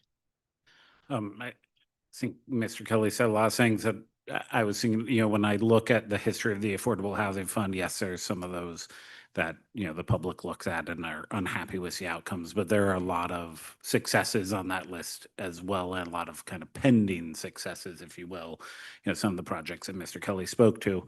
And I kind of take a little bit of, I don't see the program as a failure. I see it as there are a series of lessons learned from those projects that maybe didn't go exactly the way that the that we or the community want them to go. And when I talk to the staff that manages the program, they see those, lessons learned as well. And I think there is maybe some tweaking to the program that could be done in our lands committee to make it better.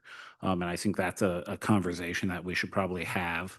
But I am going to actually support the shift to a $250,000 reduction. And the reason it's not because I don't think we should be putting money into affordable housing. I think we really should.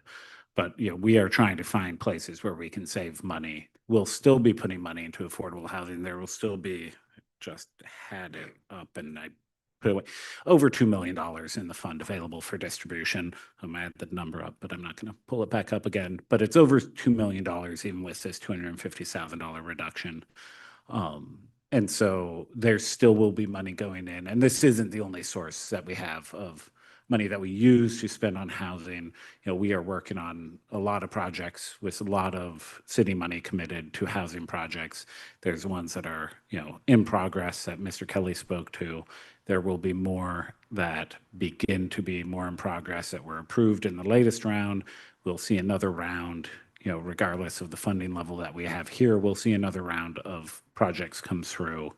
So this isn't necessarily the end. It may not be as much money as I would like to put in. If we had more money, I would love to see this number go up. But I think the reality of what we're facing, we need to make reductions somewhere. And this is a program that doesn't require a set amount of money to be successful. It just requires some investment every year. And maybe some years we can't invest as much as others. And that is very unfortunate. But that is the year that we're in right now.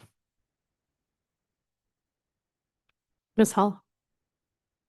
I'll also speak in support. I see in the manager's proposed budget, there's 1.2 million. So this 250, again, it would be a one-time cut to a program that will still be able to fully function. So I will support this.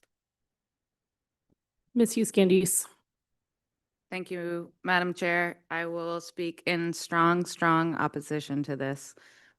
It is very hard for me to look at our actions and look at our process and look at where we are trying to go and the things that people have said no to for cuts and speaking to the importance of their value to the community, and then turn around and say that we can afford a cut like this to the Affordable Housing Fund. It does not make sense to me, that rationale. I think everything Mr. Kelly said, I agree with. I think he spoke to many of the points well. So I will try not to repeat everything he said. We are in a super housing crisis. This is not the time that you press the brake. It is the time you hit the gas. It is not the time you reduce funds. I understand we are in the fiscal situation that we are in, but when you are looking for areas to make cuts, this is not where you look. People have talked about the importance of our history and having access to our history through the museum. I would say perhaps more important than our history is our future. And if we don't have housing, we're not going to have a future as a community. We had a red alert report from JEDC before saying you need young people. We had a proclamation in here in Chambers the other day for our many senior citizens over the age of 65. If we cannot create units for people to move here and families to live here, we are slowly going to turn into a town that is not refilling as it's supposed to. We also talked tonight about Coast Guard housing. Again, it is through having funds in a housing fund like this that we are able to support things like that. Senator Sullivan has spoken to the importance of Juneau doing its part to be ready and to do all that it can to support Coast Guard housing in order to be successful, especially if we want to get more cutters, but even if we just want to keep the cutter that we have. People have talked throughout the budget process about wanting to create more taxpayers. This is how you do it. More than anything, I want to say that the Affordable Housing Fund has been a success and it is working. It really does actually require funds to be successful. And when we're talking about the long-ranging implications for when you get out of, we talked about getting out of the market tonight. Travel Juno spoke about what the impacts are when you get out of the marketing market. This is the same way. We are now have been consistently putting funds in there and advertising it on a consistent basis to where contractors are using this more and more and building this into their capital stacks. Housing challenges here in the capital city are not because of the tweaks that need to be made to the Affordable Housing Fund or something that the Affordable Housing Fund is doing wrong. It is because it is incredibly hard to build housing in Alaska. And if you talk to any of our contractors, they'll explain all the reasons why that is. I think we need to be good stewards of our finances, but I also think we need to work to meet the city's goals. And we are just at a crisis level with this, so I cannot, in good conscience, move to reduce this funding. Mr. Smith. Thank you, Madam Chair. I'll oppose the amendment here. But anyway, we know our housing situation. I'm looking at something from our from kind of our survey, and the top value that people mentioned when said which goal should CBJ use to guide the success of the municipality, one was the top was 68% was making Juneau a place where working age residents and young families can live, work, and stay long term. The Affordable Housing Fund, with its flaws, I do not fully disagree, helps people do that. So I don't think I'll support any cuts to that program. Thanks. I'll jump in. Mr. Kelly and Ms. Yuskandias and Mr. Smith said all the things I'd like to say. I'd just like to add a little bit more context for having seen this program since it first started. I wasn't there when it was conceptualized, but I've been there every year that it has given out funding, and we have always offered multi-million dollars because we have been able to do that, and we have always been able to award that to projects that our committee said were feasible. And so I feel like we have demonstrated that there is the market for this program at a higher level, and so a reduction means less housing gets built. All right, we have a motion and we have an amendment and we have objection. Ms. Wendell, will you call roll? Thank you, Chair Wall. We have an original motion to make a one-time reduction to the Affordable Housing Fund contribution of $150,000. Assemblymember Brooks amended the motion to make a one-time reduction of $250,000 to the Affordable Housing Fund contribution. Assemblymember Brooks. Yes. Assemblymember Kelly. No. Assemblymember Smith. No. Assemblymember Hall. Yes. Assemblymember Atkinson. No. Mayor Weldon. No. Assemblymember Hughes Scandies. No. Assemblymember Steininger. Yes. Chair Wall. No. The amendment fails, 3 ayes, 6 nays. That brings us to the motion not amended. Do we have objection? Would anyone like to speak to their objection? No need to speak. Previous comments. All right. Ms. Wendell, we have a motion, we have objection. Will you call roll? On the motion to make a one-time reduction to the Affordable Housing Fund contribution of $150,000, Mayor Weldon. Yes. Assemblymember Kelly. No. Assemblymember Brooks. Yes. Assemblymember Steininger. Yes. Assemblymember Hall. Yes. Assemblymember Hughes Scandies. No. Assemblymember Smith. No. Assemblymember Atkinson. No. Chair Wall. No. The amendment fails, 4 ayes, 5 nays. All right, item 7, we'll get through this sheet and then we'll take a break. Sounds great. Okay, Madam everybody, Mayor. everybody pay attention because I'm gonna do something a little weird on this one. Okay. All right.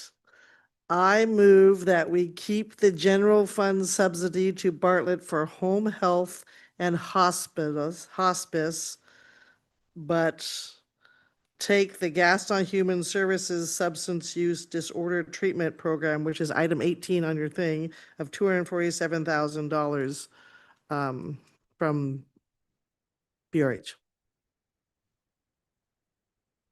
Could you restate that, Mayor? Certainly. I move to keep the GF subsidy to Bartlett for home health and hospital services of $200,000, make it simple. But to have BRH pay for the $247,000 one time for Gas on Human Services Substance Use Disorder Treatment Program. And if I may speak to that, I think this assembly has shown their support for home health and hospice, so I don't think that's where the money should come from. However, Gas on Human Services asked us for a one-time help, and I think when Bartlett got rid of their rainforest recovery and other programs, I think that they bear a little bit responsibility, and since it's a one-time money amount, I'm okay giving it to Bartlett to pay for. Objections? Ms. Hughes Candies. Thanks, Madam Chair. Just objecting to make sure I'm following the numbers correctly. So we would still give Bartlett $200,000 because this would be maintaining support for the hospice. And we would make Bartlett pay for the $247,000 request. And all of this is one time. Okay. I remove my objection.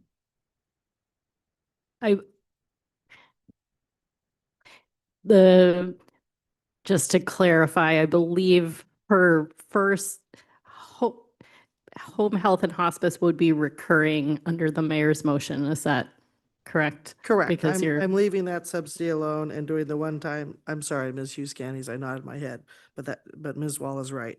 But the one time would be the Gas on Human Services Substance Use Disorder Treatment Program. Ms. Hall. Object for a question for the maker of the motion. Have you spoken to Bartlett and about this? I have not, but since they were on the block for 200,000, I figured 247,000 wasn't much difference. Well, I'll object and speak to that. You know, it is, hospice and home care has been really difficult for anyone to deliver that service in our community. And, you know, Medicare patients, Medicaid patients, nursing shortages, you know, it's gone from its own nonprofit over to Catholic Community Services. They couldn't do it. Now Bartlett's taken it on.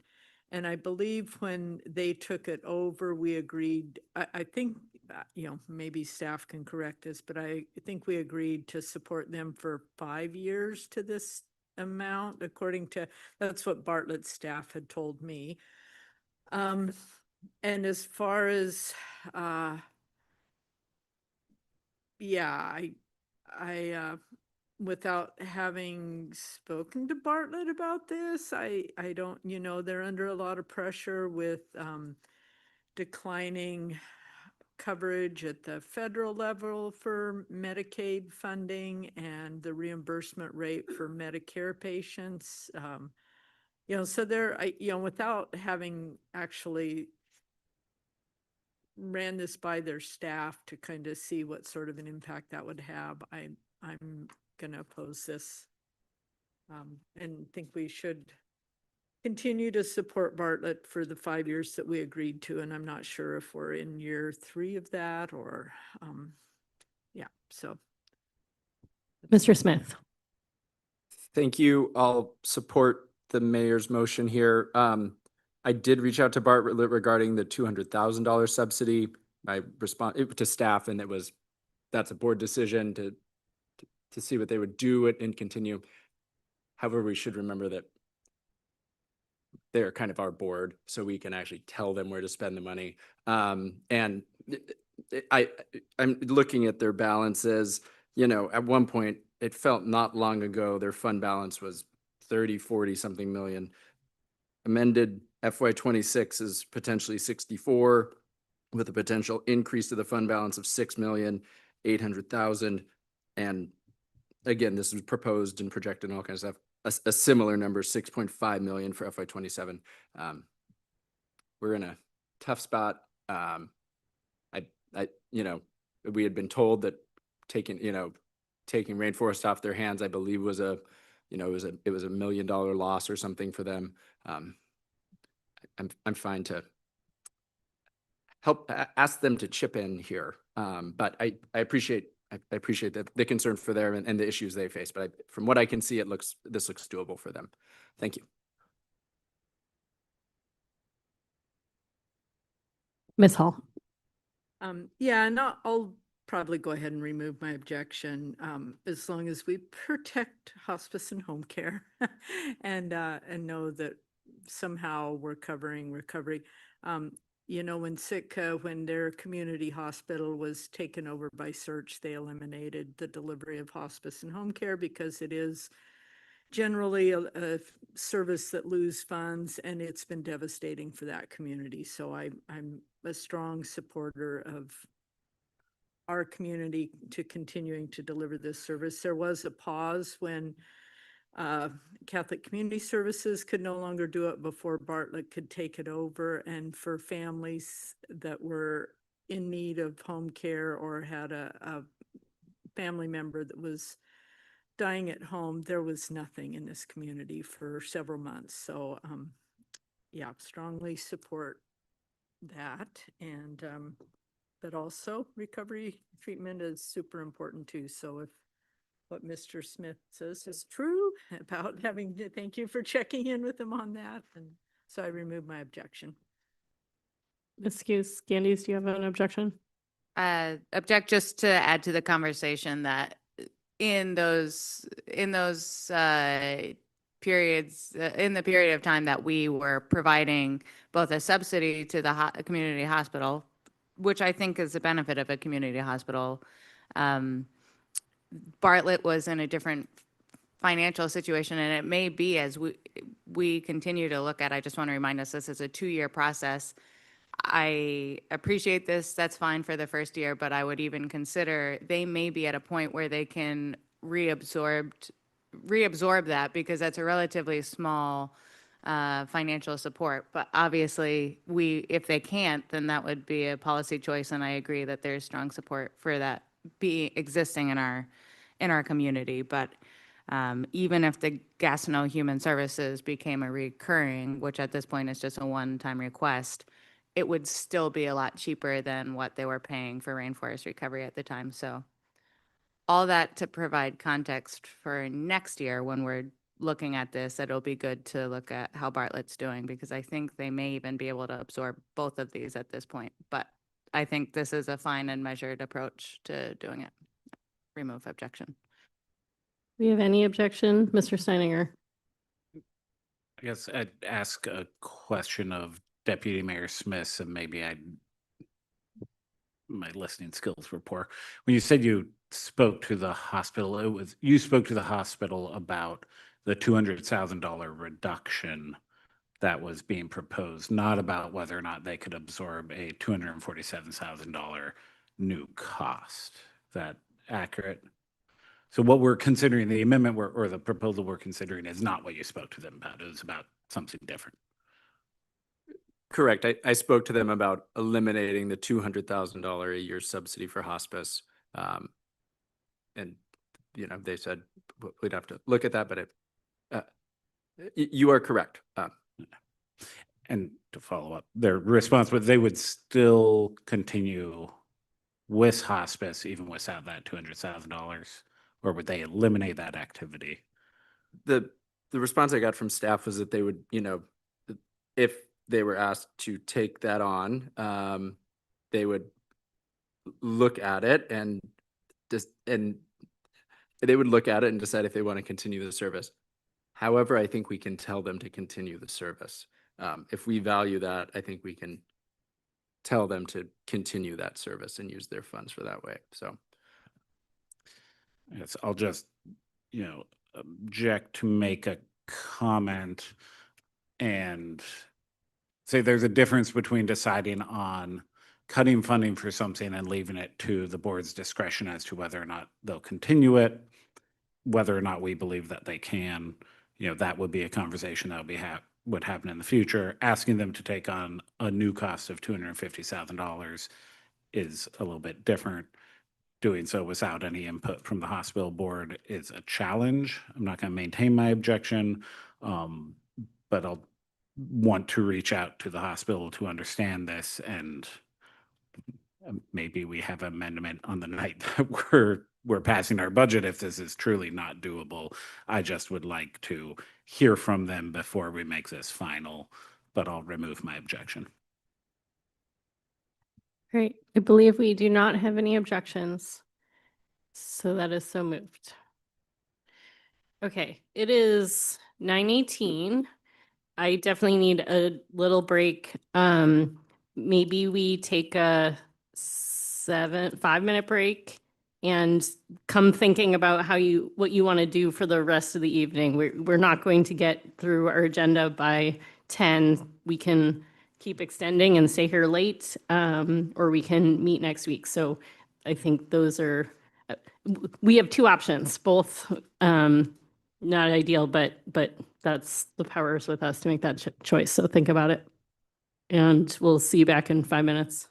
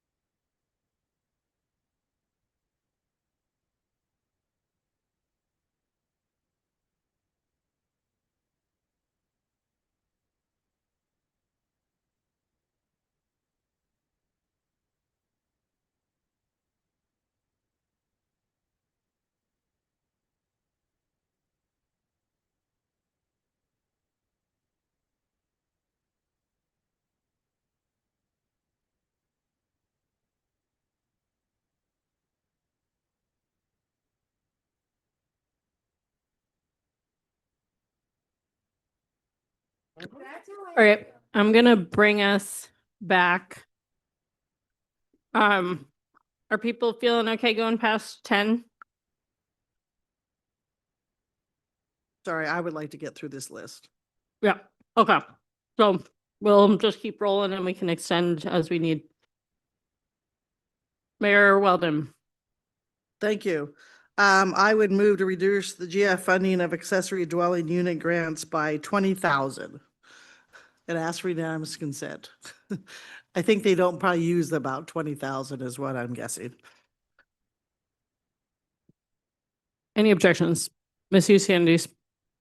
Thank you, Madam Chair. I will try to remember our desire to be somewhat succinct. You guys have just heard me with the Affordable Housing Fund.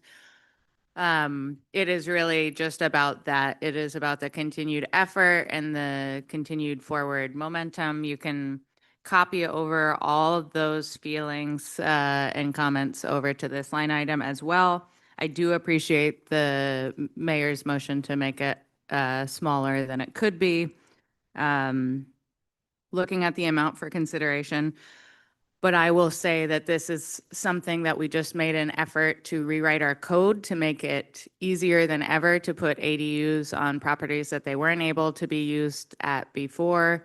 And I think it would be really great to back that up with funding. ADUs can be one way you can really start to move the needle in a smaller way that is not require the same, some of the same problems that larger scale contractors move in. Infill development is a great thing. And I know we have a lot of people in the community who think so, and I do too. So I'll object. Anyone else want to speak on this? I'll just add a quick comment, which is in addition to all the things we talked about in the last item, one of the things that I've appreciated when about the city's approach has been that it's comprehensive when it comes to what we have control over for housing. It is relaxing our regulations. It's rewriting our code. It's providing city land to private developers to develop. It's upzoning. It is the Affordable Housing Fund, which helps nonprofit and for-profit developers develop in their own ways. And then there's this, which helps homeowners add more housing stock. So I like the program as a complement to all our other programs, and so I'd like to keep it whole. Mr. Smith. Thank you, Madam Chair. Objecting for the purposes of a question. I see in FY '26, the accessory dwelling unit grants were budgeted at 216,000. Projected actuals are 27,000. If in that case, does the money just stay in the Affordable Housing Fund, or is it doesn't get moved into the competitive, the competitive grants and loans? Does it? Thank you for the question, Assemblymember Smith. The Affordable Housing Fund is comprised of many components. So if the accessory dwelling unit has a particular budget and they don't use it, the funds that aren't used fall to the fund balance and become available as fund balance for the Affordable Housing Fund activity in the future year. I have another.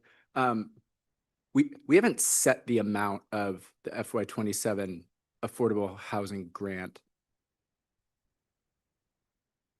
whatever, how much we're going to disperse. Have we done that yet? Thank you for the question, Assemblymember Smith. I believe that they set that based on their available fund balance when they get ready to launch the program each year. So if we were to actually reduce it, it could actually free up money from the accessory dwelling unit grants to actually potentially go to the competitive grants. Like if we reduce, The idea that's on the pending list is to reduce the amount of general funds that go to the Affordable Housing Fund to support accessory dwelling units. So it would reduce the transfer from the general fund to the Affordable Housing Fund by 20,000. So to answer your question, no, it would not free up more funding for affordable housing grant, it would increase the fund balance in the general fund. Yes, thank you. That makes sense. I'll remove my objection. All right, Ms. Wendell, we have a motion and we have objection. Will you call roll? Chair Wall, could I ask that the maker of the motion clarify whether this reduction would be one time or recurring? One time. Thank you. Any objections, any additional objections or comments? Anyone change their vote based on that decision? Okay, seeing none. Ms. Wendell, will you call roll? On the motion to make a one-time reduction to the general fund funding of the accessory dwelling unit grants by $20,000. Mayor Walden. Yes. Assemblymember Hughes Scandies. No. Assemblymember Smith. Yes. Assemblymember Kelly. No. Assemblymember Hall. Yes. Assemblymember Atkinson. No. Assemblymember Brooks. Yes. Assemblymember Steininger. Yes. Chair Wall. No. The motion passes 5 ayes, 4 nays.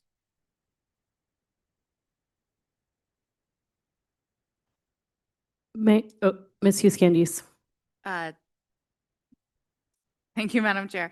Ms. Flick, am I reading that correctly? I just wanted to, because we took a break, refresh where we are.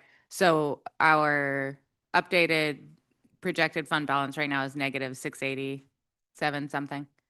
That is correct, negative 680,783. Thank you. And can you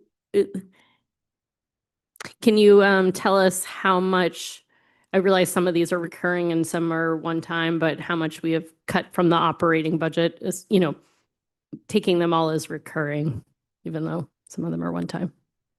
The recurring amount is 736,000.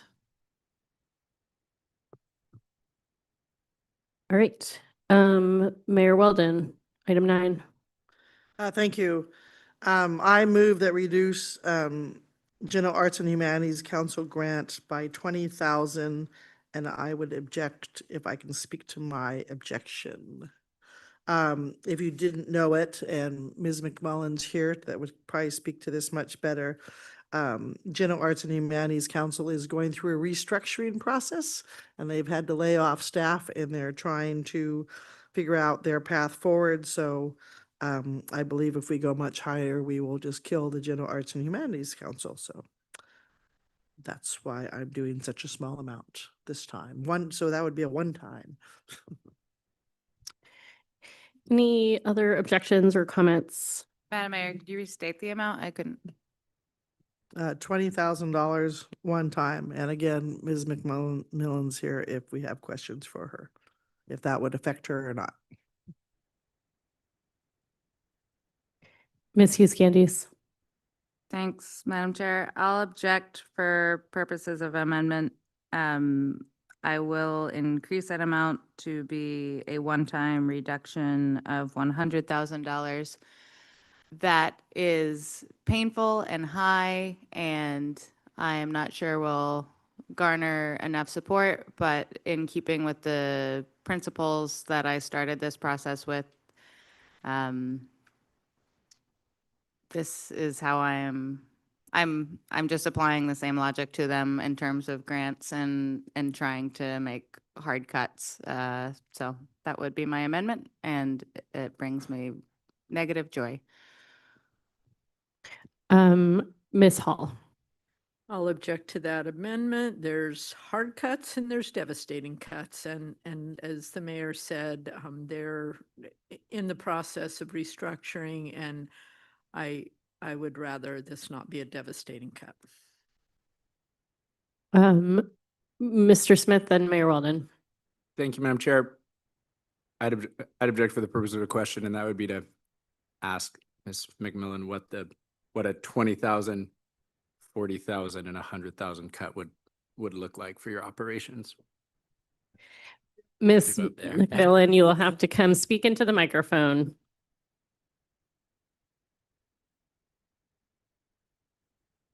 $100,000 reduction would be a 10% reduction to our operating budget.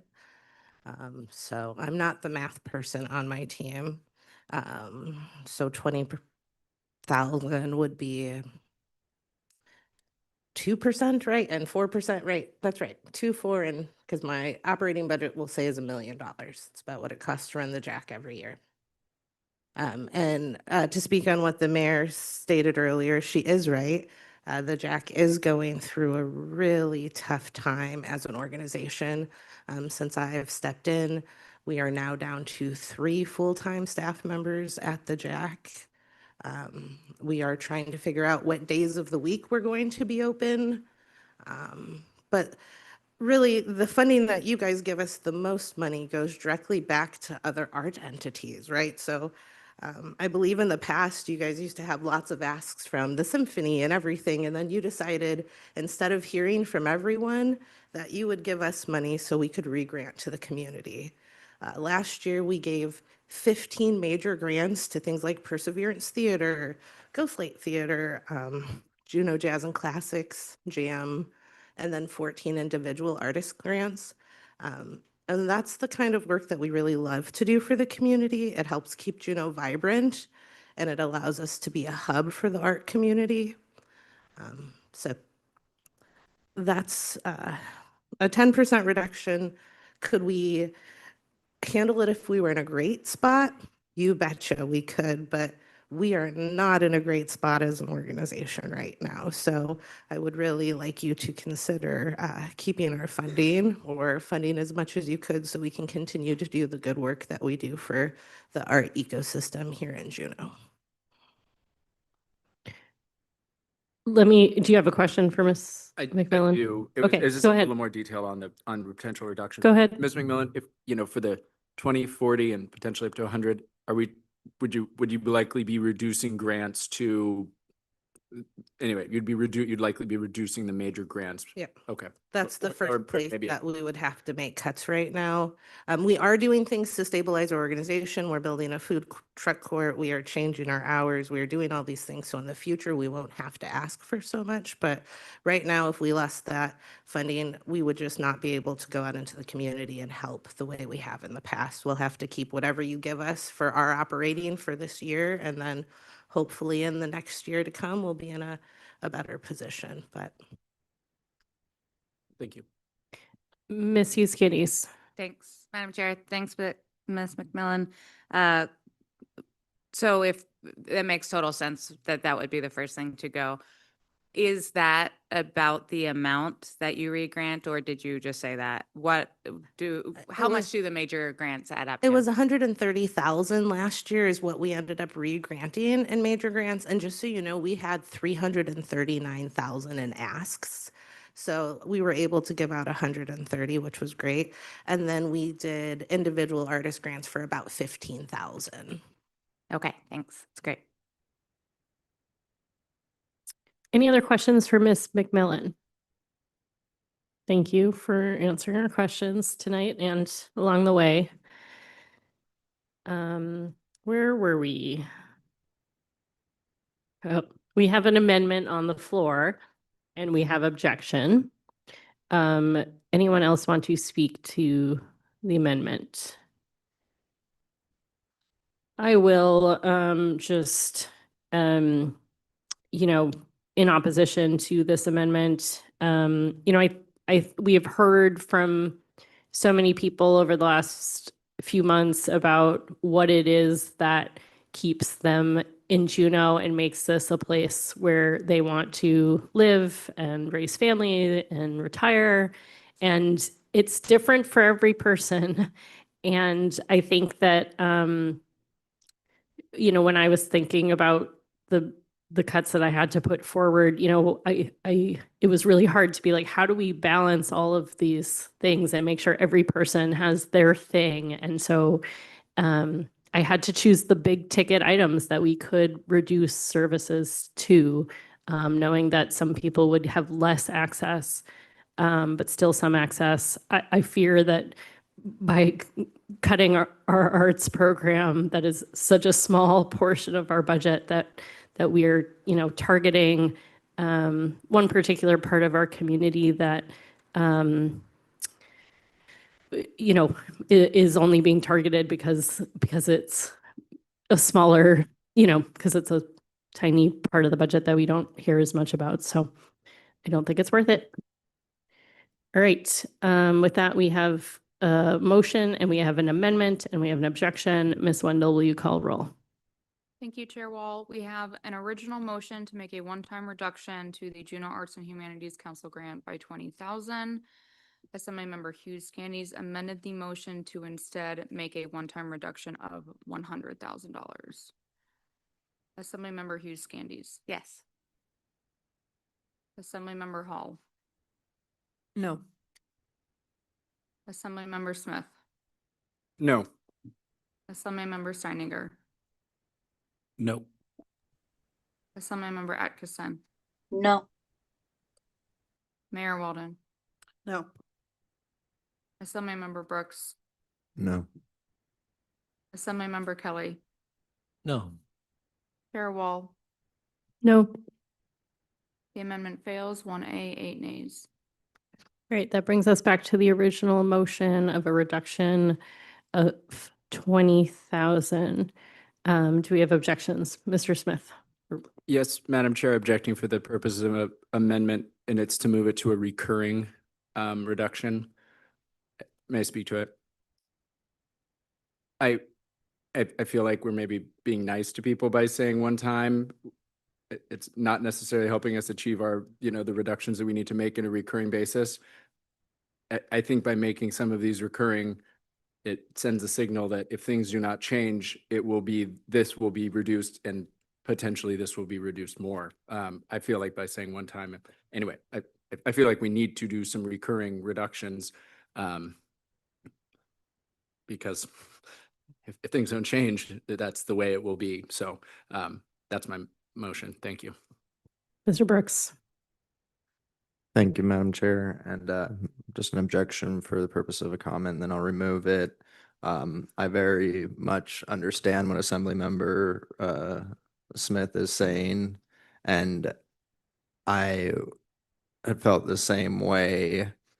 But I think just from, what we've discussed and how everyone was feeling here, I believe that all of us would have liked to finalize more foregone revenue decisions before making some of these. So the one time in nature might be kind of reflective of that. I think a lot of them we would like to make reoccurring, but until we really nail in those foregone revenues, we don't know what should be reoccurring.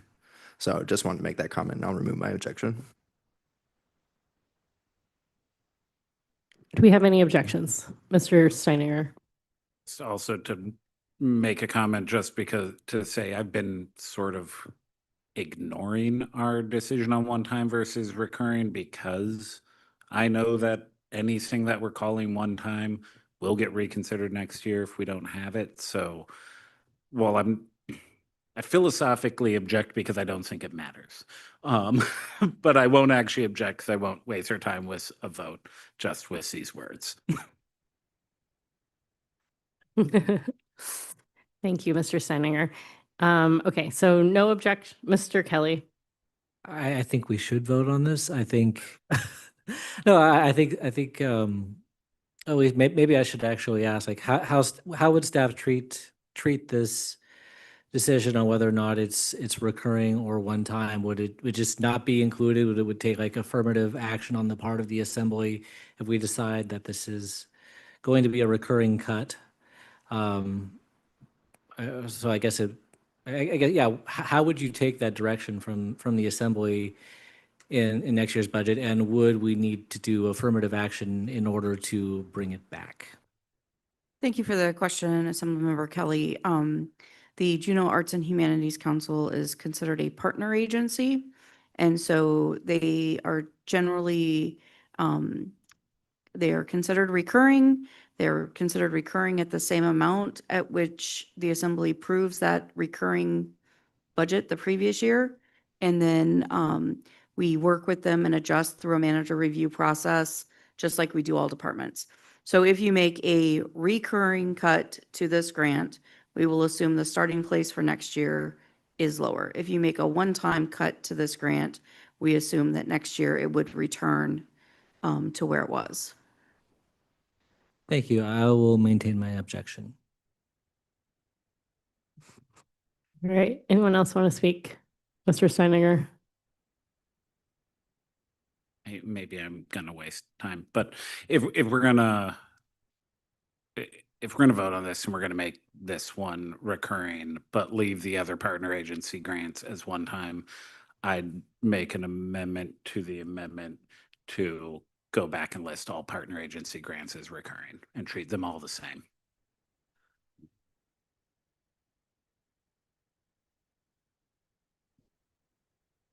Mr. Smith? I'm just wondering if that's like, we can do that within, I don't know, like, can you, okay, it seems like maybe we address on this one and then have to go back through or something. So likely the proper move would be to address this one, say what your intent is, and then you would need to do a motion to make all of the rest of them recurring, because you are amending something that's already been passed. You would need a supermajority.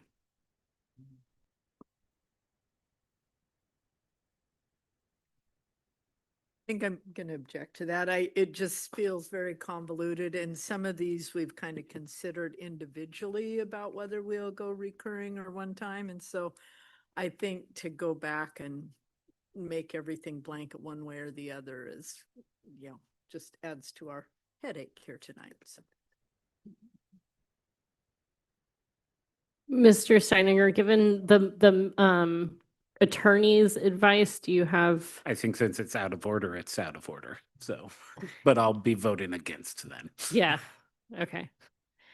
I'll speak also in opposition. I'm totally with Mr. Steininger. This is, it's not really, I understand it's relevant for staff and how they prepare, but it's not relevant for, we're going to have to come and look at all of these. And so I'd rather be consistent. Thanks. Ms. Hughes Candies. Yeah, thanks, Madam Chair. Now I feel like I've totally gotten lost in the sauce. So Mr. Smith wanted to make it reoccurring. That's a motion on the floor, correct? And now there's objection against it. Okay, I'll speak in support of that. And that, I don't have anything else to say.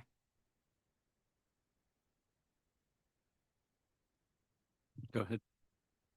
All right, we have a motion and we have an amendment and we have objection. Thank you, Chair Wall. On the amendment to the motion to make a recurring reduction of $20,000 to the Juneau Arts and Humanities Council grant. Assemblymember Smith. Yes. Assemblymember Kelly. No. Assemblymember Hall. Yes. Assemblymember Atkinson. No. Mayor Weldon. No. Assemblymember Hughes Candies. Yes. Assemblymember Brooks. Yes. Assemblymember Steininger. No. Chair Wall. No. The amendment fails, 4 ayes, 5 nays.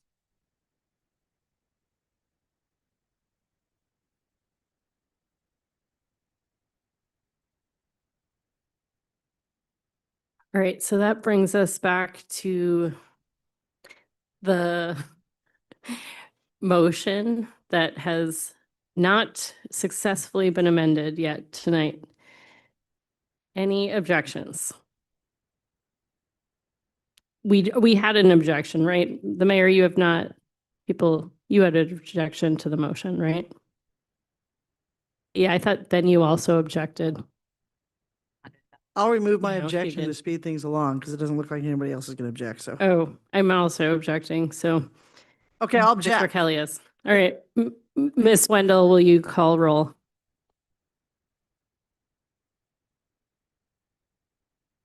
On the motion to make a one-time reduction to the Juneau Arts and Humanities Council grant by $20,000. Mayor Weldon. No. Assemblymember Kelly, No. Assemblymember Smith, Yes. Assemblymember Hall, Yes.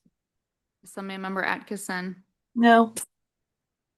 Assemblymember Hughes Candies, Yes.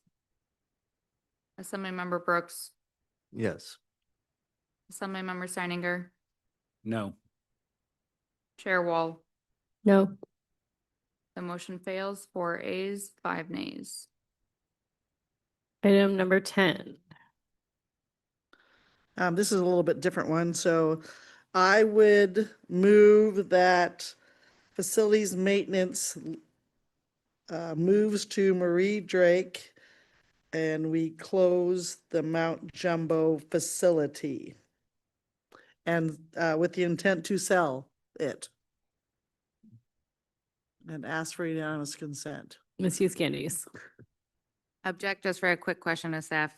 Mr. Barr, in this past, we have lots of other things that staff is tasked with already.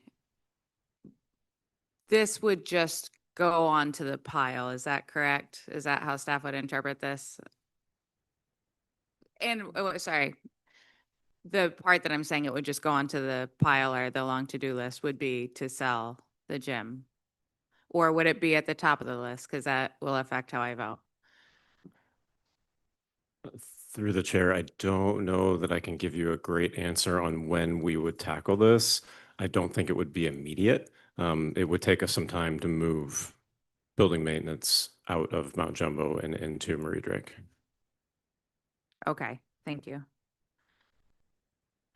Then, Madam Chair, I'll object just for purposes of a comment. When I talked to, this was one we had a lot of consensus on when we saw from our ranking, so I'm not changing from that, but in conversations with the city manager, I would hope that there is just a lot of fires and we have asked staff to do a lot of things, and I think that's great, and I trust to their expertise to slot this in where it makes sense to slot this in, but I just don't want us to have any expectation.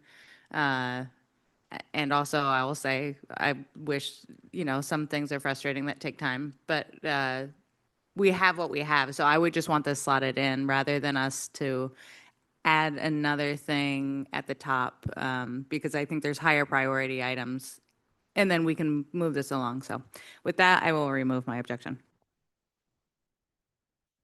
Mr. Kelly? I'm not objecting. I move to suspend the rules and extend our time to 10:15. Yeah. All right, I'll make that 10:30. Any objection? Seeing none, that is so moved. Okay. I guess I didn't officially, did we move that? Seeing no objections, that's so moved. I can do that, but sure. Brings us to item 11, Mayor Weldon. Thank you. I move that we eliminate 0.5 FTE of administrative support to the administration department. And I'll just speak briefly to this. Nobody likes to lose staff, but the city manager spoke to this and we could absorb this.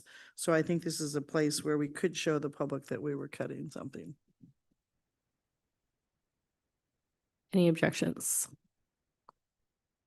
Ms. Hughes Candies. Thanks, Madam Chair. I'll object.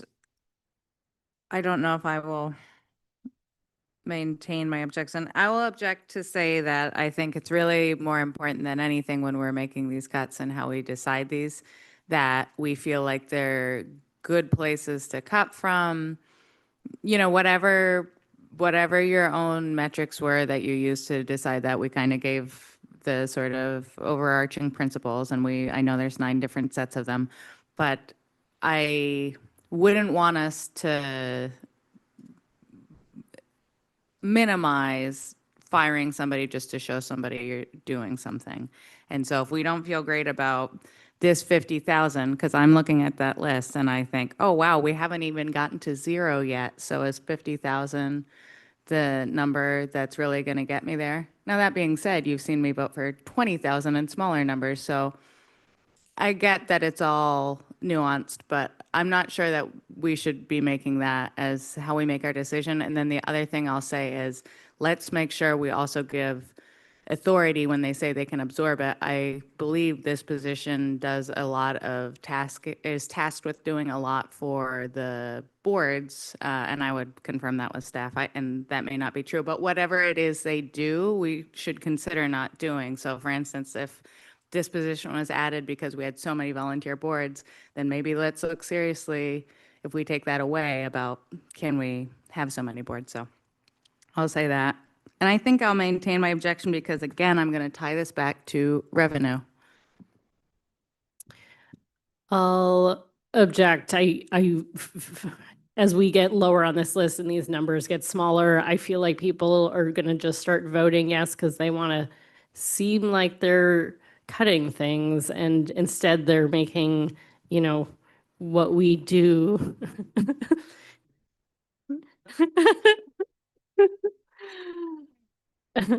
um it's a small dollar amount for what we will lose, which is support for outreach to the public and support of our staff and support of our boards. There was a great memo on what this position would mean, and yeah, it can be absorbed, but you're going to do a bunch of things that are very important, much, much worse. So I think, yeah, these small dollar amounts that are going to have big impacts are not worthy of our time right now. Yep. Anyone else? Ms. Wendell, we have a motion and we have objection. Will you call roll? On the motion to eliminate 0.5 FTE administrative support to the administration department, Mayor Walden, Yes. Assemblymember Hughes Candies, No. Assemblymember Brooks, Yes. Assemblymember Steininger, Yes. Assemblymember Hall, Yes. Assemblymember Smith, Yes. Assemblymember Kelly, No. Assemblymember Atkinson, No. Chair Wall. No. The motion passes 5 ayes, 4 nays.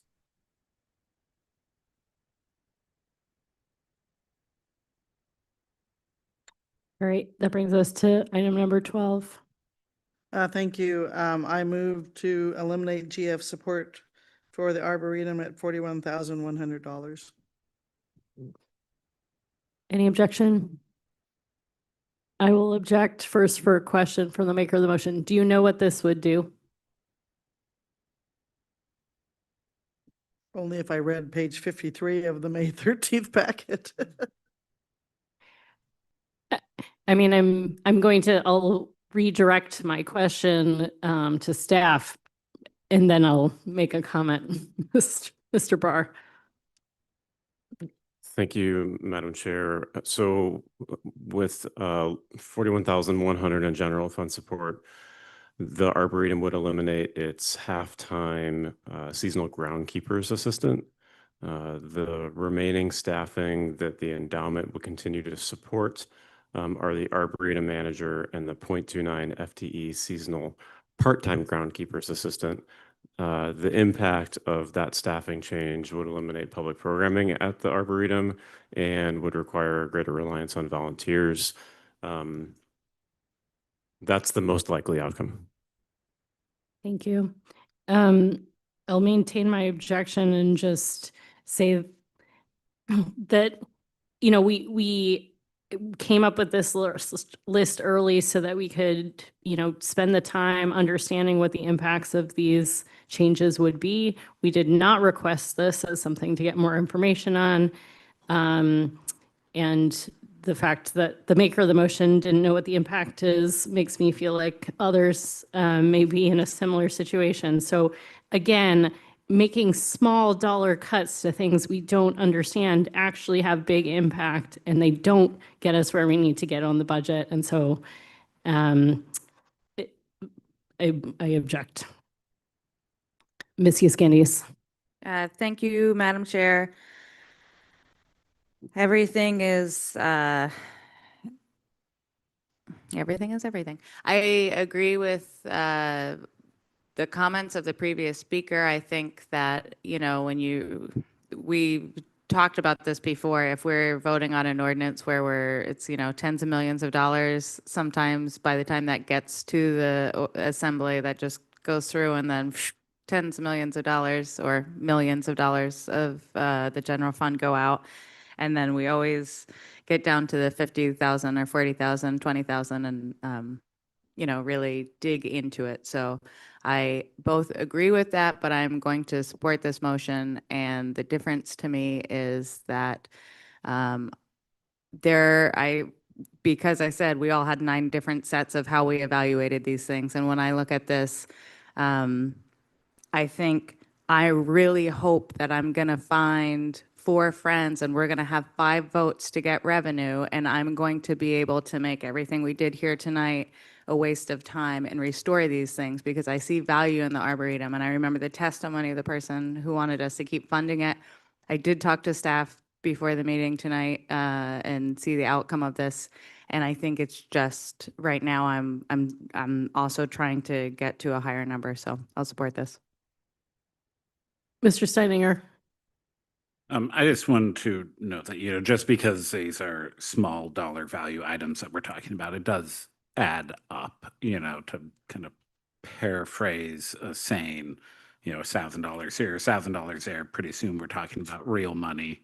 You know, it's just because it's small doesn't mean we should ignore it and keep spending it.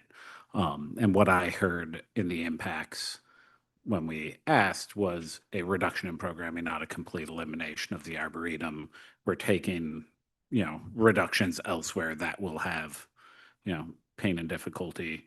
The Arboretum, while it is beloved, you know, this won't completely shutter the Arboretum. We will not be bulldozing over the plants. It will, you know, continue to have some life. And, you know, if Miss Hughes Candies gets her wish and we have wasted all our time tonight, then maybe we can come back and reconsider something like this. But I don't think we're wasting our time making small reductions. Mr. Kelly. Thank you. I think this being a public park, I think I'm going to object precisely because public programming was listed as something that could be cut. This is something that brings the public into the park.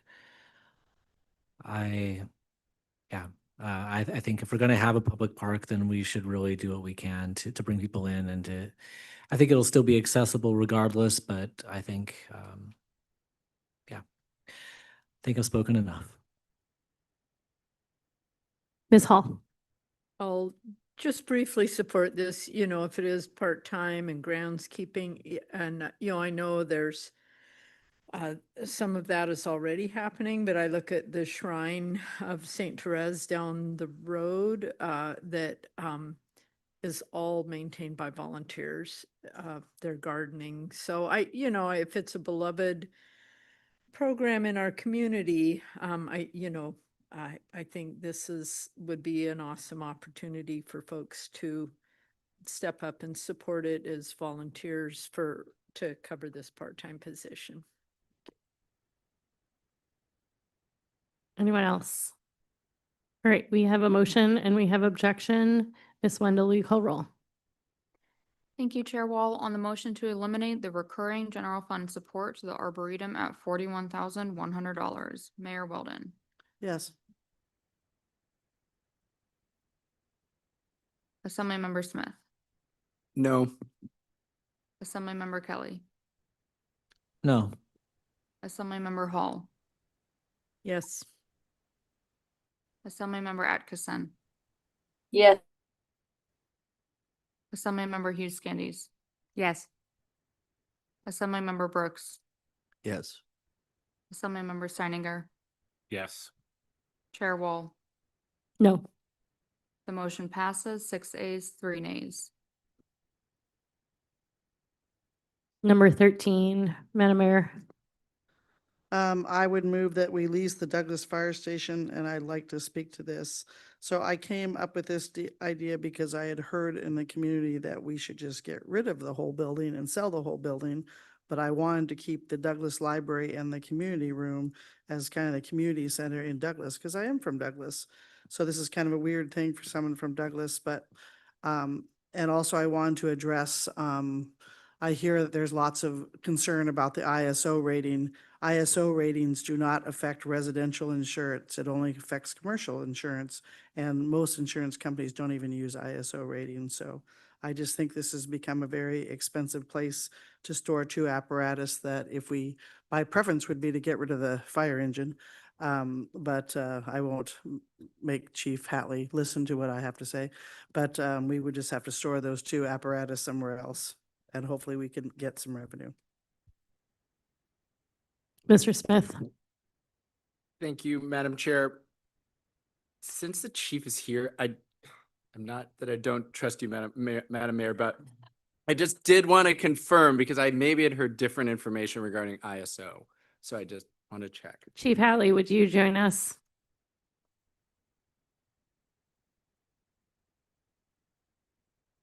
And if you guys disagree, you have to do the 4th of July firefighting thing and spray each other with hoses. Mr. Smith, do you have, you want to ask a specific question? I guess, Chief, closing, what impacts would leasing out the fire station have on commercial and residential insurance rates in Douglas or whatever the service area is? Losing losing the Douglas Fire Station will drop us from an ISO rating of 3 to a 4. It's infrastructure. It's a volunteer fire station. It is equipped. It has the equipment. We do utilize it. Currently, we're rebuilding our volunteer program. But back to the insurance rating, it will drop it to a 4, and it's hard to get that back. And again, that's a 5 to 15% increase to businesses. And when we talk about cost of living in Juneau, it definitely will impact our patrons. Granted, there is one insurance company that does not utilize the ISO, but the majority of them do. And like I said, as a fire chief, losing an ISO rating, fire chiefs lose their job when they lose an ISO rating. And I've only been here 4 months. Just a quick follow-up, Chief, and maybe I had misunderstood you previously. Does the ISO affect residential insurance? Minimal, very minimal, but it does affect it. Thank you. Chief Hatley, maybe stay up here. We got a few more questions for you. Mr. Steininger. Yeah, thank you for coming up and answering some questions. When I've heard from folks living in Douglas, their concern is response times. They haven't necessarily brought up the ISO rating or insurance rates, but response times. What would this do to response times for people living in South Douglas? Currently, like it's stated, it's a volunteer fire department. We do not have staff there. On occasion, we do have volunteers that do respond there. As I stated, we're rebuilding that currently right now. I'd like to get a live-in program and actually have residents at that station. As far as response times, the station out of downtown, it would be responding to Douglas. Mr. Kelly. Thank you. You might have partially answered my question. I wasn't specifically talking about response time, but I was thinking specifically, I guess, what would be our ability to respond if there was a closure of the bridge, if we did not have this station? There will be no infrastructure on the island.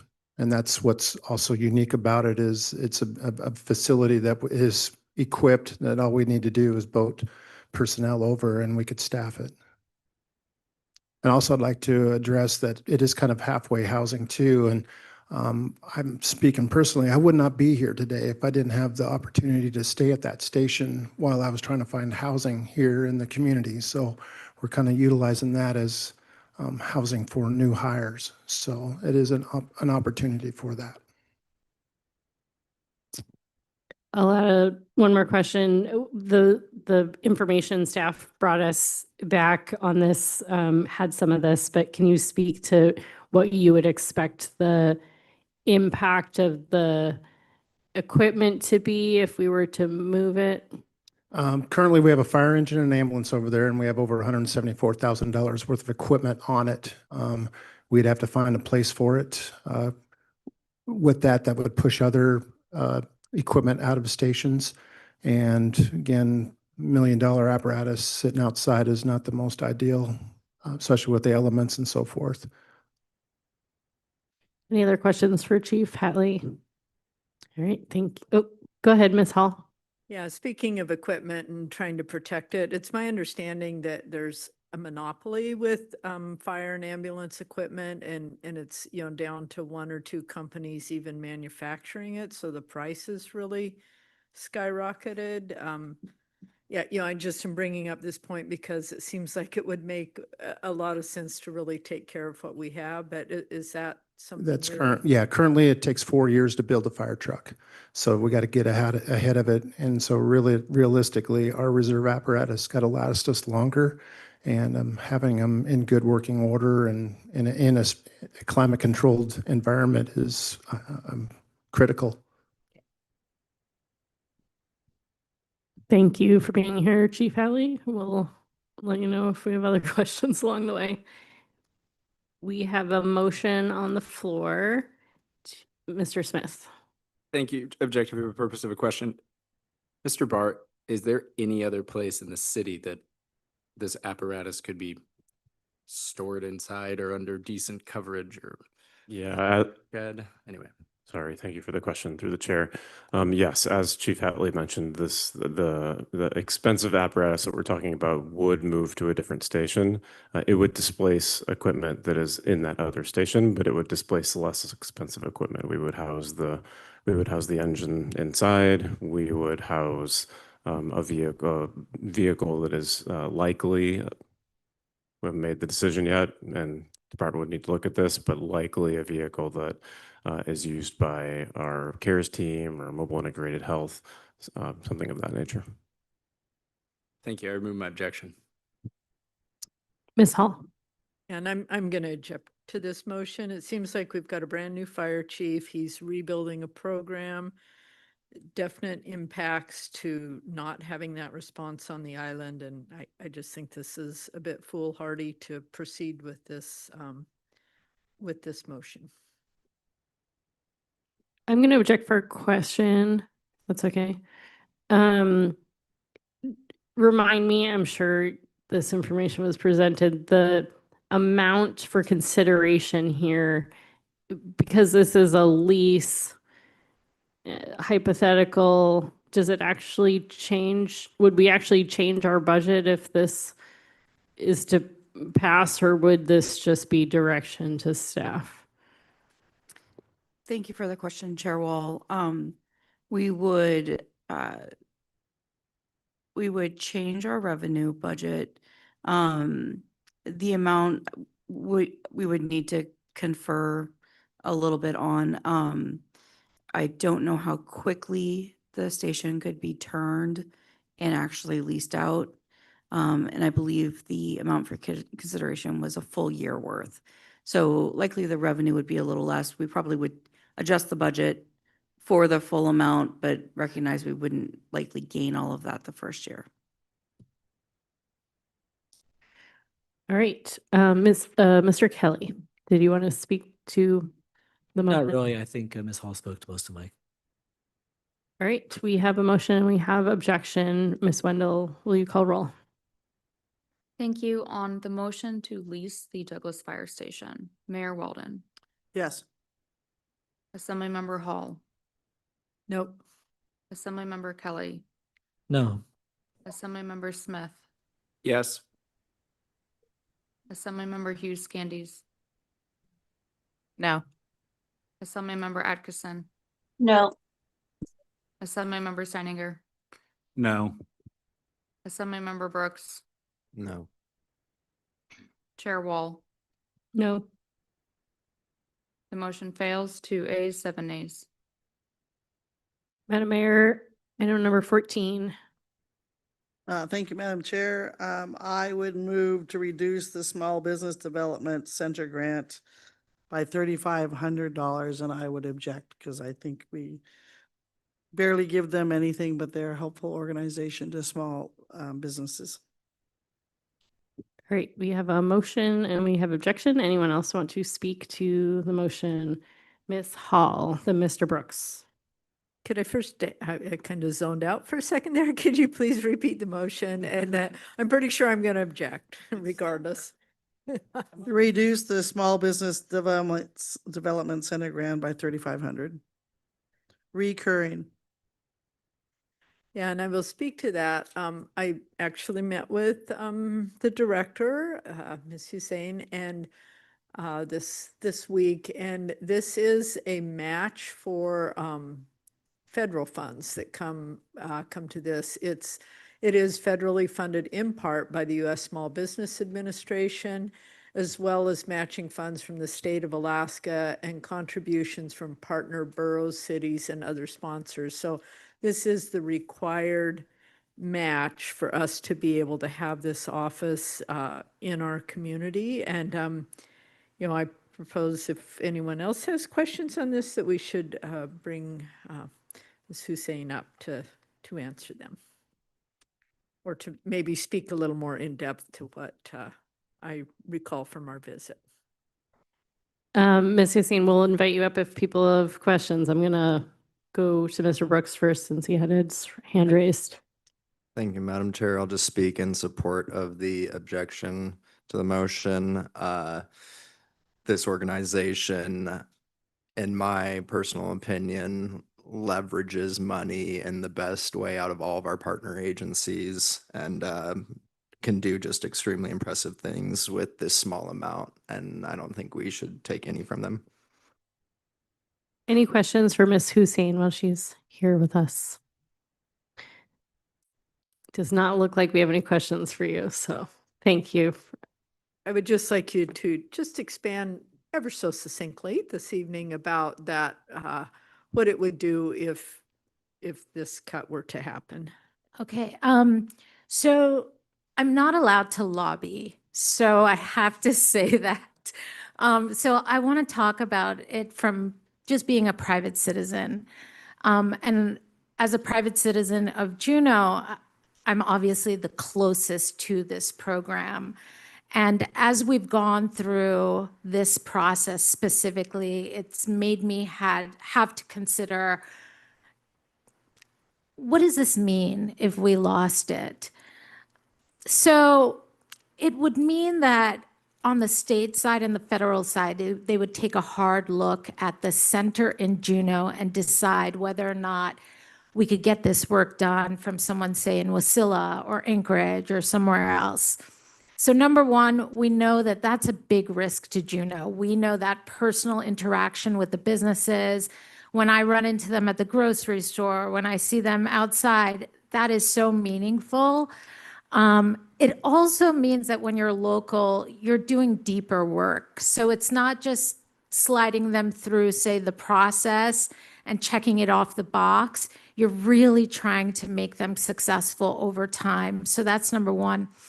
The second thing this process made me really think about, and this is something that I've not thought about until this process started, is that we actually could do even a lot more with the SBDC in Juneau. And the reason is, so I get funded $28,500.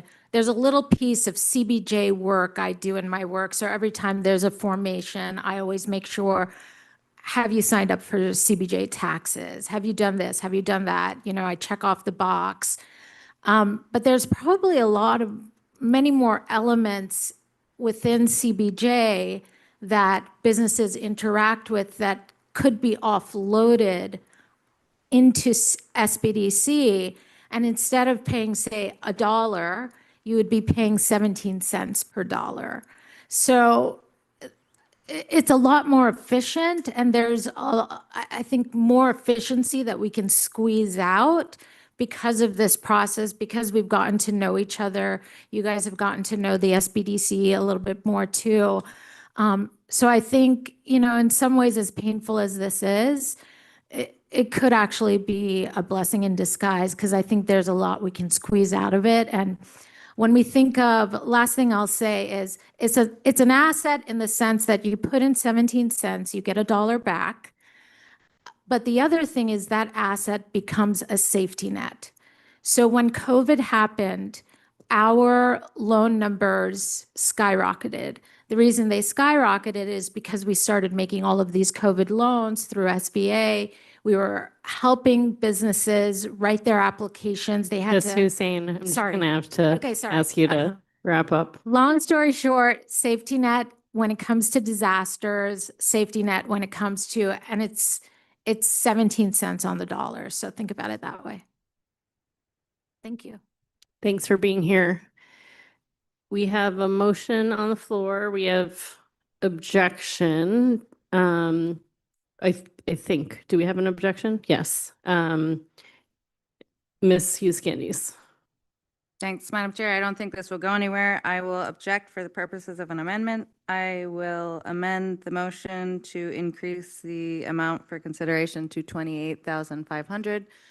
Speak briefly to that. I think from people's previous comments, I already know this is a lost cause.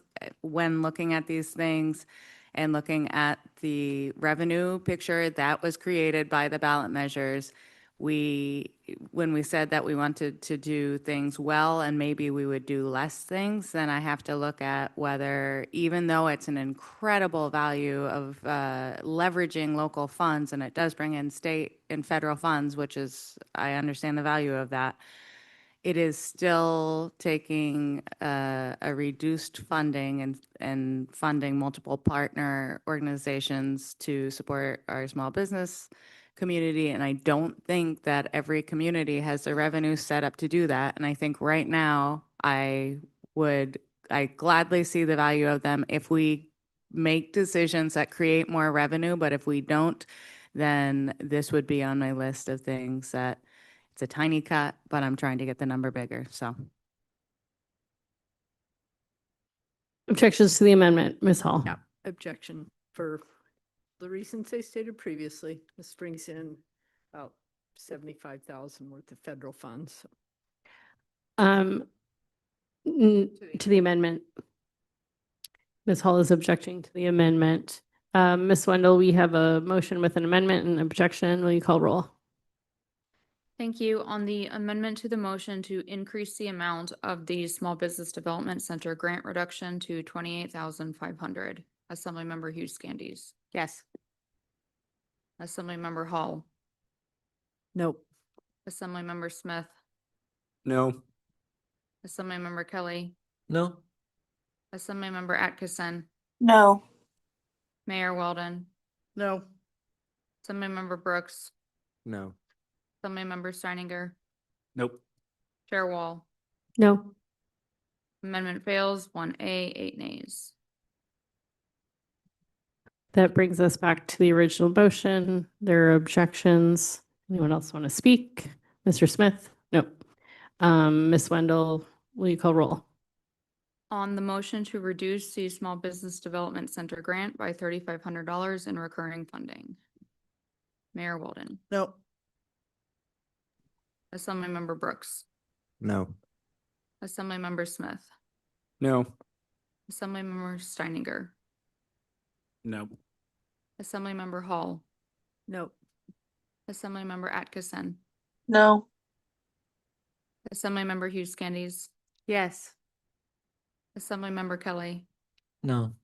Chair Wall. No. The motion fails, 1A, 8 nays.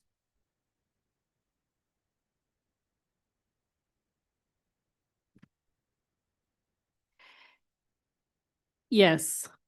Someone want to, Mr. Smith? I move that we extend the meeting till 10:45 and ask for unanimous consent. Any objections? Seeing none, that's so moved. All right, we have moved on to the second section here, which we get big numbers again. This is our one-time funding line items. Mayor Weldon. I'm gonna Thank you, start it off. Madam Chair. I would move that the $2,720,000 that was moved to the restricted budget reserve from the manager's budget instead moves to the general fund, and ask for unanimous consent. Ms. Hughes Candies. Thanks, Madam Chair. This is an interesting one, and it took me a long time to understand what was actually going on with this number, because first I thought the manager was just putting money in the restricted budget reserve because of our resolution, but that wasn't the right number. Then I thought it was related to Eagle Crest and caring for bad debt, but it was very similar to that number, but not that number either. And I'm going to ask Ms. Flick to confirm, but after a conversation with Ms. Flick, this is a situation where this amount of money actually should have been in our CIP during the CIP creation process. But I'll let, maybe Ms. Flick, could you just give a short summary there? Absolutely. Thank you, Assemblymember Hughes Candies. The process for funding the CIP and going through that process includes a memo from myself to the Director of Engineering and Public Works that outlines the funding available for them to allocate. Given the direction this year with the reduced sales tax and the very specific kind of direction that was given and that the manager gave on projects, we communicated to them that there was a total reduction amount, and then also specifically, here were some projects not to fund that had been planned. And there was just some miscommunication. They, when they built the CIP resolution and process, they took out the specifically named projects, but there was funding remaining that could have gone to other projects. So that CIP resolution had already moved far enough along that we wanted to make sure that the sales tax dollars that were available per the CIP kind of intent language of the ballot was honored. And so the 1% does have contributions to the restricted budget reserve as an item that's included in the 1%. So we took the difference that was available and put it in the restricted budget reserve as a way to manage the process and fully fund the CIP to what was actually available. Thank you for that much cleaner explanation, Ms. Flick. So just to follow on to then with my objection, when we talked about how would we balance this in this first year, we said we'll use some general fund because we don't know and we want to engage with the public, and we don't know really what the cuts are going to look like, and we'll make service all the things we went over at the beginning of the meeting. But we talked about at that time, and I think has been a consistent principle throughout this, that we don't want to start cutting into the just general CIP unallocated, just take money out of everything, because in the end, we know that only makes things more expensive. So I think it's very tempting seeing it sitting there, but I think we need to give this back to staff and say, go put this into CIP projects, as would have happened if it wasn't a timing issue. Mayor Weldon. Okay, Mrs. Hughes Candies just confused me. I thought I understood from Ms. Flick. I'm gonna change I move that we table this item till we get some little more information. Carrying this information on the side,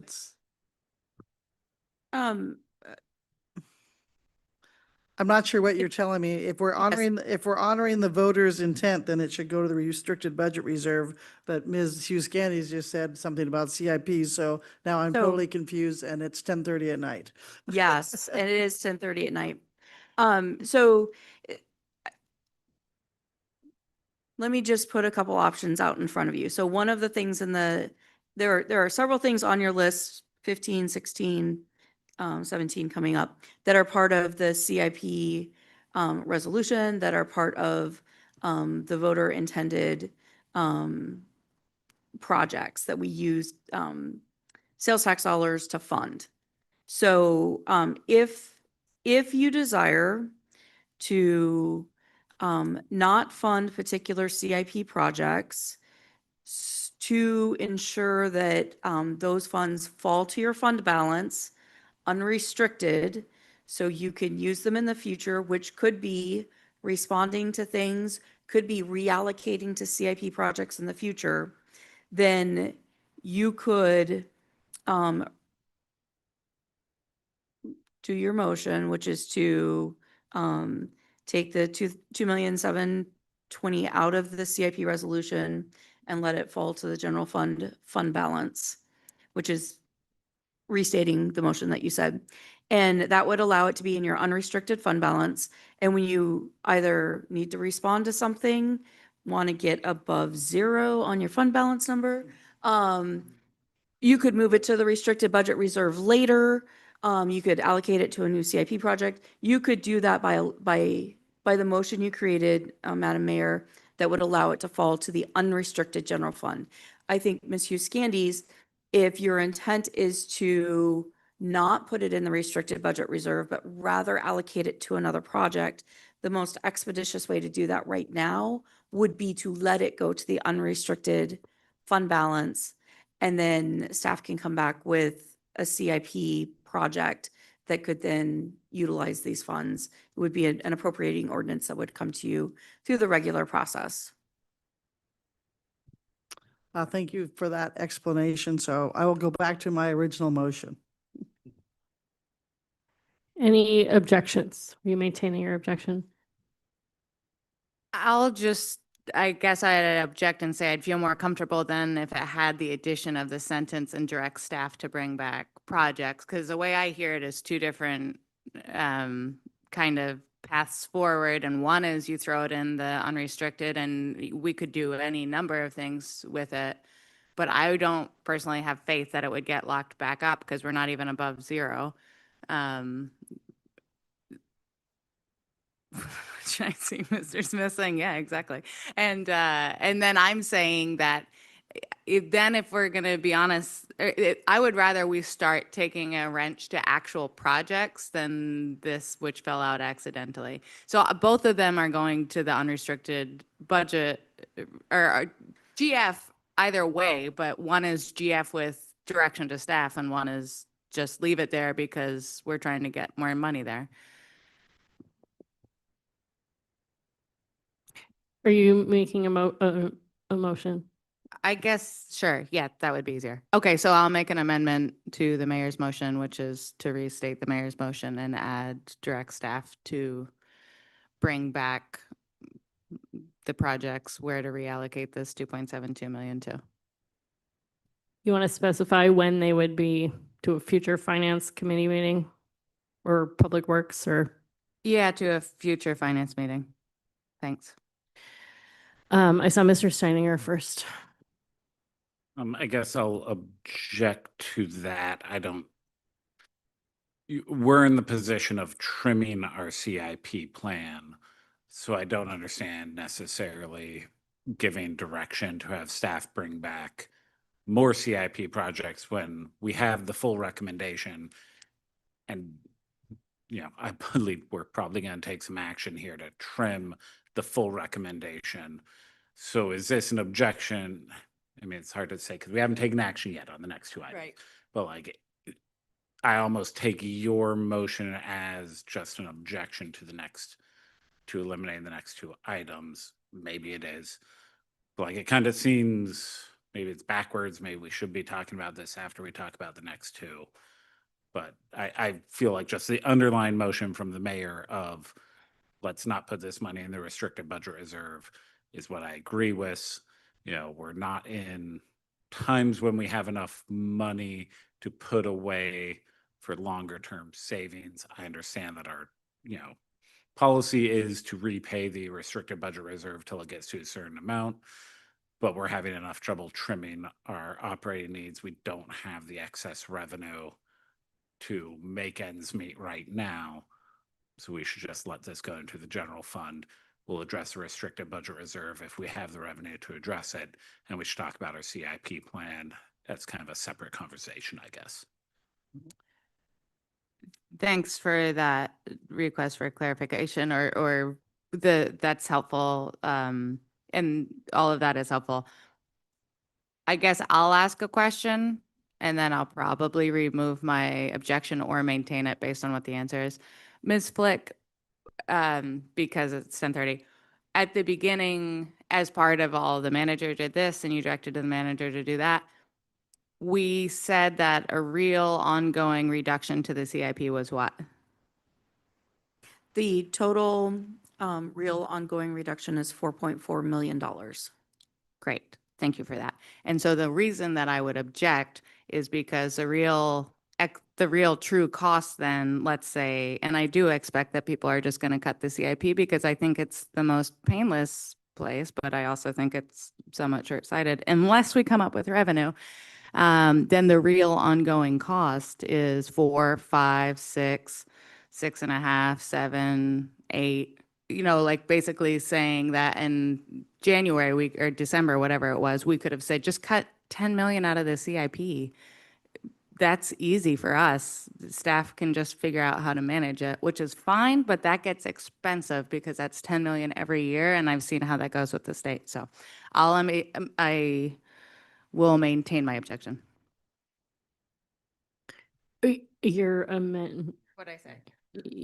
I said I'm. Did you move your amendment? No, I guess yeah, I'm lost, you guys. Yes, I will keep that amendment and then we'll vote on that. All right, we have an amendment to the motion. Do we have objection? Yes. Ms. Wendell, will you call roll?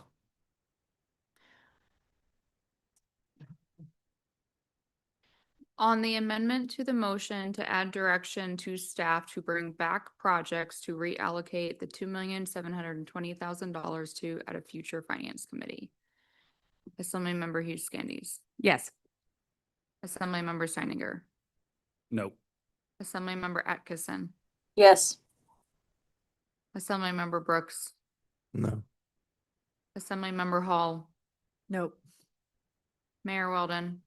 No. Assemblymember Smith. No. Assemblymember Kelly. Yes. Chair Wall. Yes. The amendment fails, 4 ayes, 5 nays. All right, that brings us back to the original motion, not amended. Ms. Wendell, will you call roll? On the motion to reduce the CIP resolution allocation of $2,720,000 to the restricted budget reserve and instead have it fall to general fund balance. Mayor Weldon. Yes. Assemblymember Smith. Yes. Assemblymember Hughes Candies. No. Assemblymember Atkinson. Yes. Assemblymember Kelly. Yes. Assemblymember Brooks. Yes. Assemblymember Hall. Yes. Assemblymember Steininger. Yes. Chair Wall. Yes. The motion passes, 8 ayes, 1 nay. Madam Mayor, do we? We're watching the time. I move that we remove the Lemon Creek multimodal path for $1.5 million from the CIP and put the funds in general fund. Any objections? Anyone want to speak to their objection? Would you like to I'll speak? speak really briefly to this and say that it's very hard for me to find comments that adequately capture how I feel about this and keep to what I believe is appropriate decorum. It's I just truly, like, as a community member, is so disappointing in the decisions being made. So I object. Mr. Smith. Thank you, Madam Chair. I'll object to this. We are now in the black. I will be supporting the Gastineau turnaround, letting that fall to fund balance. This is this has been agreed upon as a project. I mean, it's had varying levels of success. Obviously, federal blah, blah, blah is challenging now.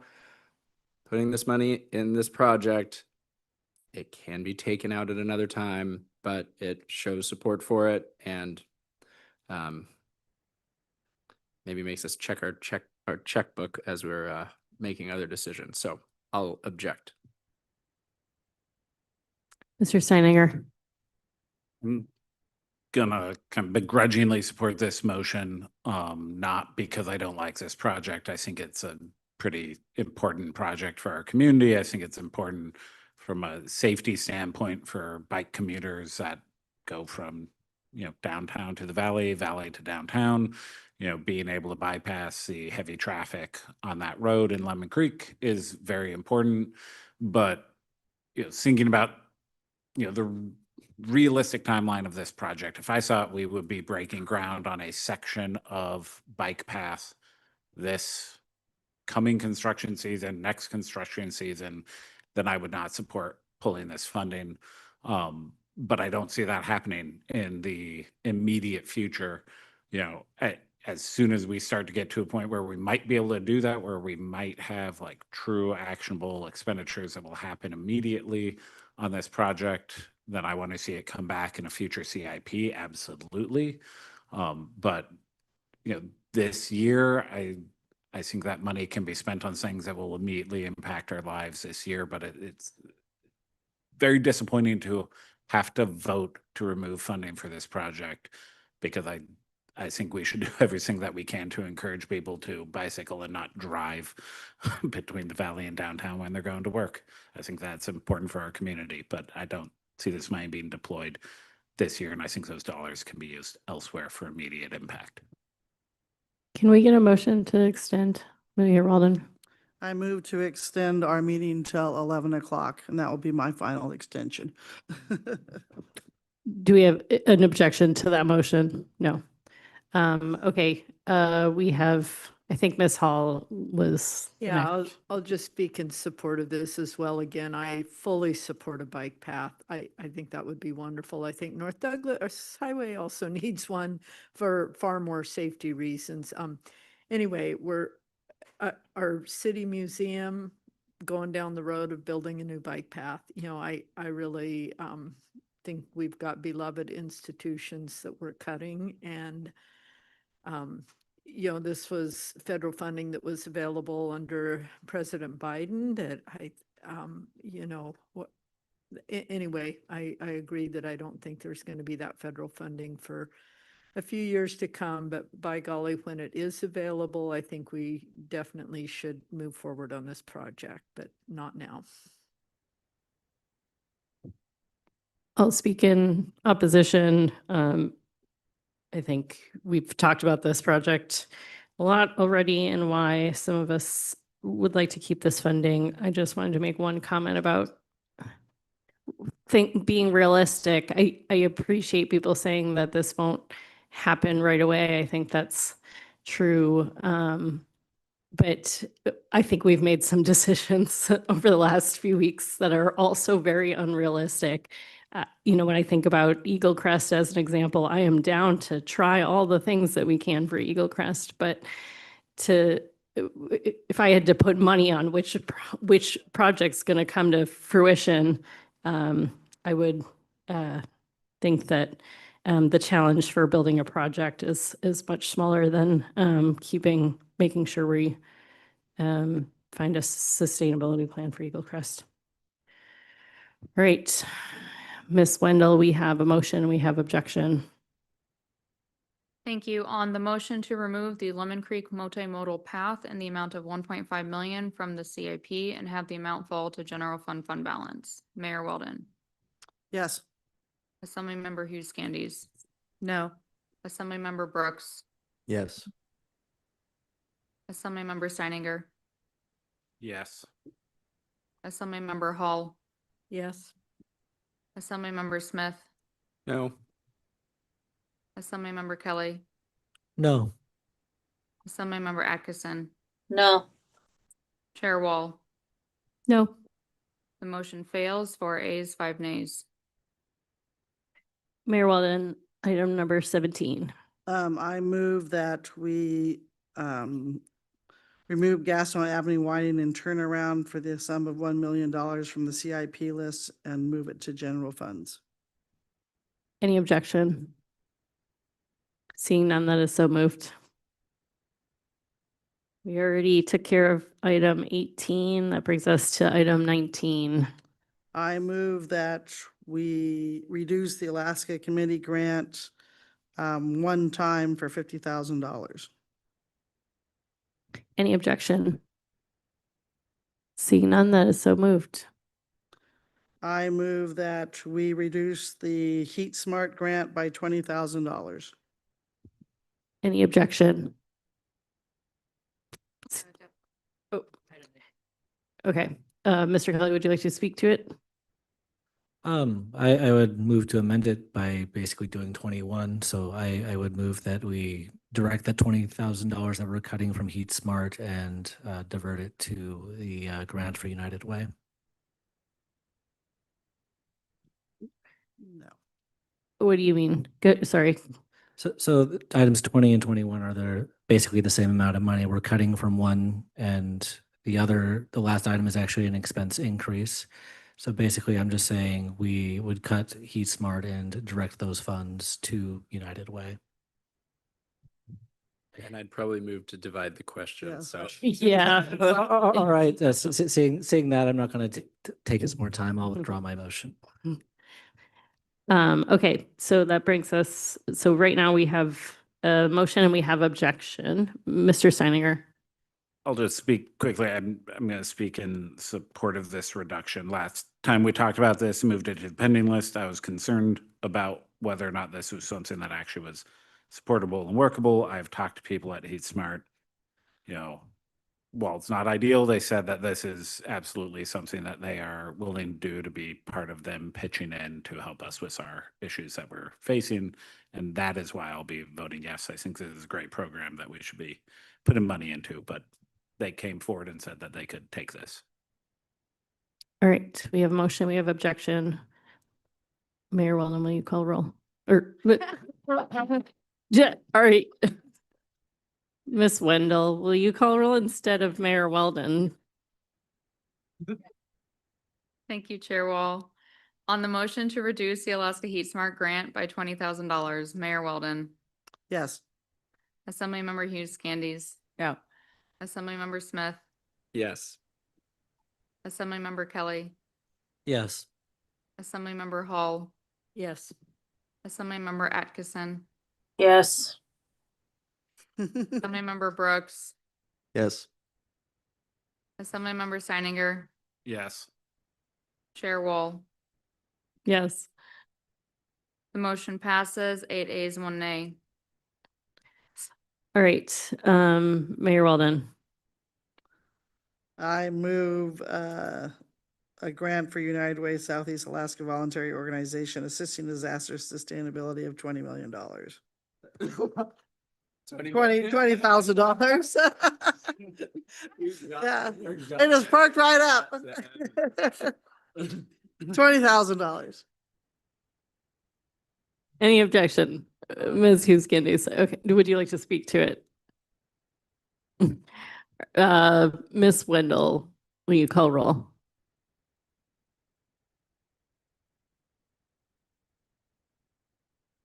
On the motion to approve the $20,000 grant to United Human Way for the Southeast Alaska Voluntary Organization Assisting in Disasters Sustainability.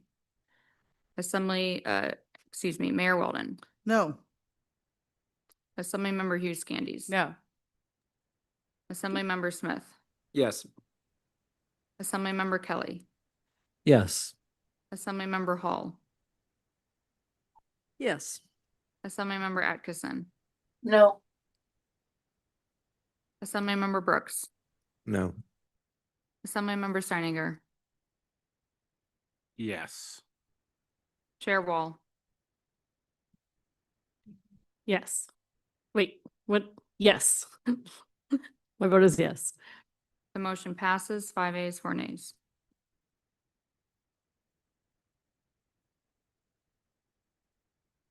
All right, Mayor Weldon, will you Well, let me just see, any last motions related to the budget before we pass it out of committee? Ms. Hall? Can we reconsider the museum? A question for staff. Do you mean it right immediately? So you mean? Yeah, maybe not. I just see that we have, we've done quite a bit of work and we haven't even got to the revenue, but there will be another opportunity to come back and look at the museum again. Okay, thank you all. Yes. So when on June 8th, everything can be even without a motion of reconsideration can be brought to the table because we'll be outside of committee. I will ask that people bring new motion, don't make the same motions again and again if they haven't passed. But if things have failed or situations have changed, you can do that on June 8th. Mr. Steininger. Yeah, can I just make a comment I didn't make when we were talking about it? On the Gastineau Avenue widening and turnaround, that is one item that we moved off the CIP list. I just want to comment that I would like to see that come for consideration at the next CIP list. I didn't object. I didn't want to force a vote, but that is a safety issue for that neighborhood. And I would hope to see that in the FY28 CIP list for our consideration again. Thank you. Thanks. Anything else? Mayor Weldon, will you do us the honors of passing these things out of committee? Or trying to? I will move the reductions that we worked on all night long to the full assembly. Do I Wait, need to make it can you more just specific? can you just read these three things for the record? I'm looking for the three things. Mr. Smith, do you have the three things? Just as amended, Oh, you're talking about those. So I move the CIP resolution 4039 as amended, the mill levy ordinance 2026-03. Is that amended too? It's not amended. And the CBJ budget ordinance 2026-01 as amended. Any objections? Seeing none, that is so moved. That brings us to bonds. And just so you know, we have time on our next AFC meeting to talk about bonds. But if we want to introduce the current wastewater proposal and education proposal to the full assembly without holding an extra meeting, we'd have to do that tonight. So Mayor Weldon's ready to try to do that. We'll try and do that because remember, if you don't like it, you can stop it at the assembly. I move the wastewater and water bond. I think it's for $10 million to the full assembly. So the ordinance that you all considered last year is for $8 million. Oh, thank you. $8 million. Sorry. So that's ordinance 2025-33. Quick question.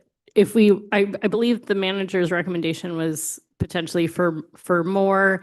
Is there something we have to do tonight to consider up to that amount? My understanding is if you want to consider the manager's $9.4 million, we need to draft a new ordinance and introduce it for you. Okay, I move that we have staff draft a new ordinance for $9.4 million for our wastewaters, whatever. Water and wastewater. Water and wastewater bond. Thank you. Apologize for that. Have it introduced and referred back to the AFC. Yes, exactly that motion. Any objections? Mr. Smith? I'll remove this objection in a second, but I will likely be opposing an additional water and wastewater bond, but I guess we'll talk about it later, but I'll remove my objection. Thanks. Chair Wall, I know we're under the gun. If the intent is for this to be introduced on June 8th, but we're going to talk about it on June 3rd and not have a July AFC, I don't think you really want it referred back to AFC. Why not? Because you'll need to vote on it by July 27th. And if we skip the July AFC, we're going to talk about it on June 3rd, introduce it on June 8th, We won't meet again till August. And you have to vote on it as a full assembly at the end of July. So by the time it's introduced, it will have already been to AFC. If our intent is just to talk about it, AFC, that's okay. We can make amendments at the full assembly, right? If, I- okay, okay. And make sure we said up to 9.4 million. Mr. Smith, Madam Chair, I would prefer that we discuss it in AFC because, we can see. I don't know how it happens, but I'd like to Right. discuss it It's- in a committee that's not the I think regular that, assembly. agreed. I don't know why we couldn't discuss it before it actually gets introduced. You can, and that's your plan as we understand it. Our concern was if you give us a motion tonight that says introduce it and refer it back to AFC, there won't be an AFC to refer it back to. But you're already planning on talking about it at AFC before introduction, so you're. Okay, so both refer it to AFC and introduce it. Okay, Thank you. Thank you for my motion, Ms. Wall. Okay, moving on to my second one. wait, let me see if there's any objection. Seeing none, that's so moved. My next motion would be I move up to $15 million for a 16 million up to $16 million for state funded. No, okay, sorry. I move to introduce, there we go, sorry, up to $15 million bond for school projects. 16. Shit. And ask for unanimous consent. You should move it both to the AFC AFC. and for introduction. Yes. Thank you. Do you have that, Ms. Wendell? Perfect. Any objection to that motion? Seeing none, that is so moved. Next meeting date, June 3rd, 2026. We will be back to talking about those bonds and reviewing our audit. And with that, we are adjourned. It's late. Everyone's stupid. We all dumb at this point. We all very dumb. I know, you're probably get us that. You should probably get rid of this. I miss them though.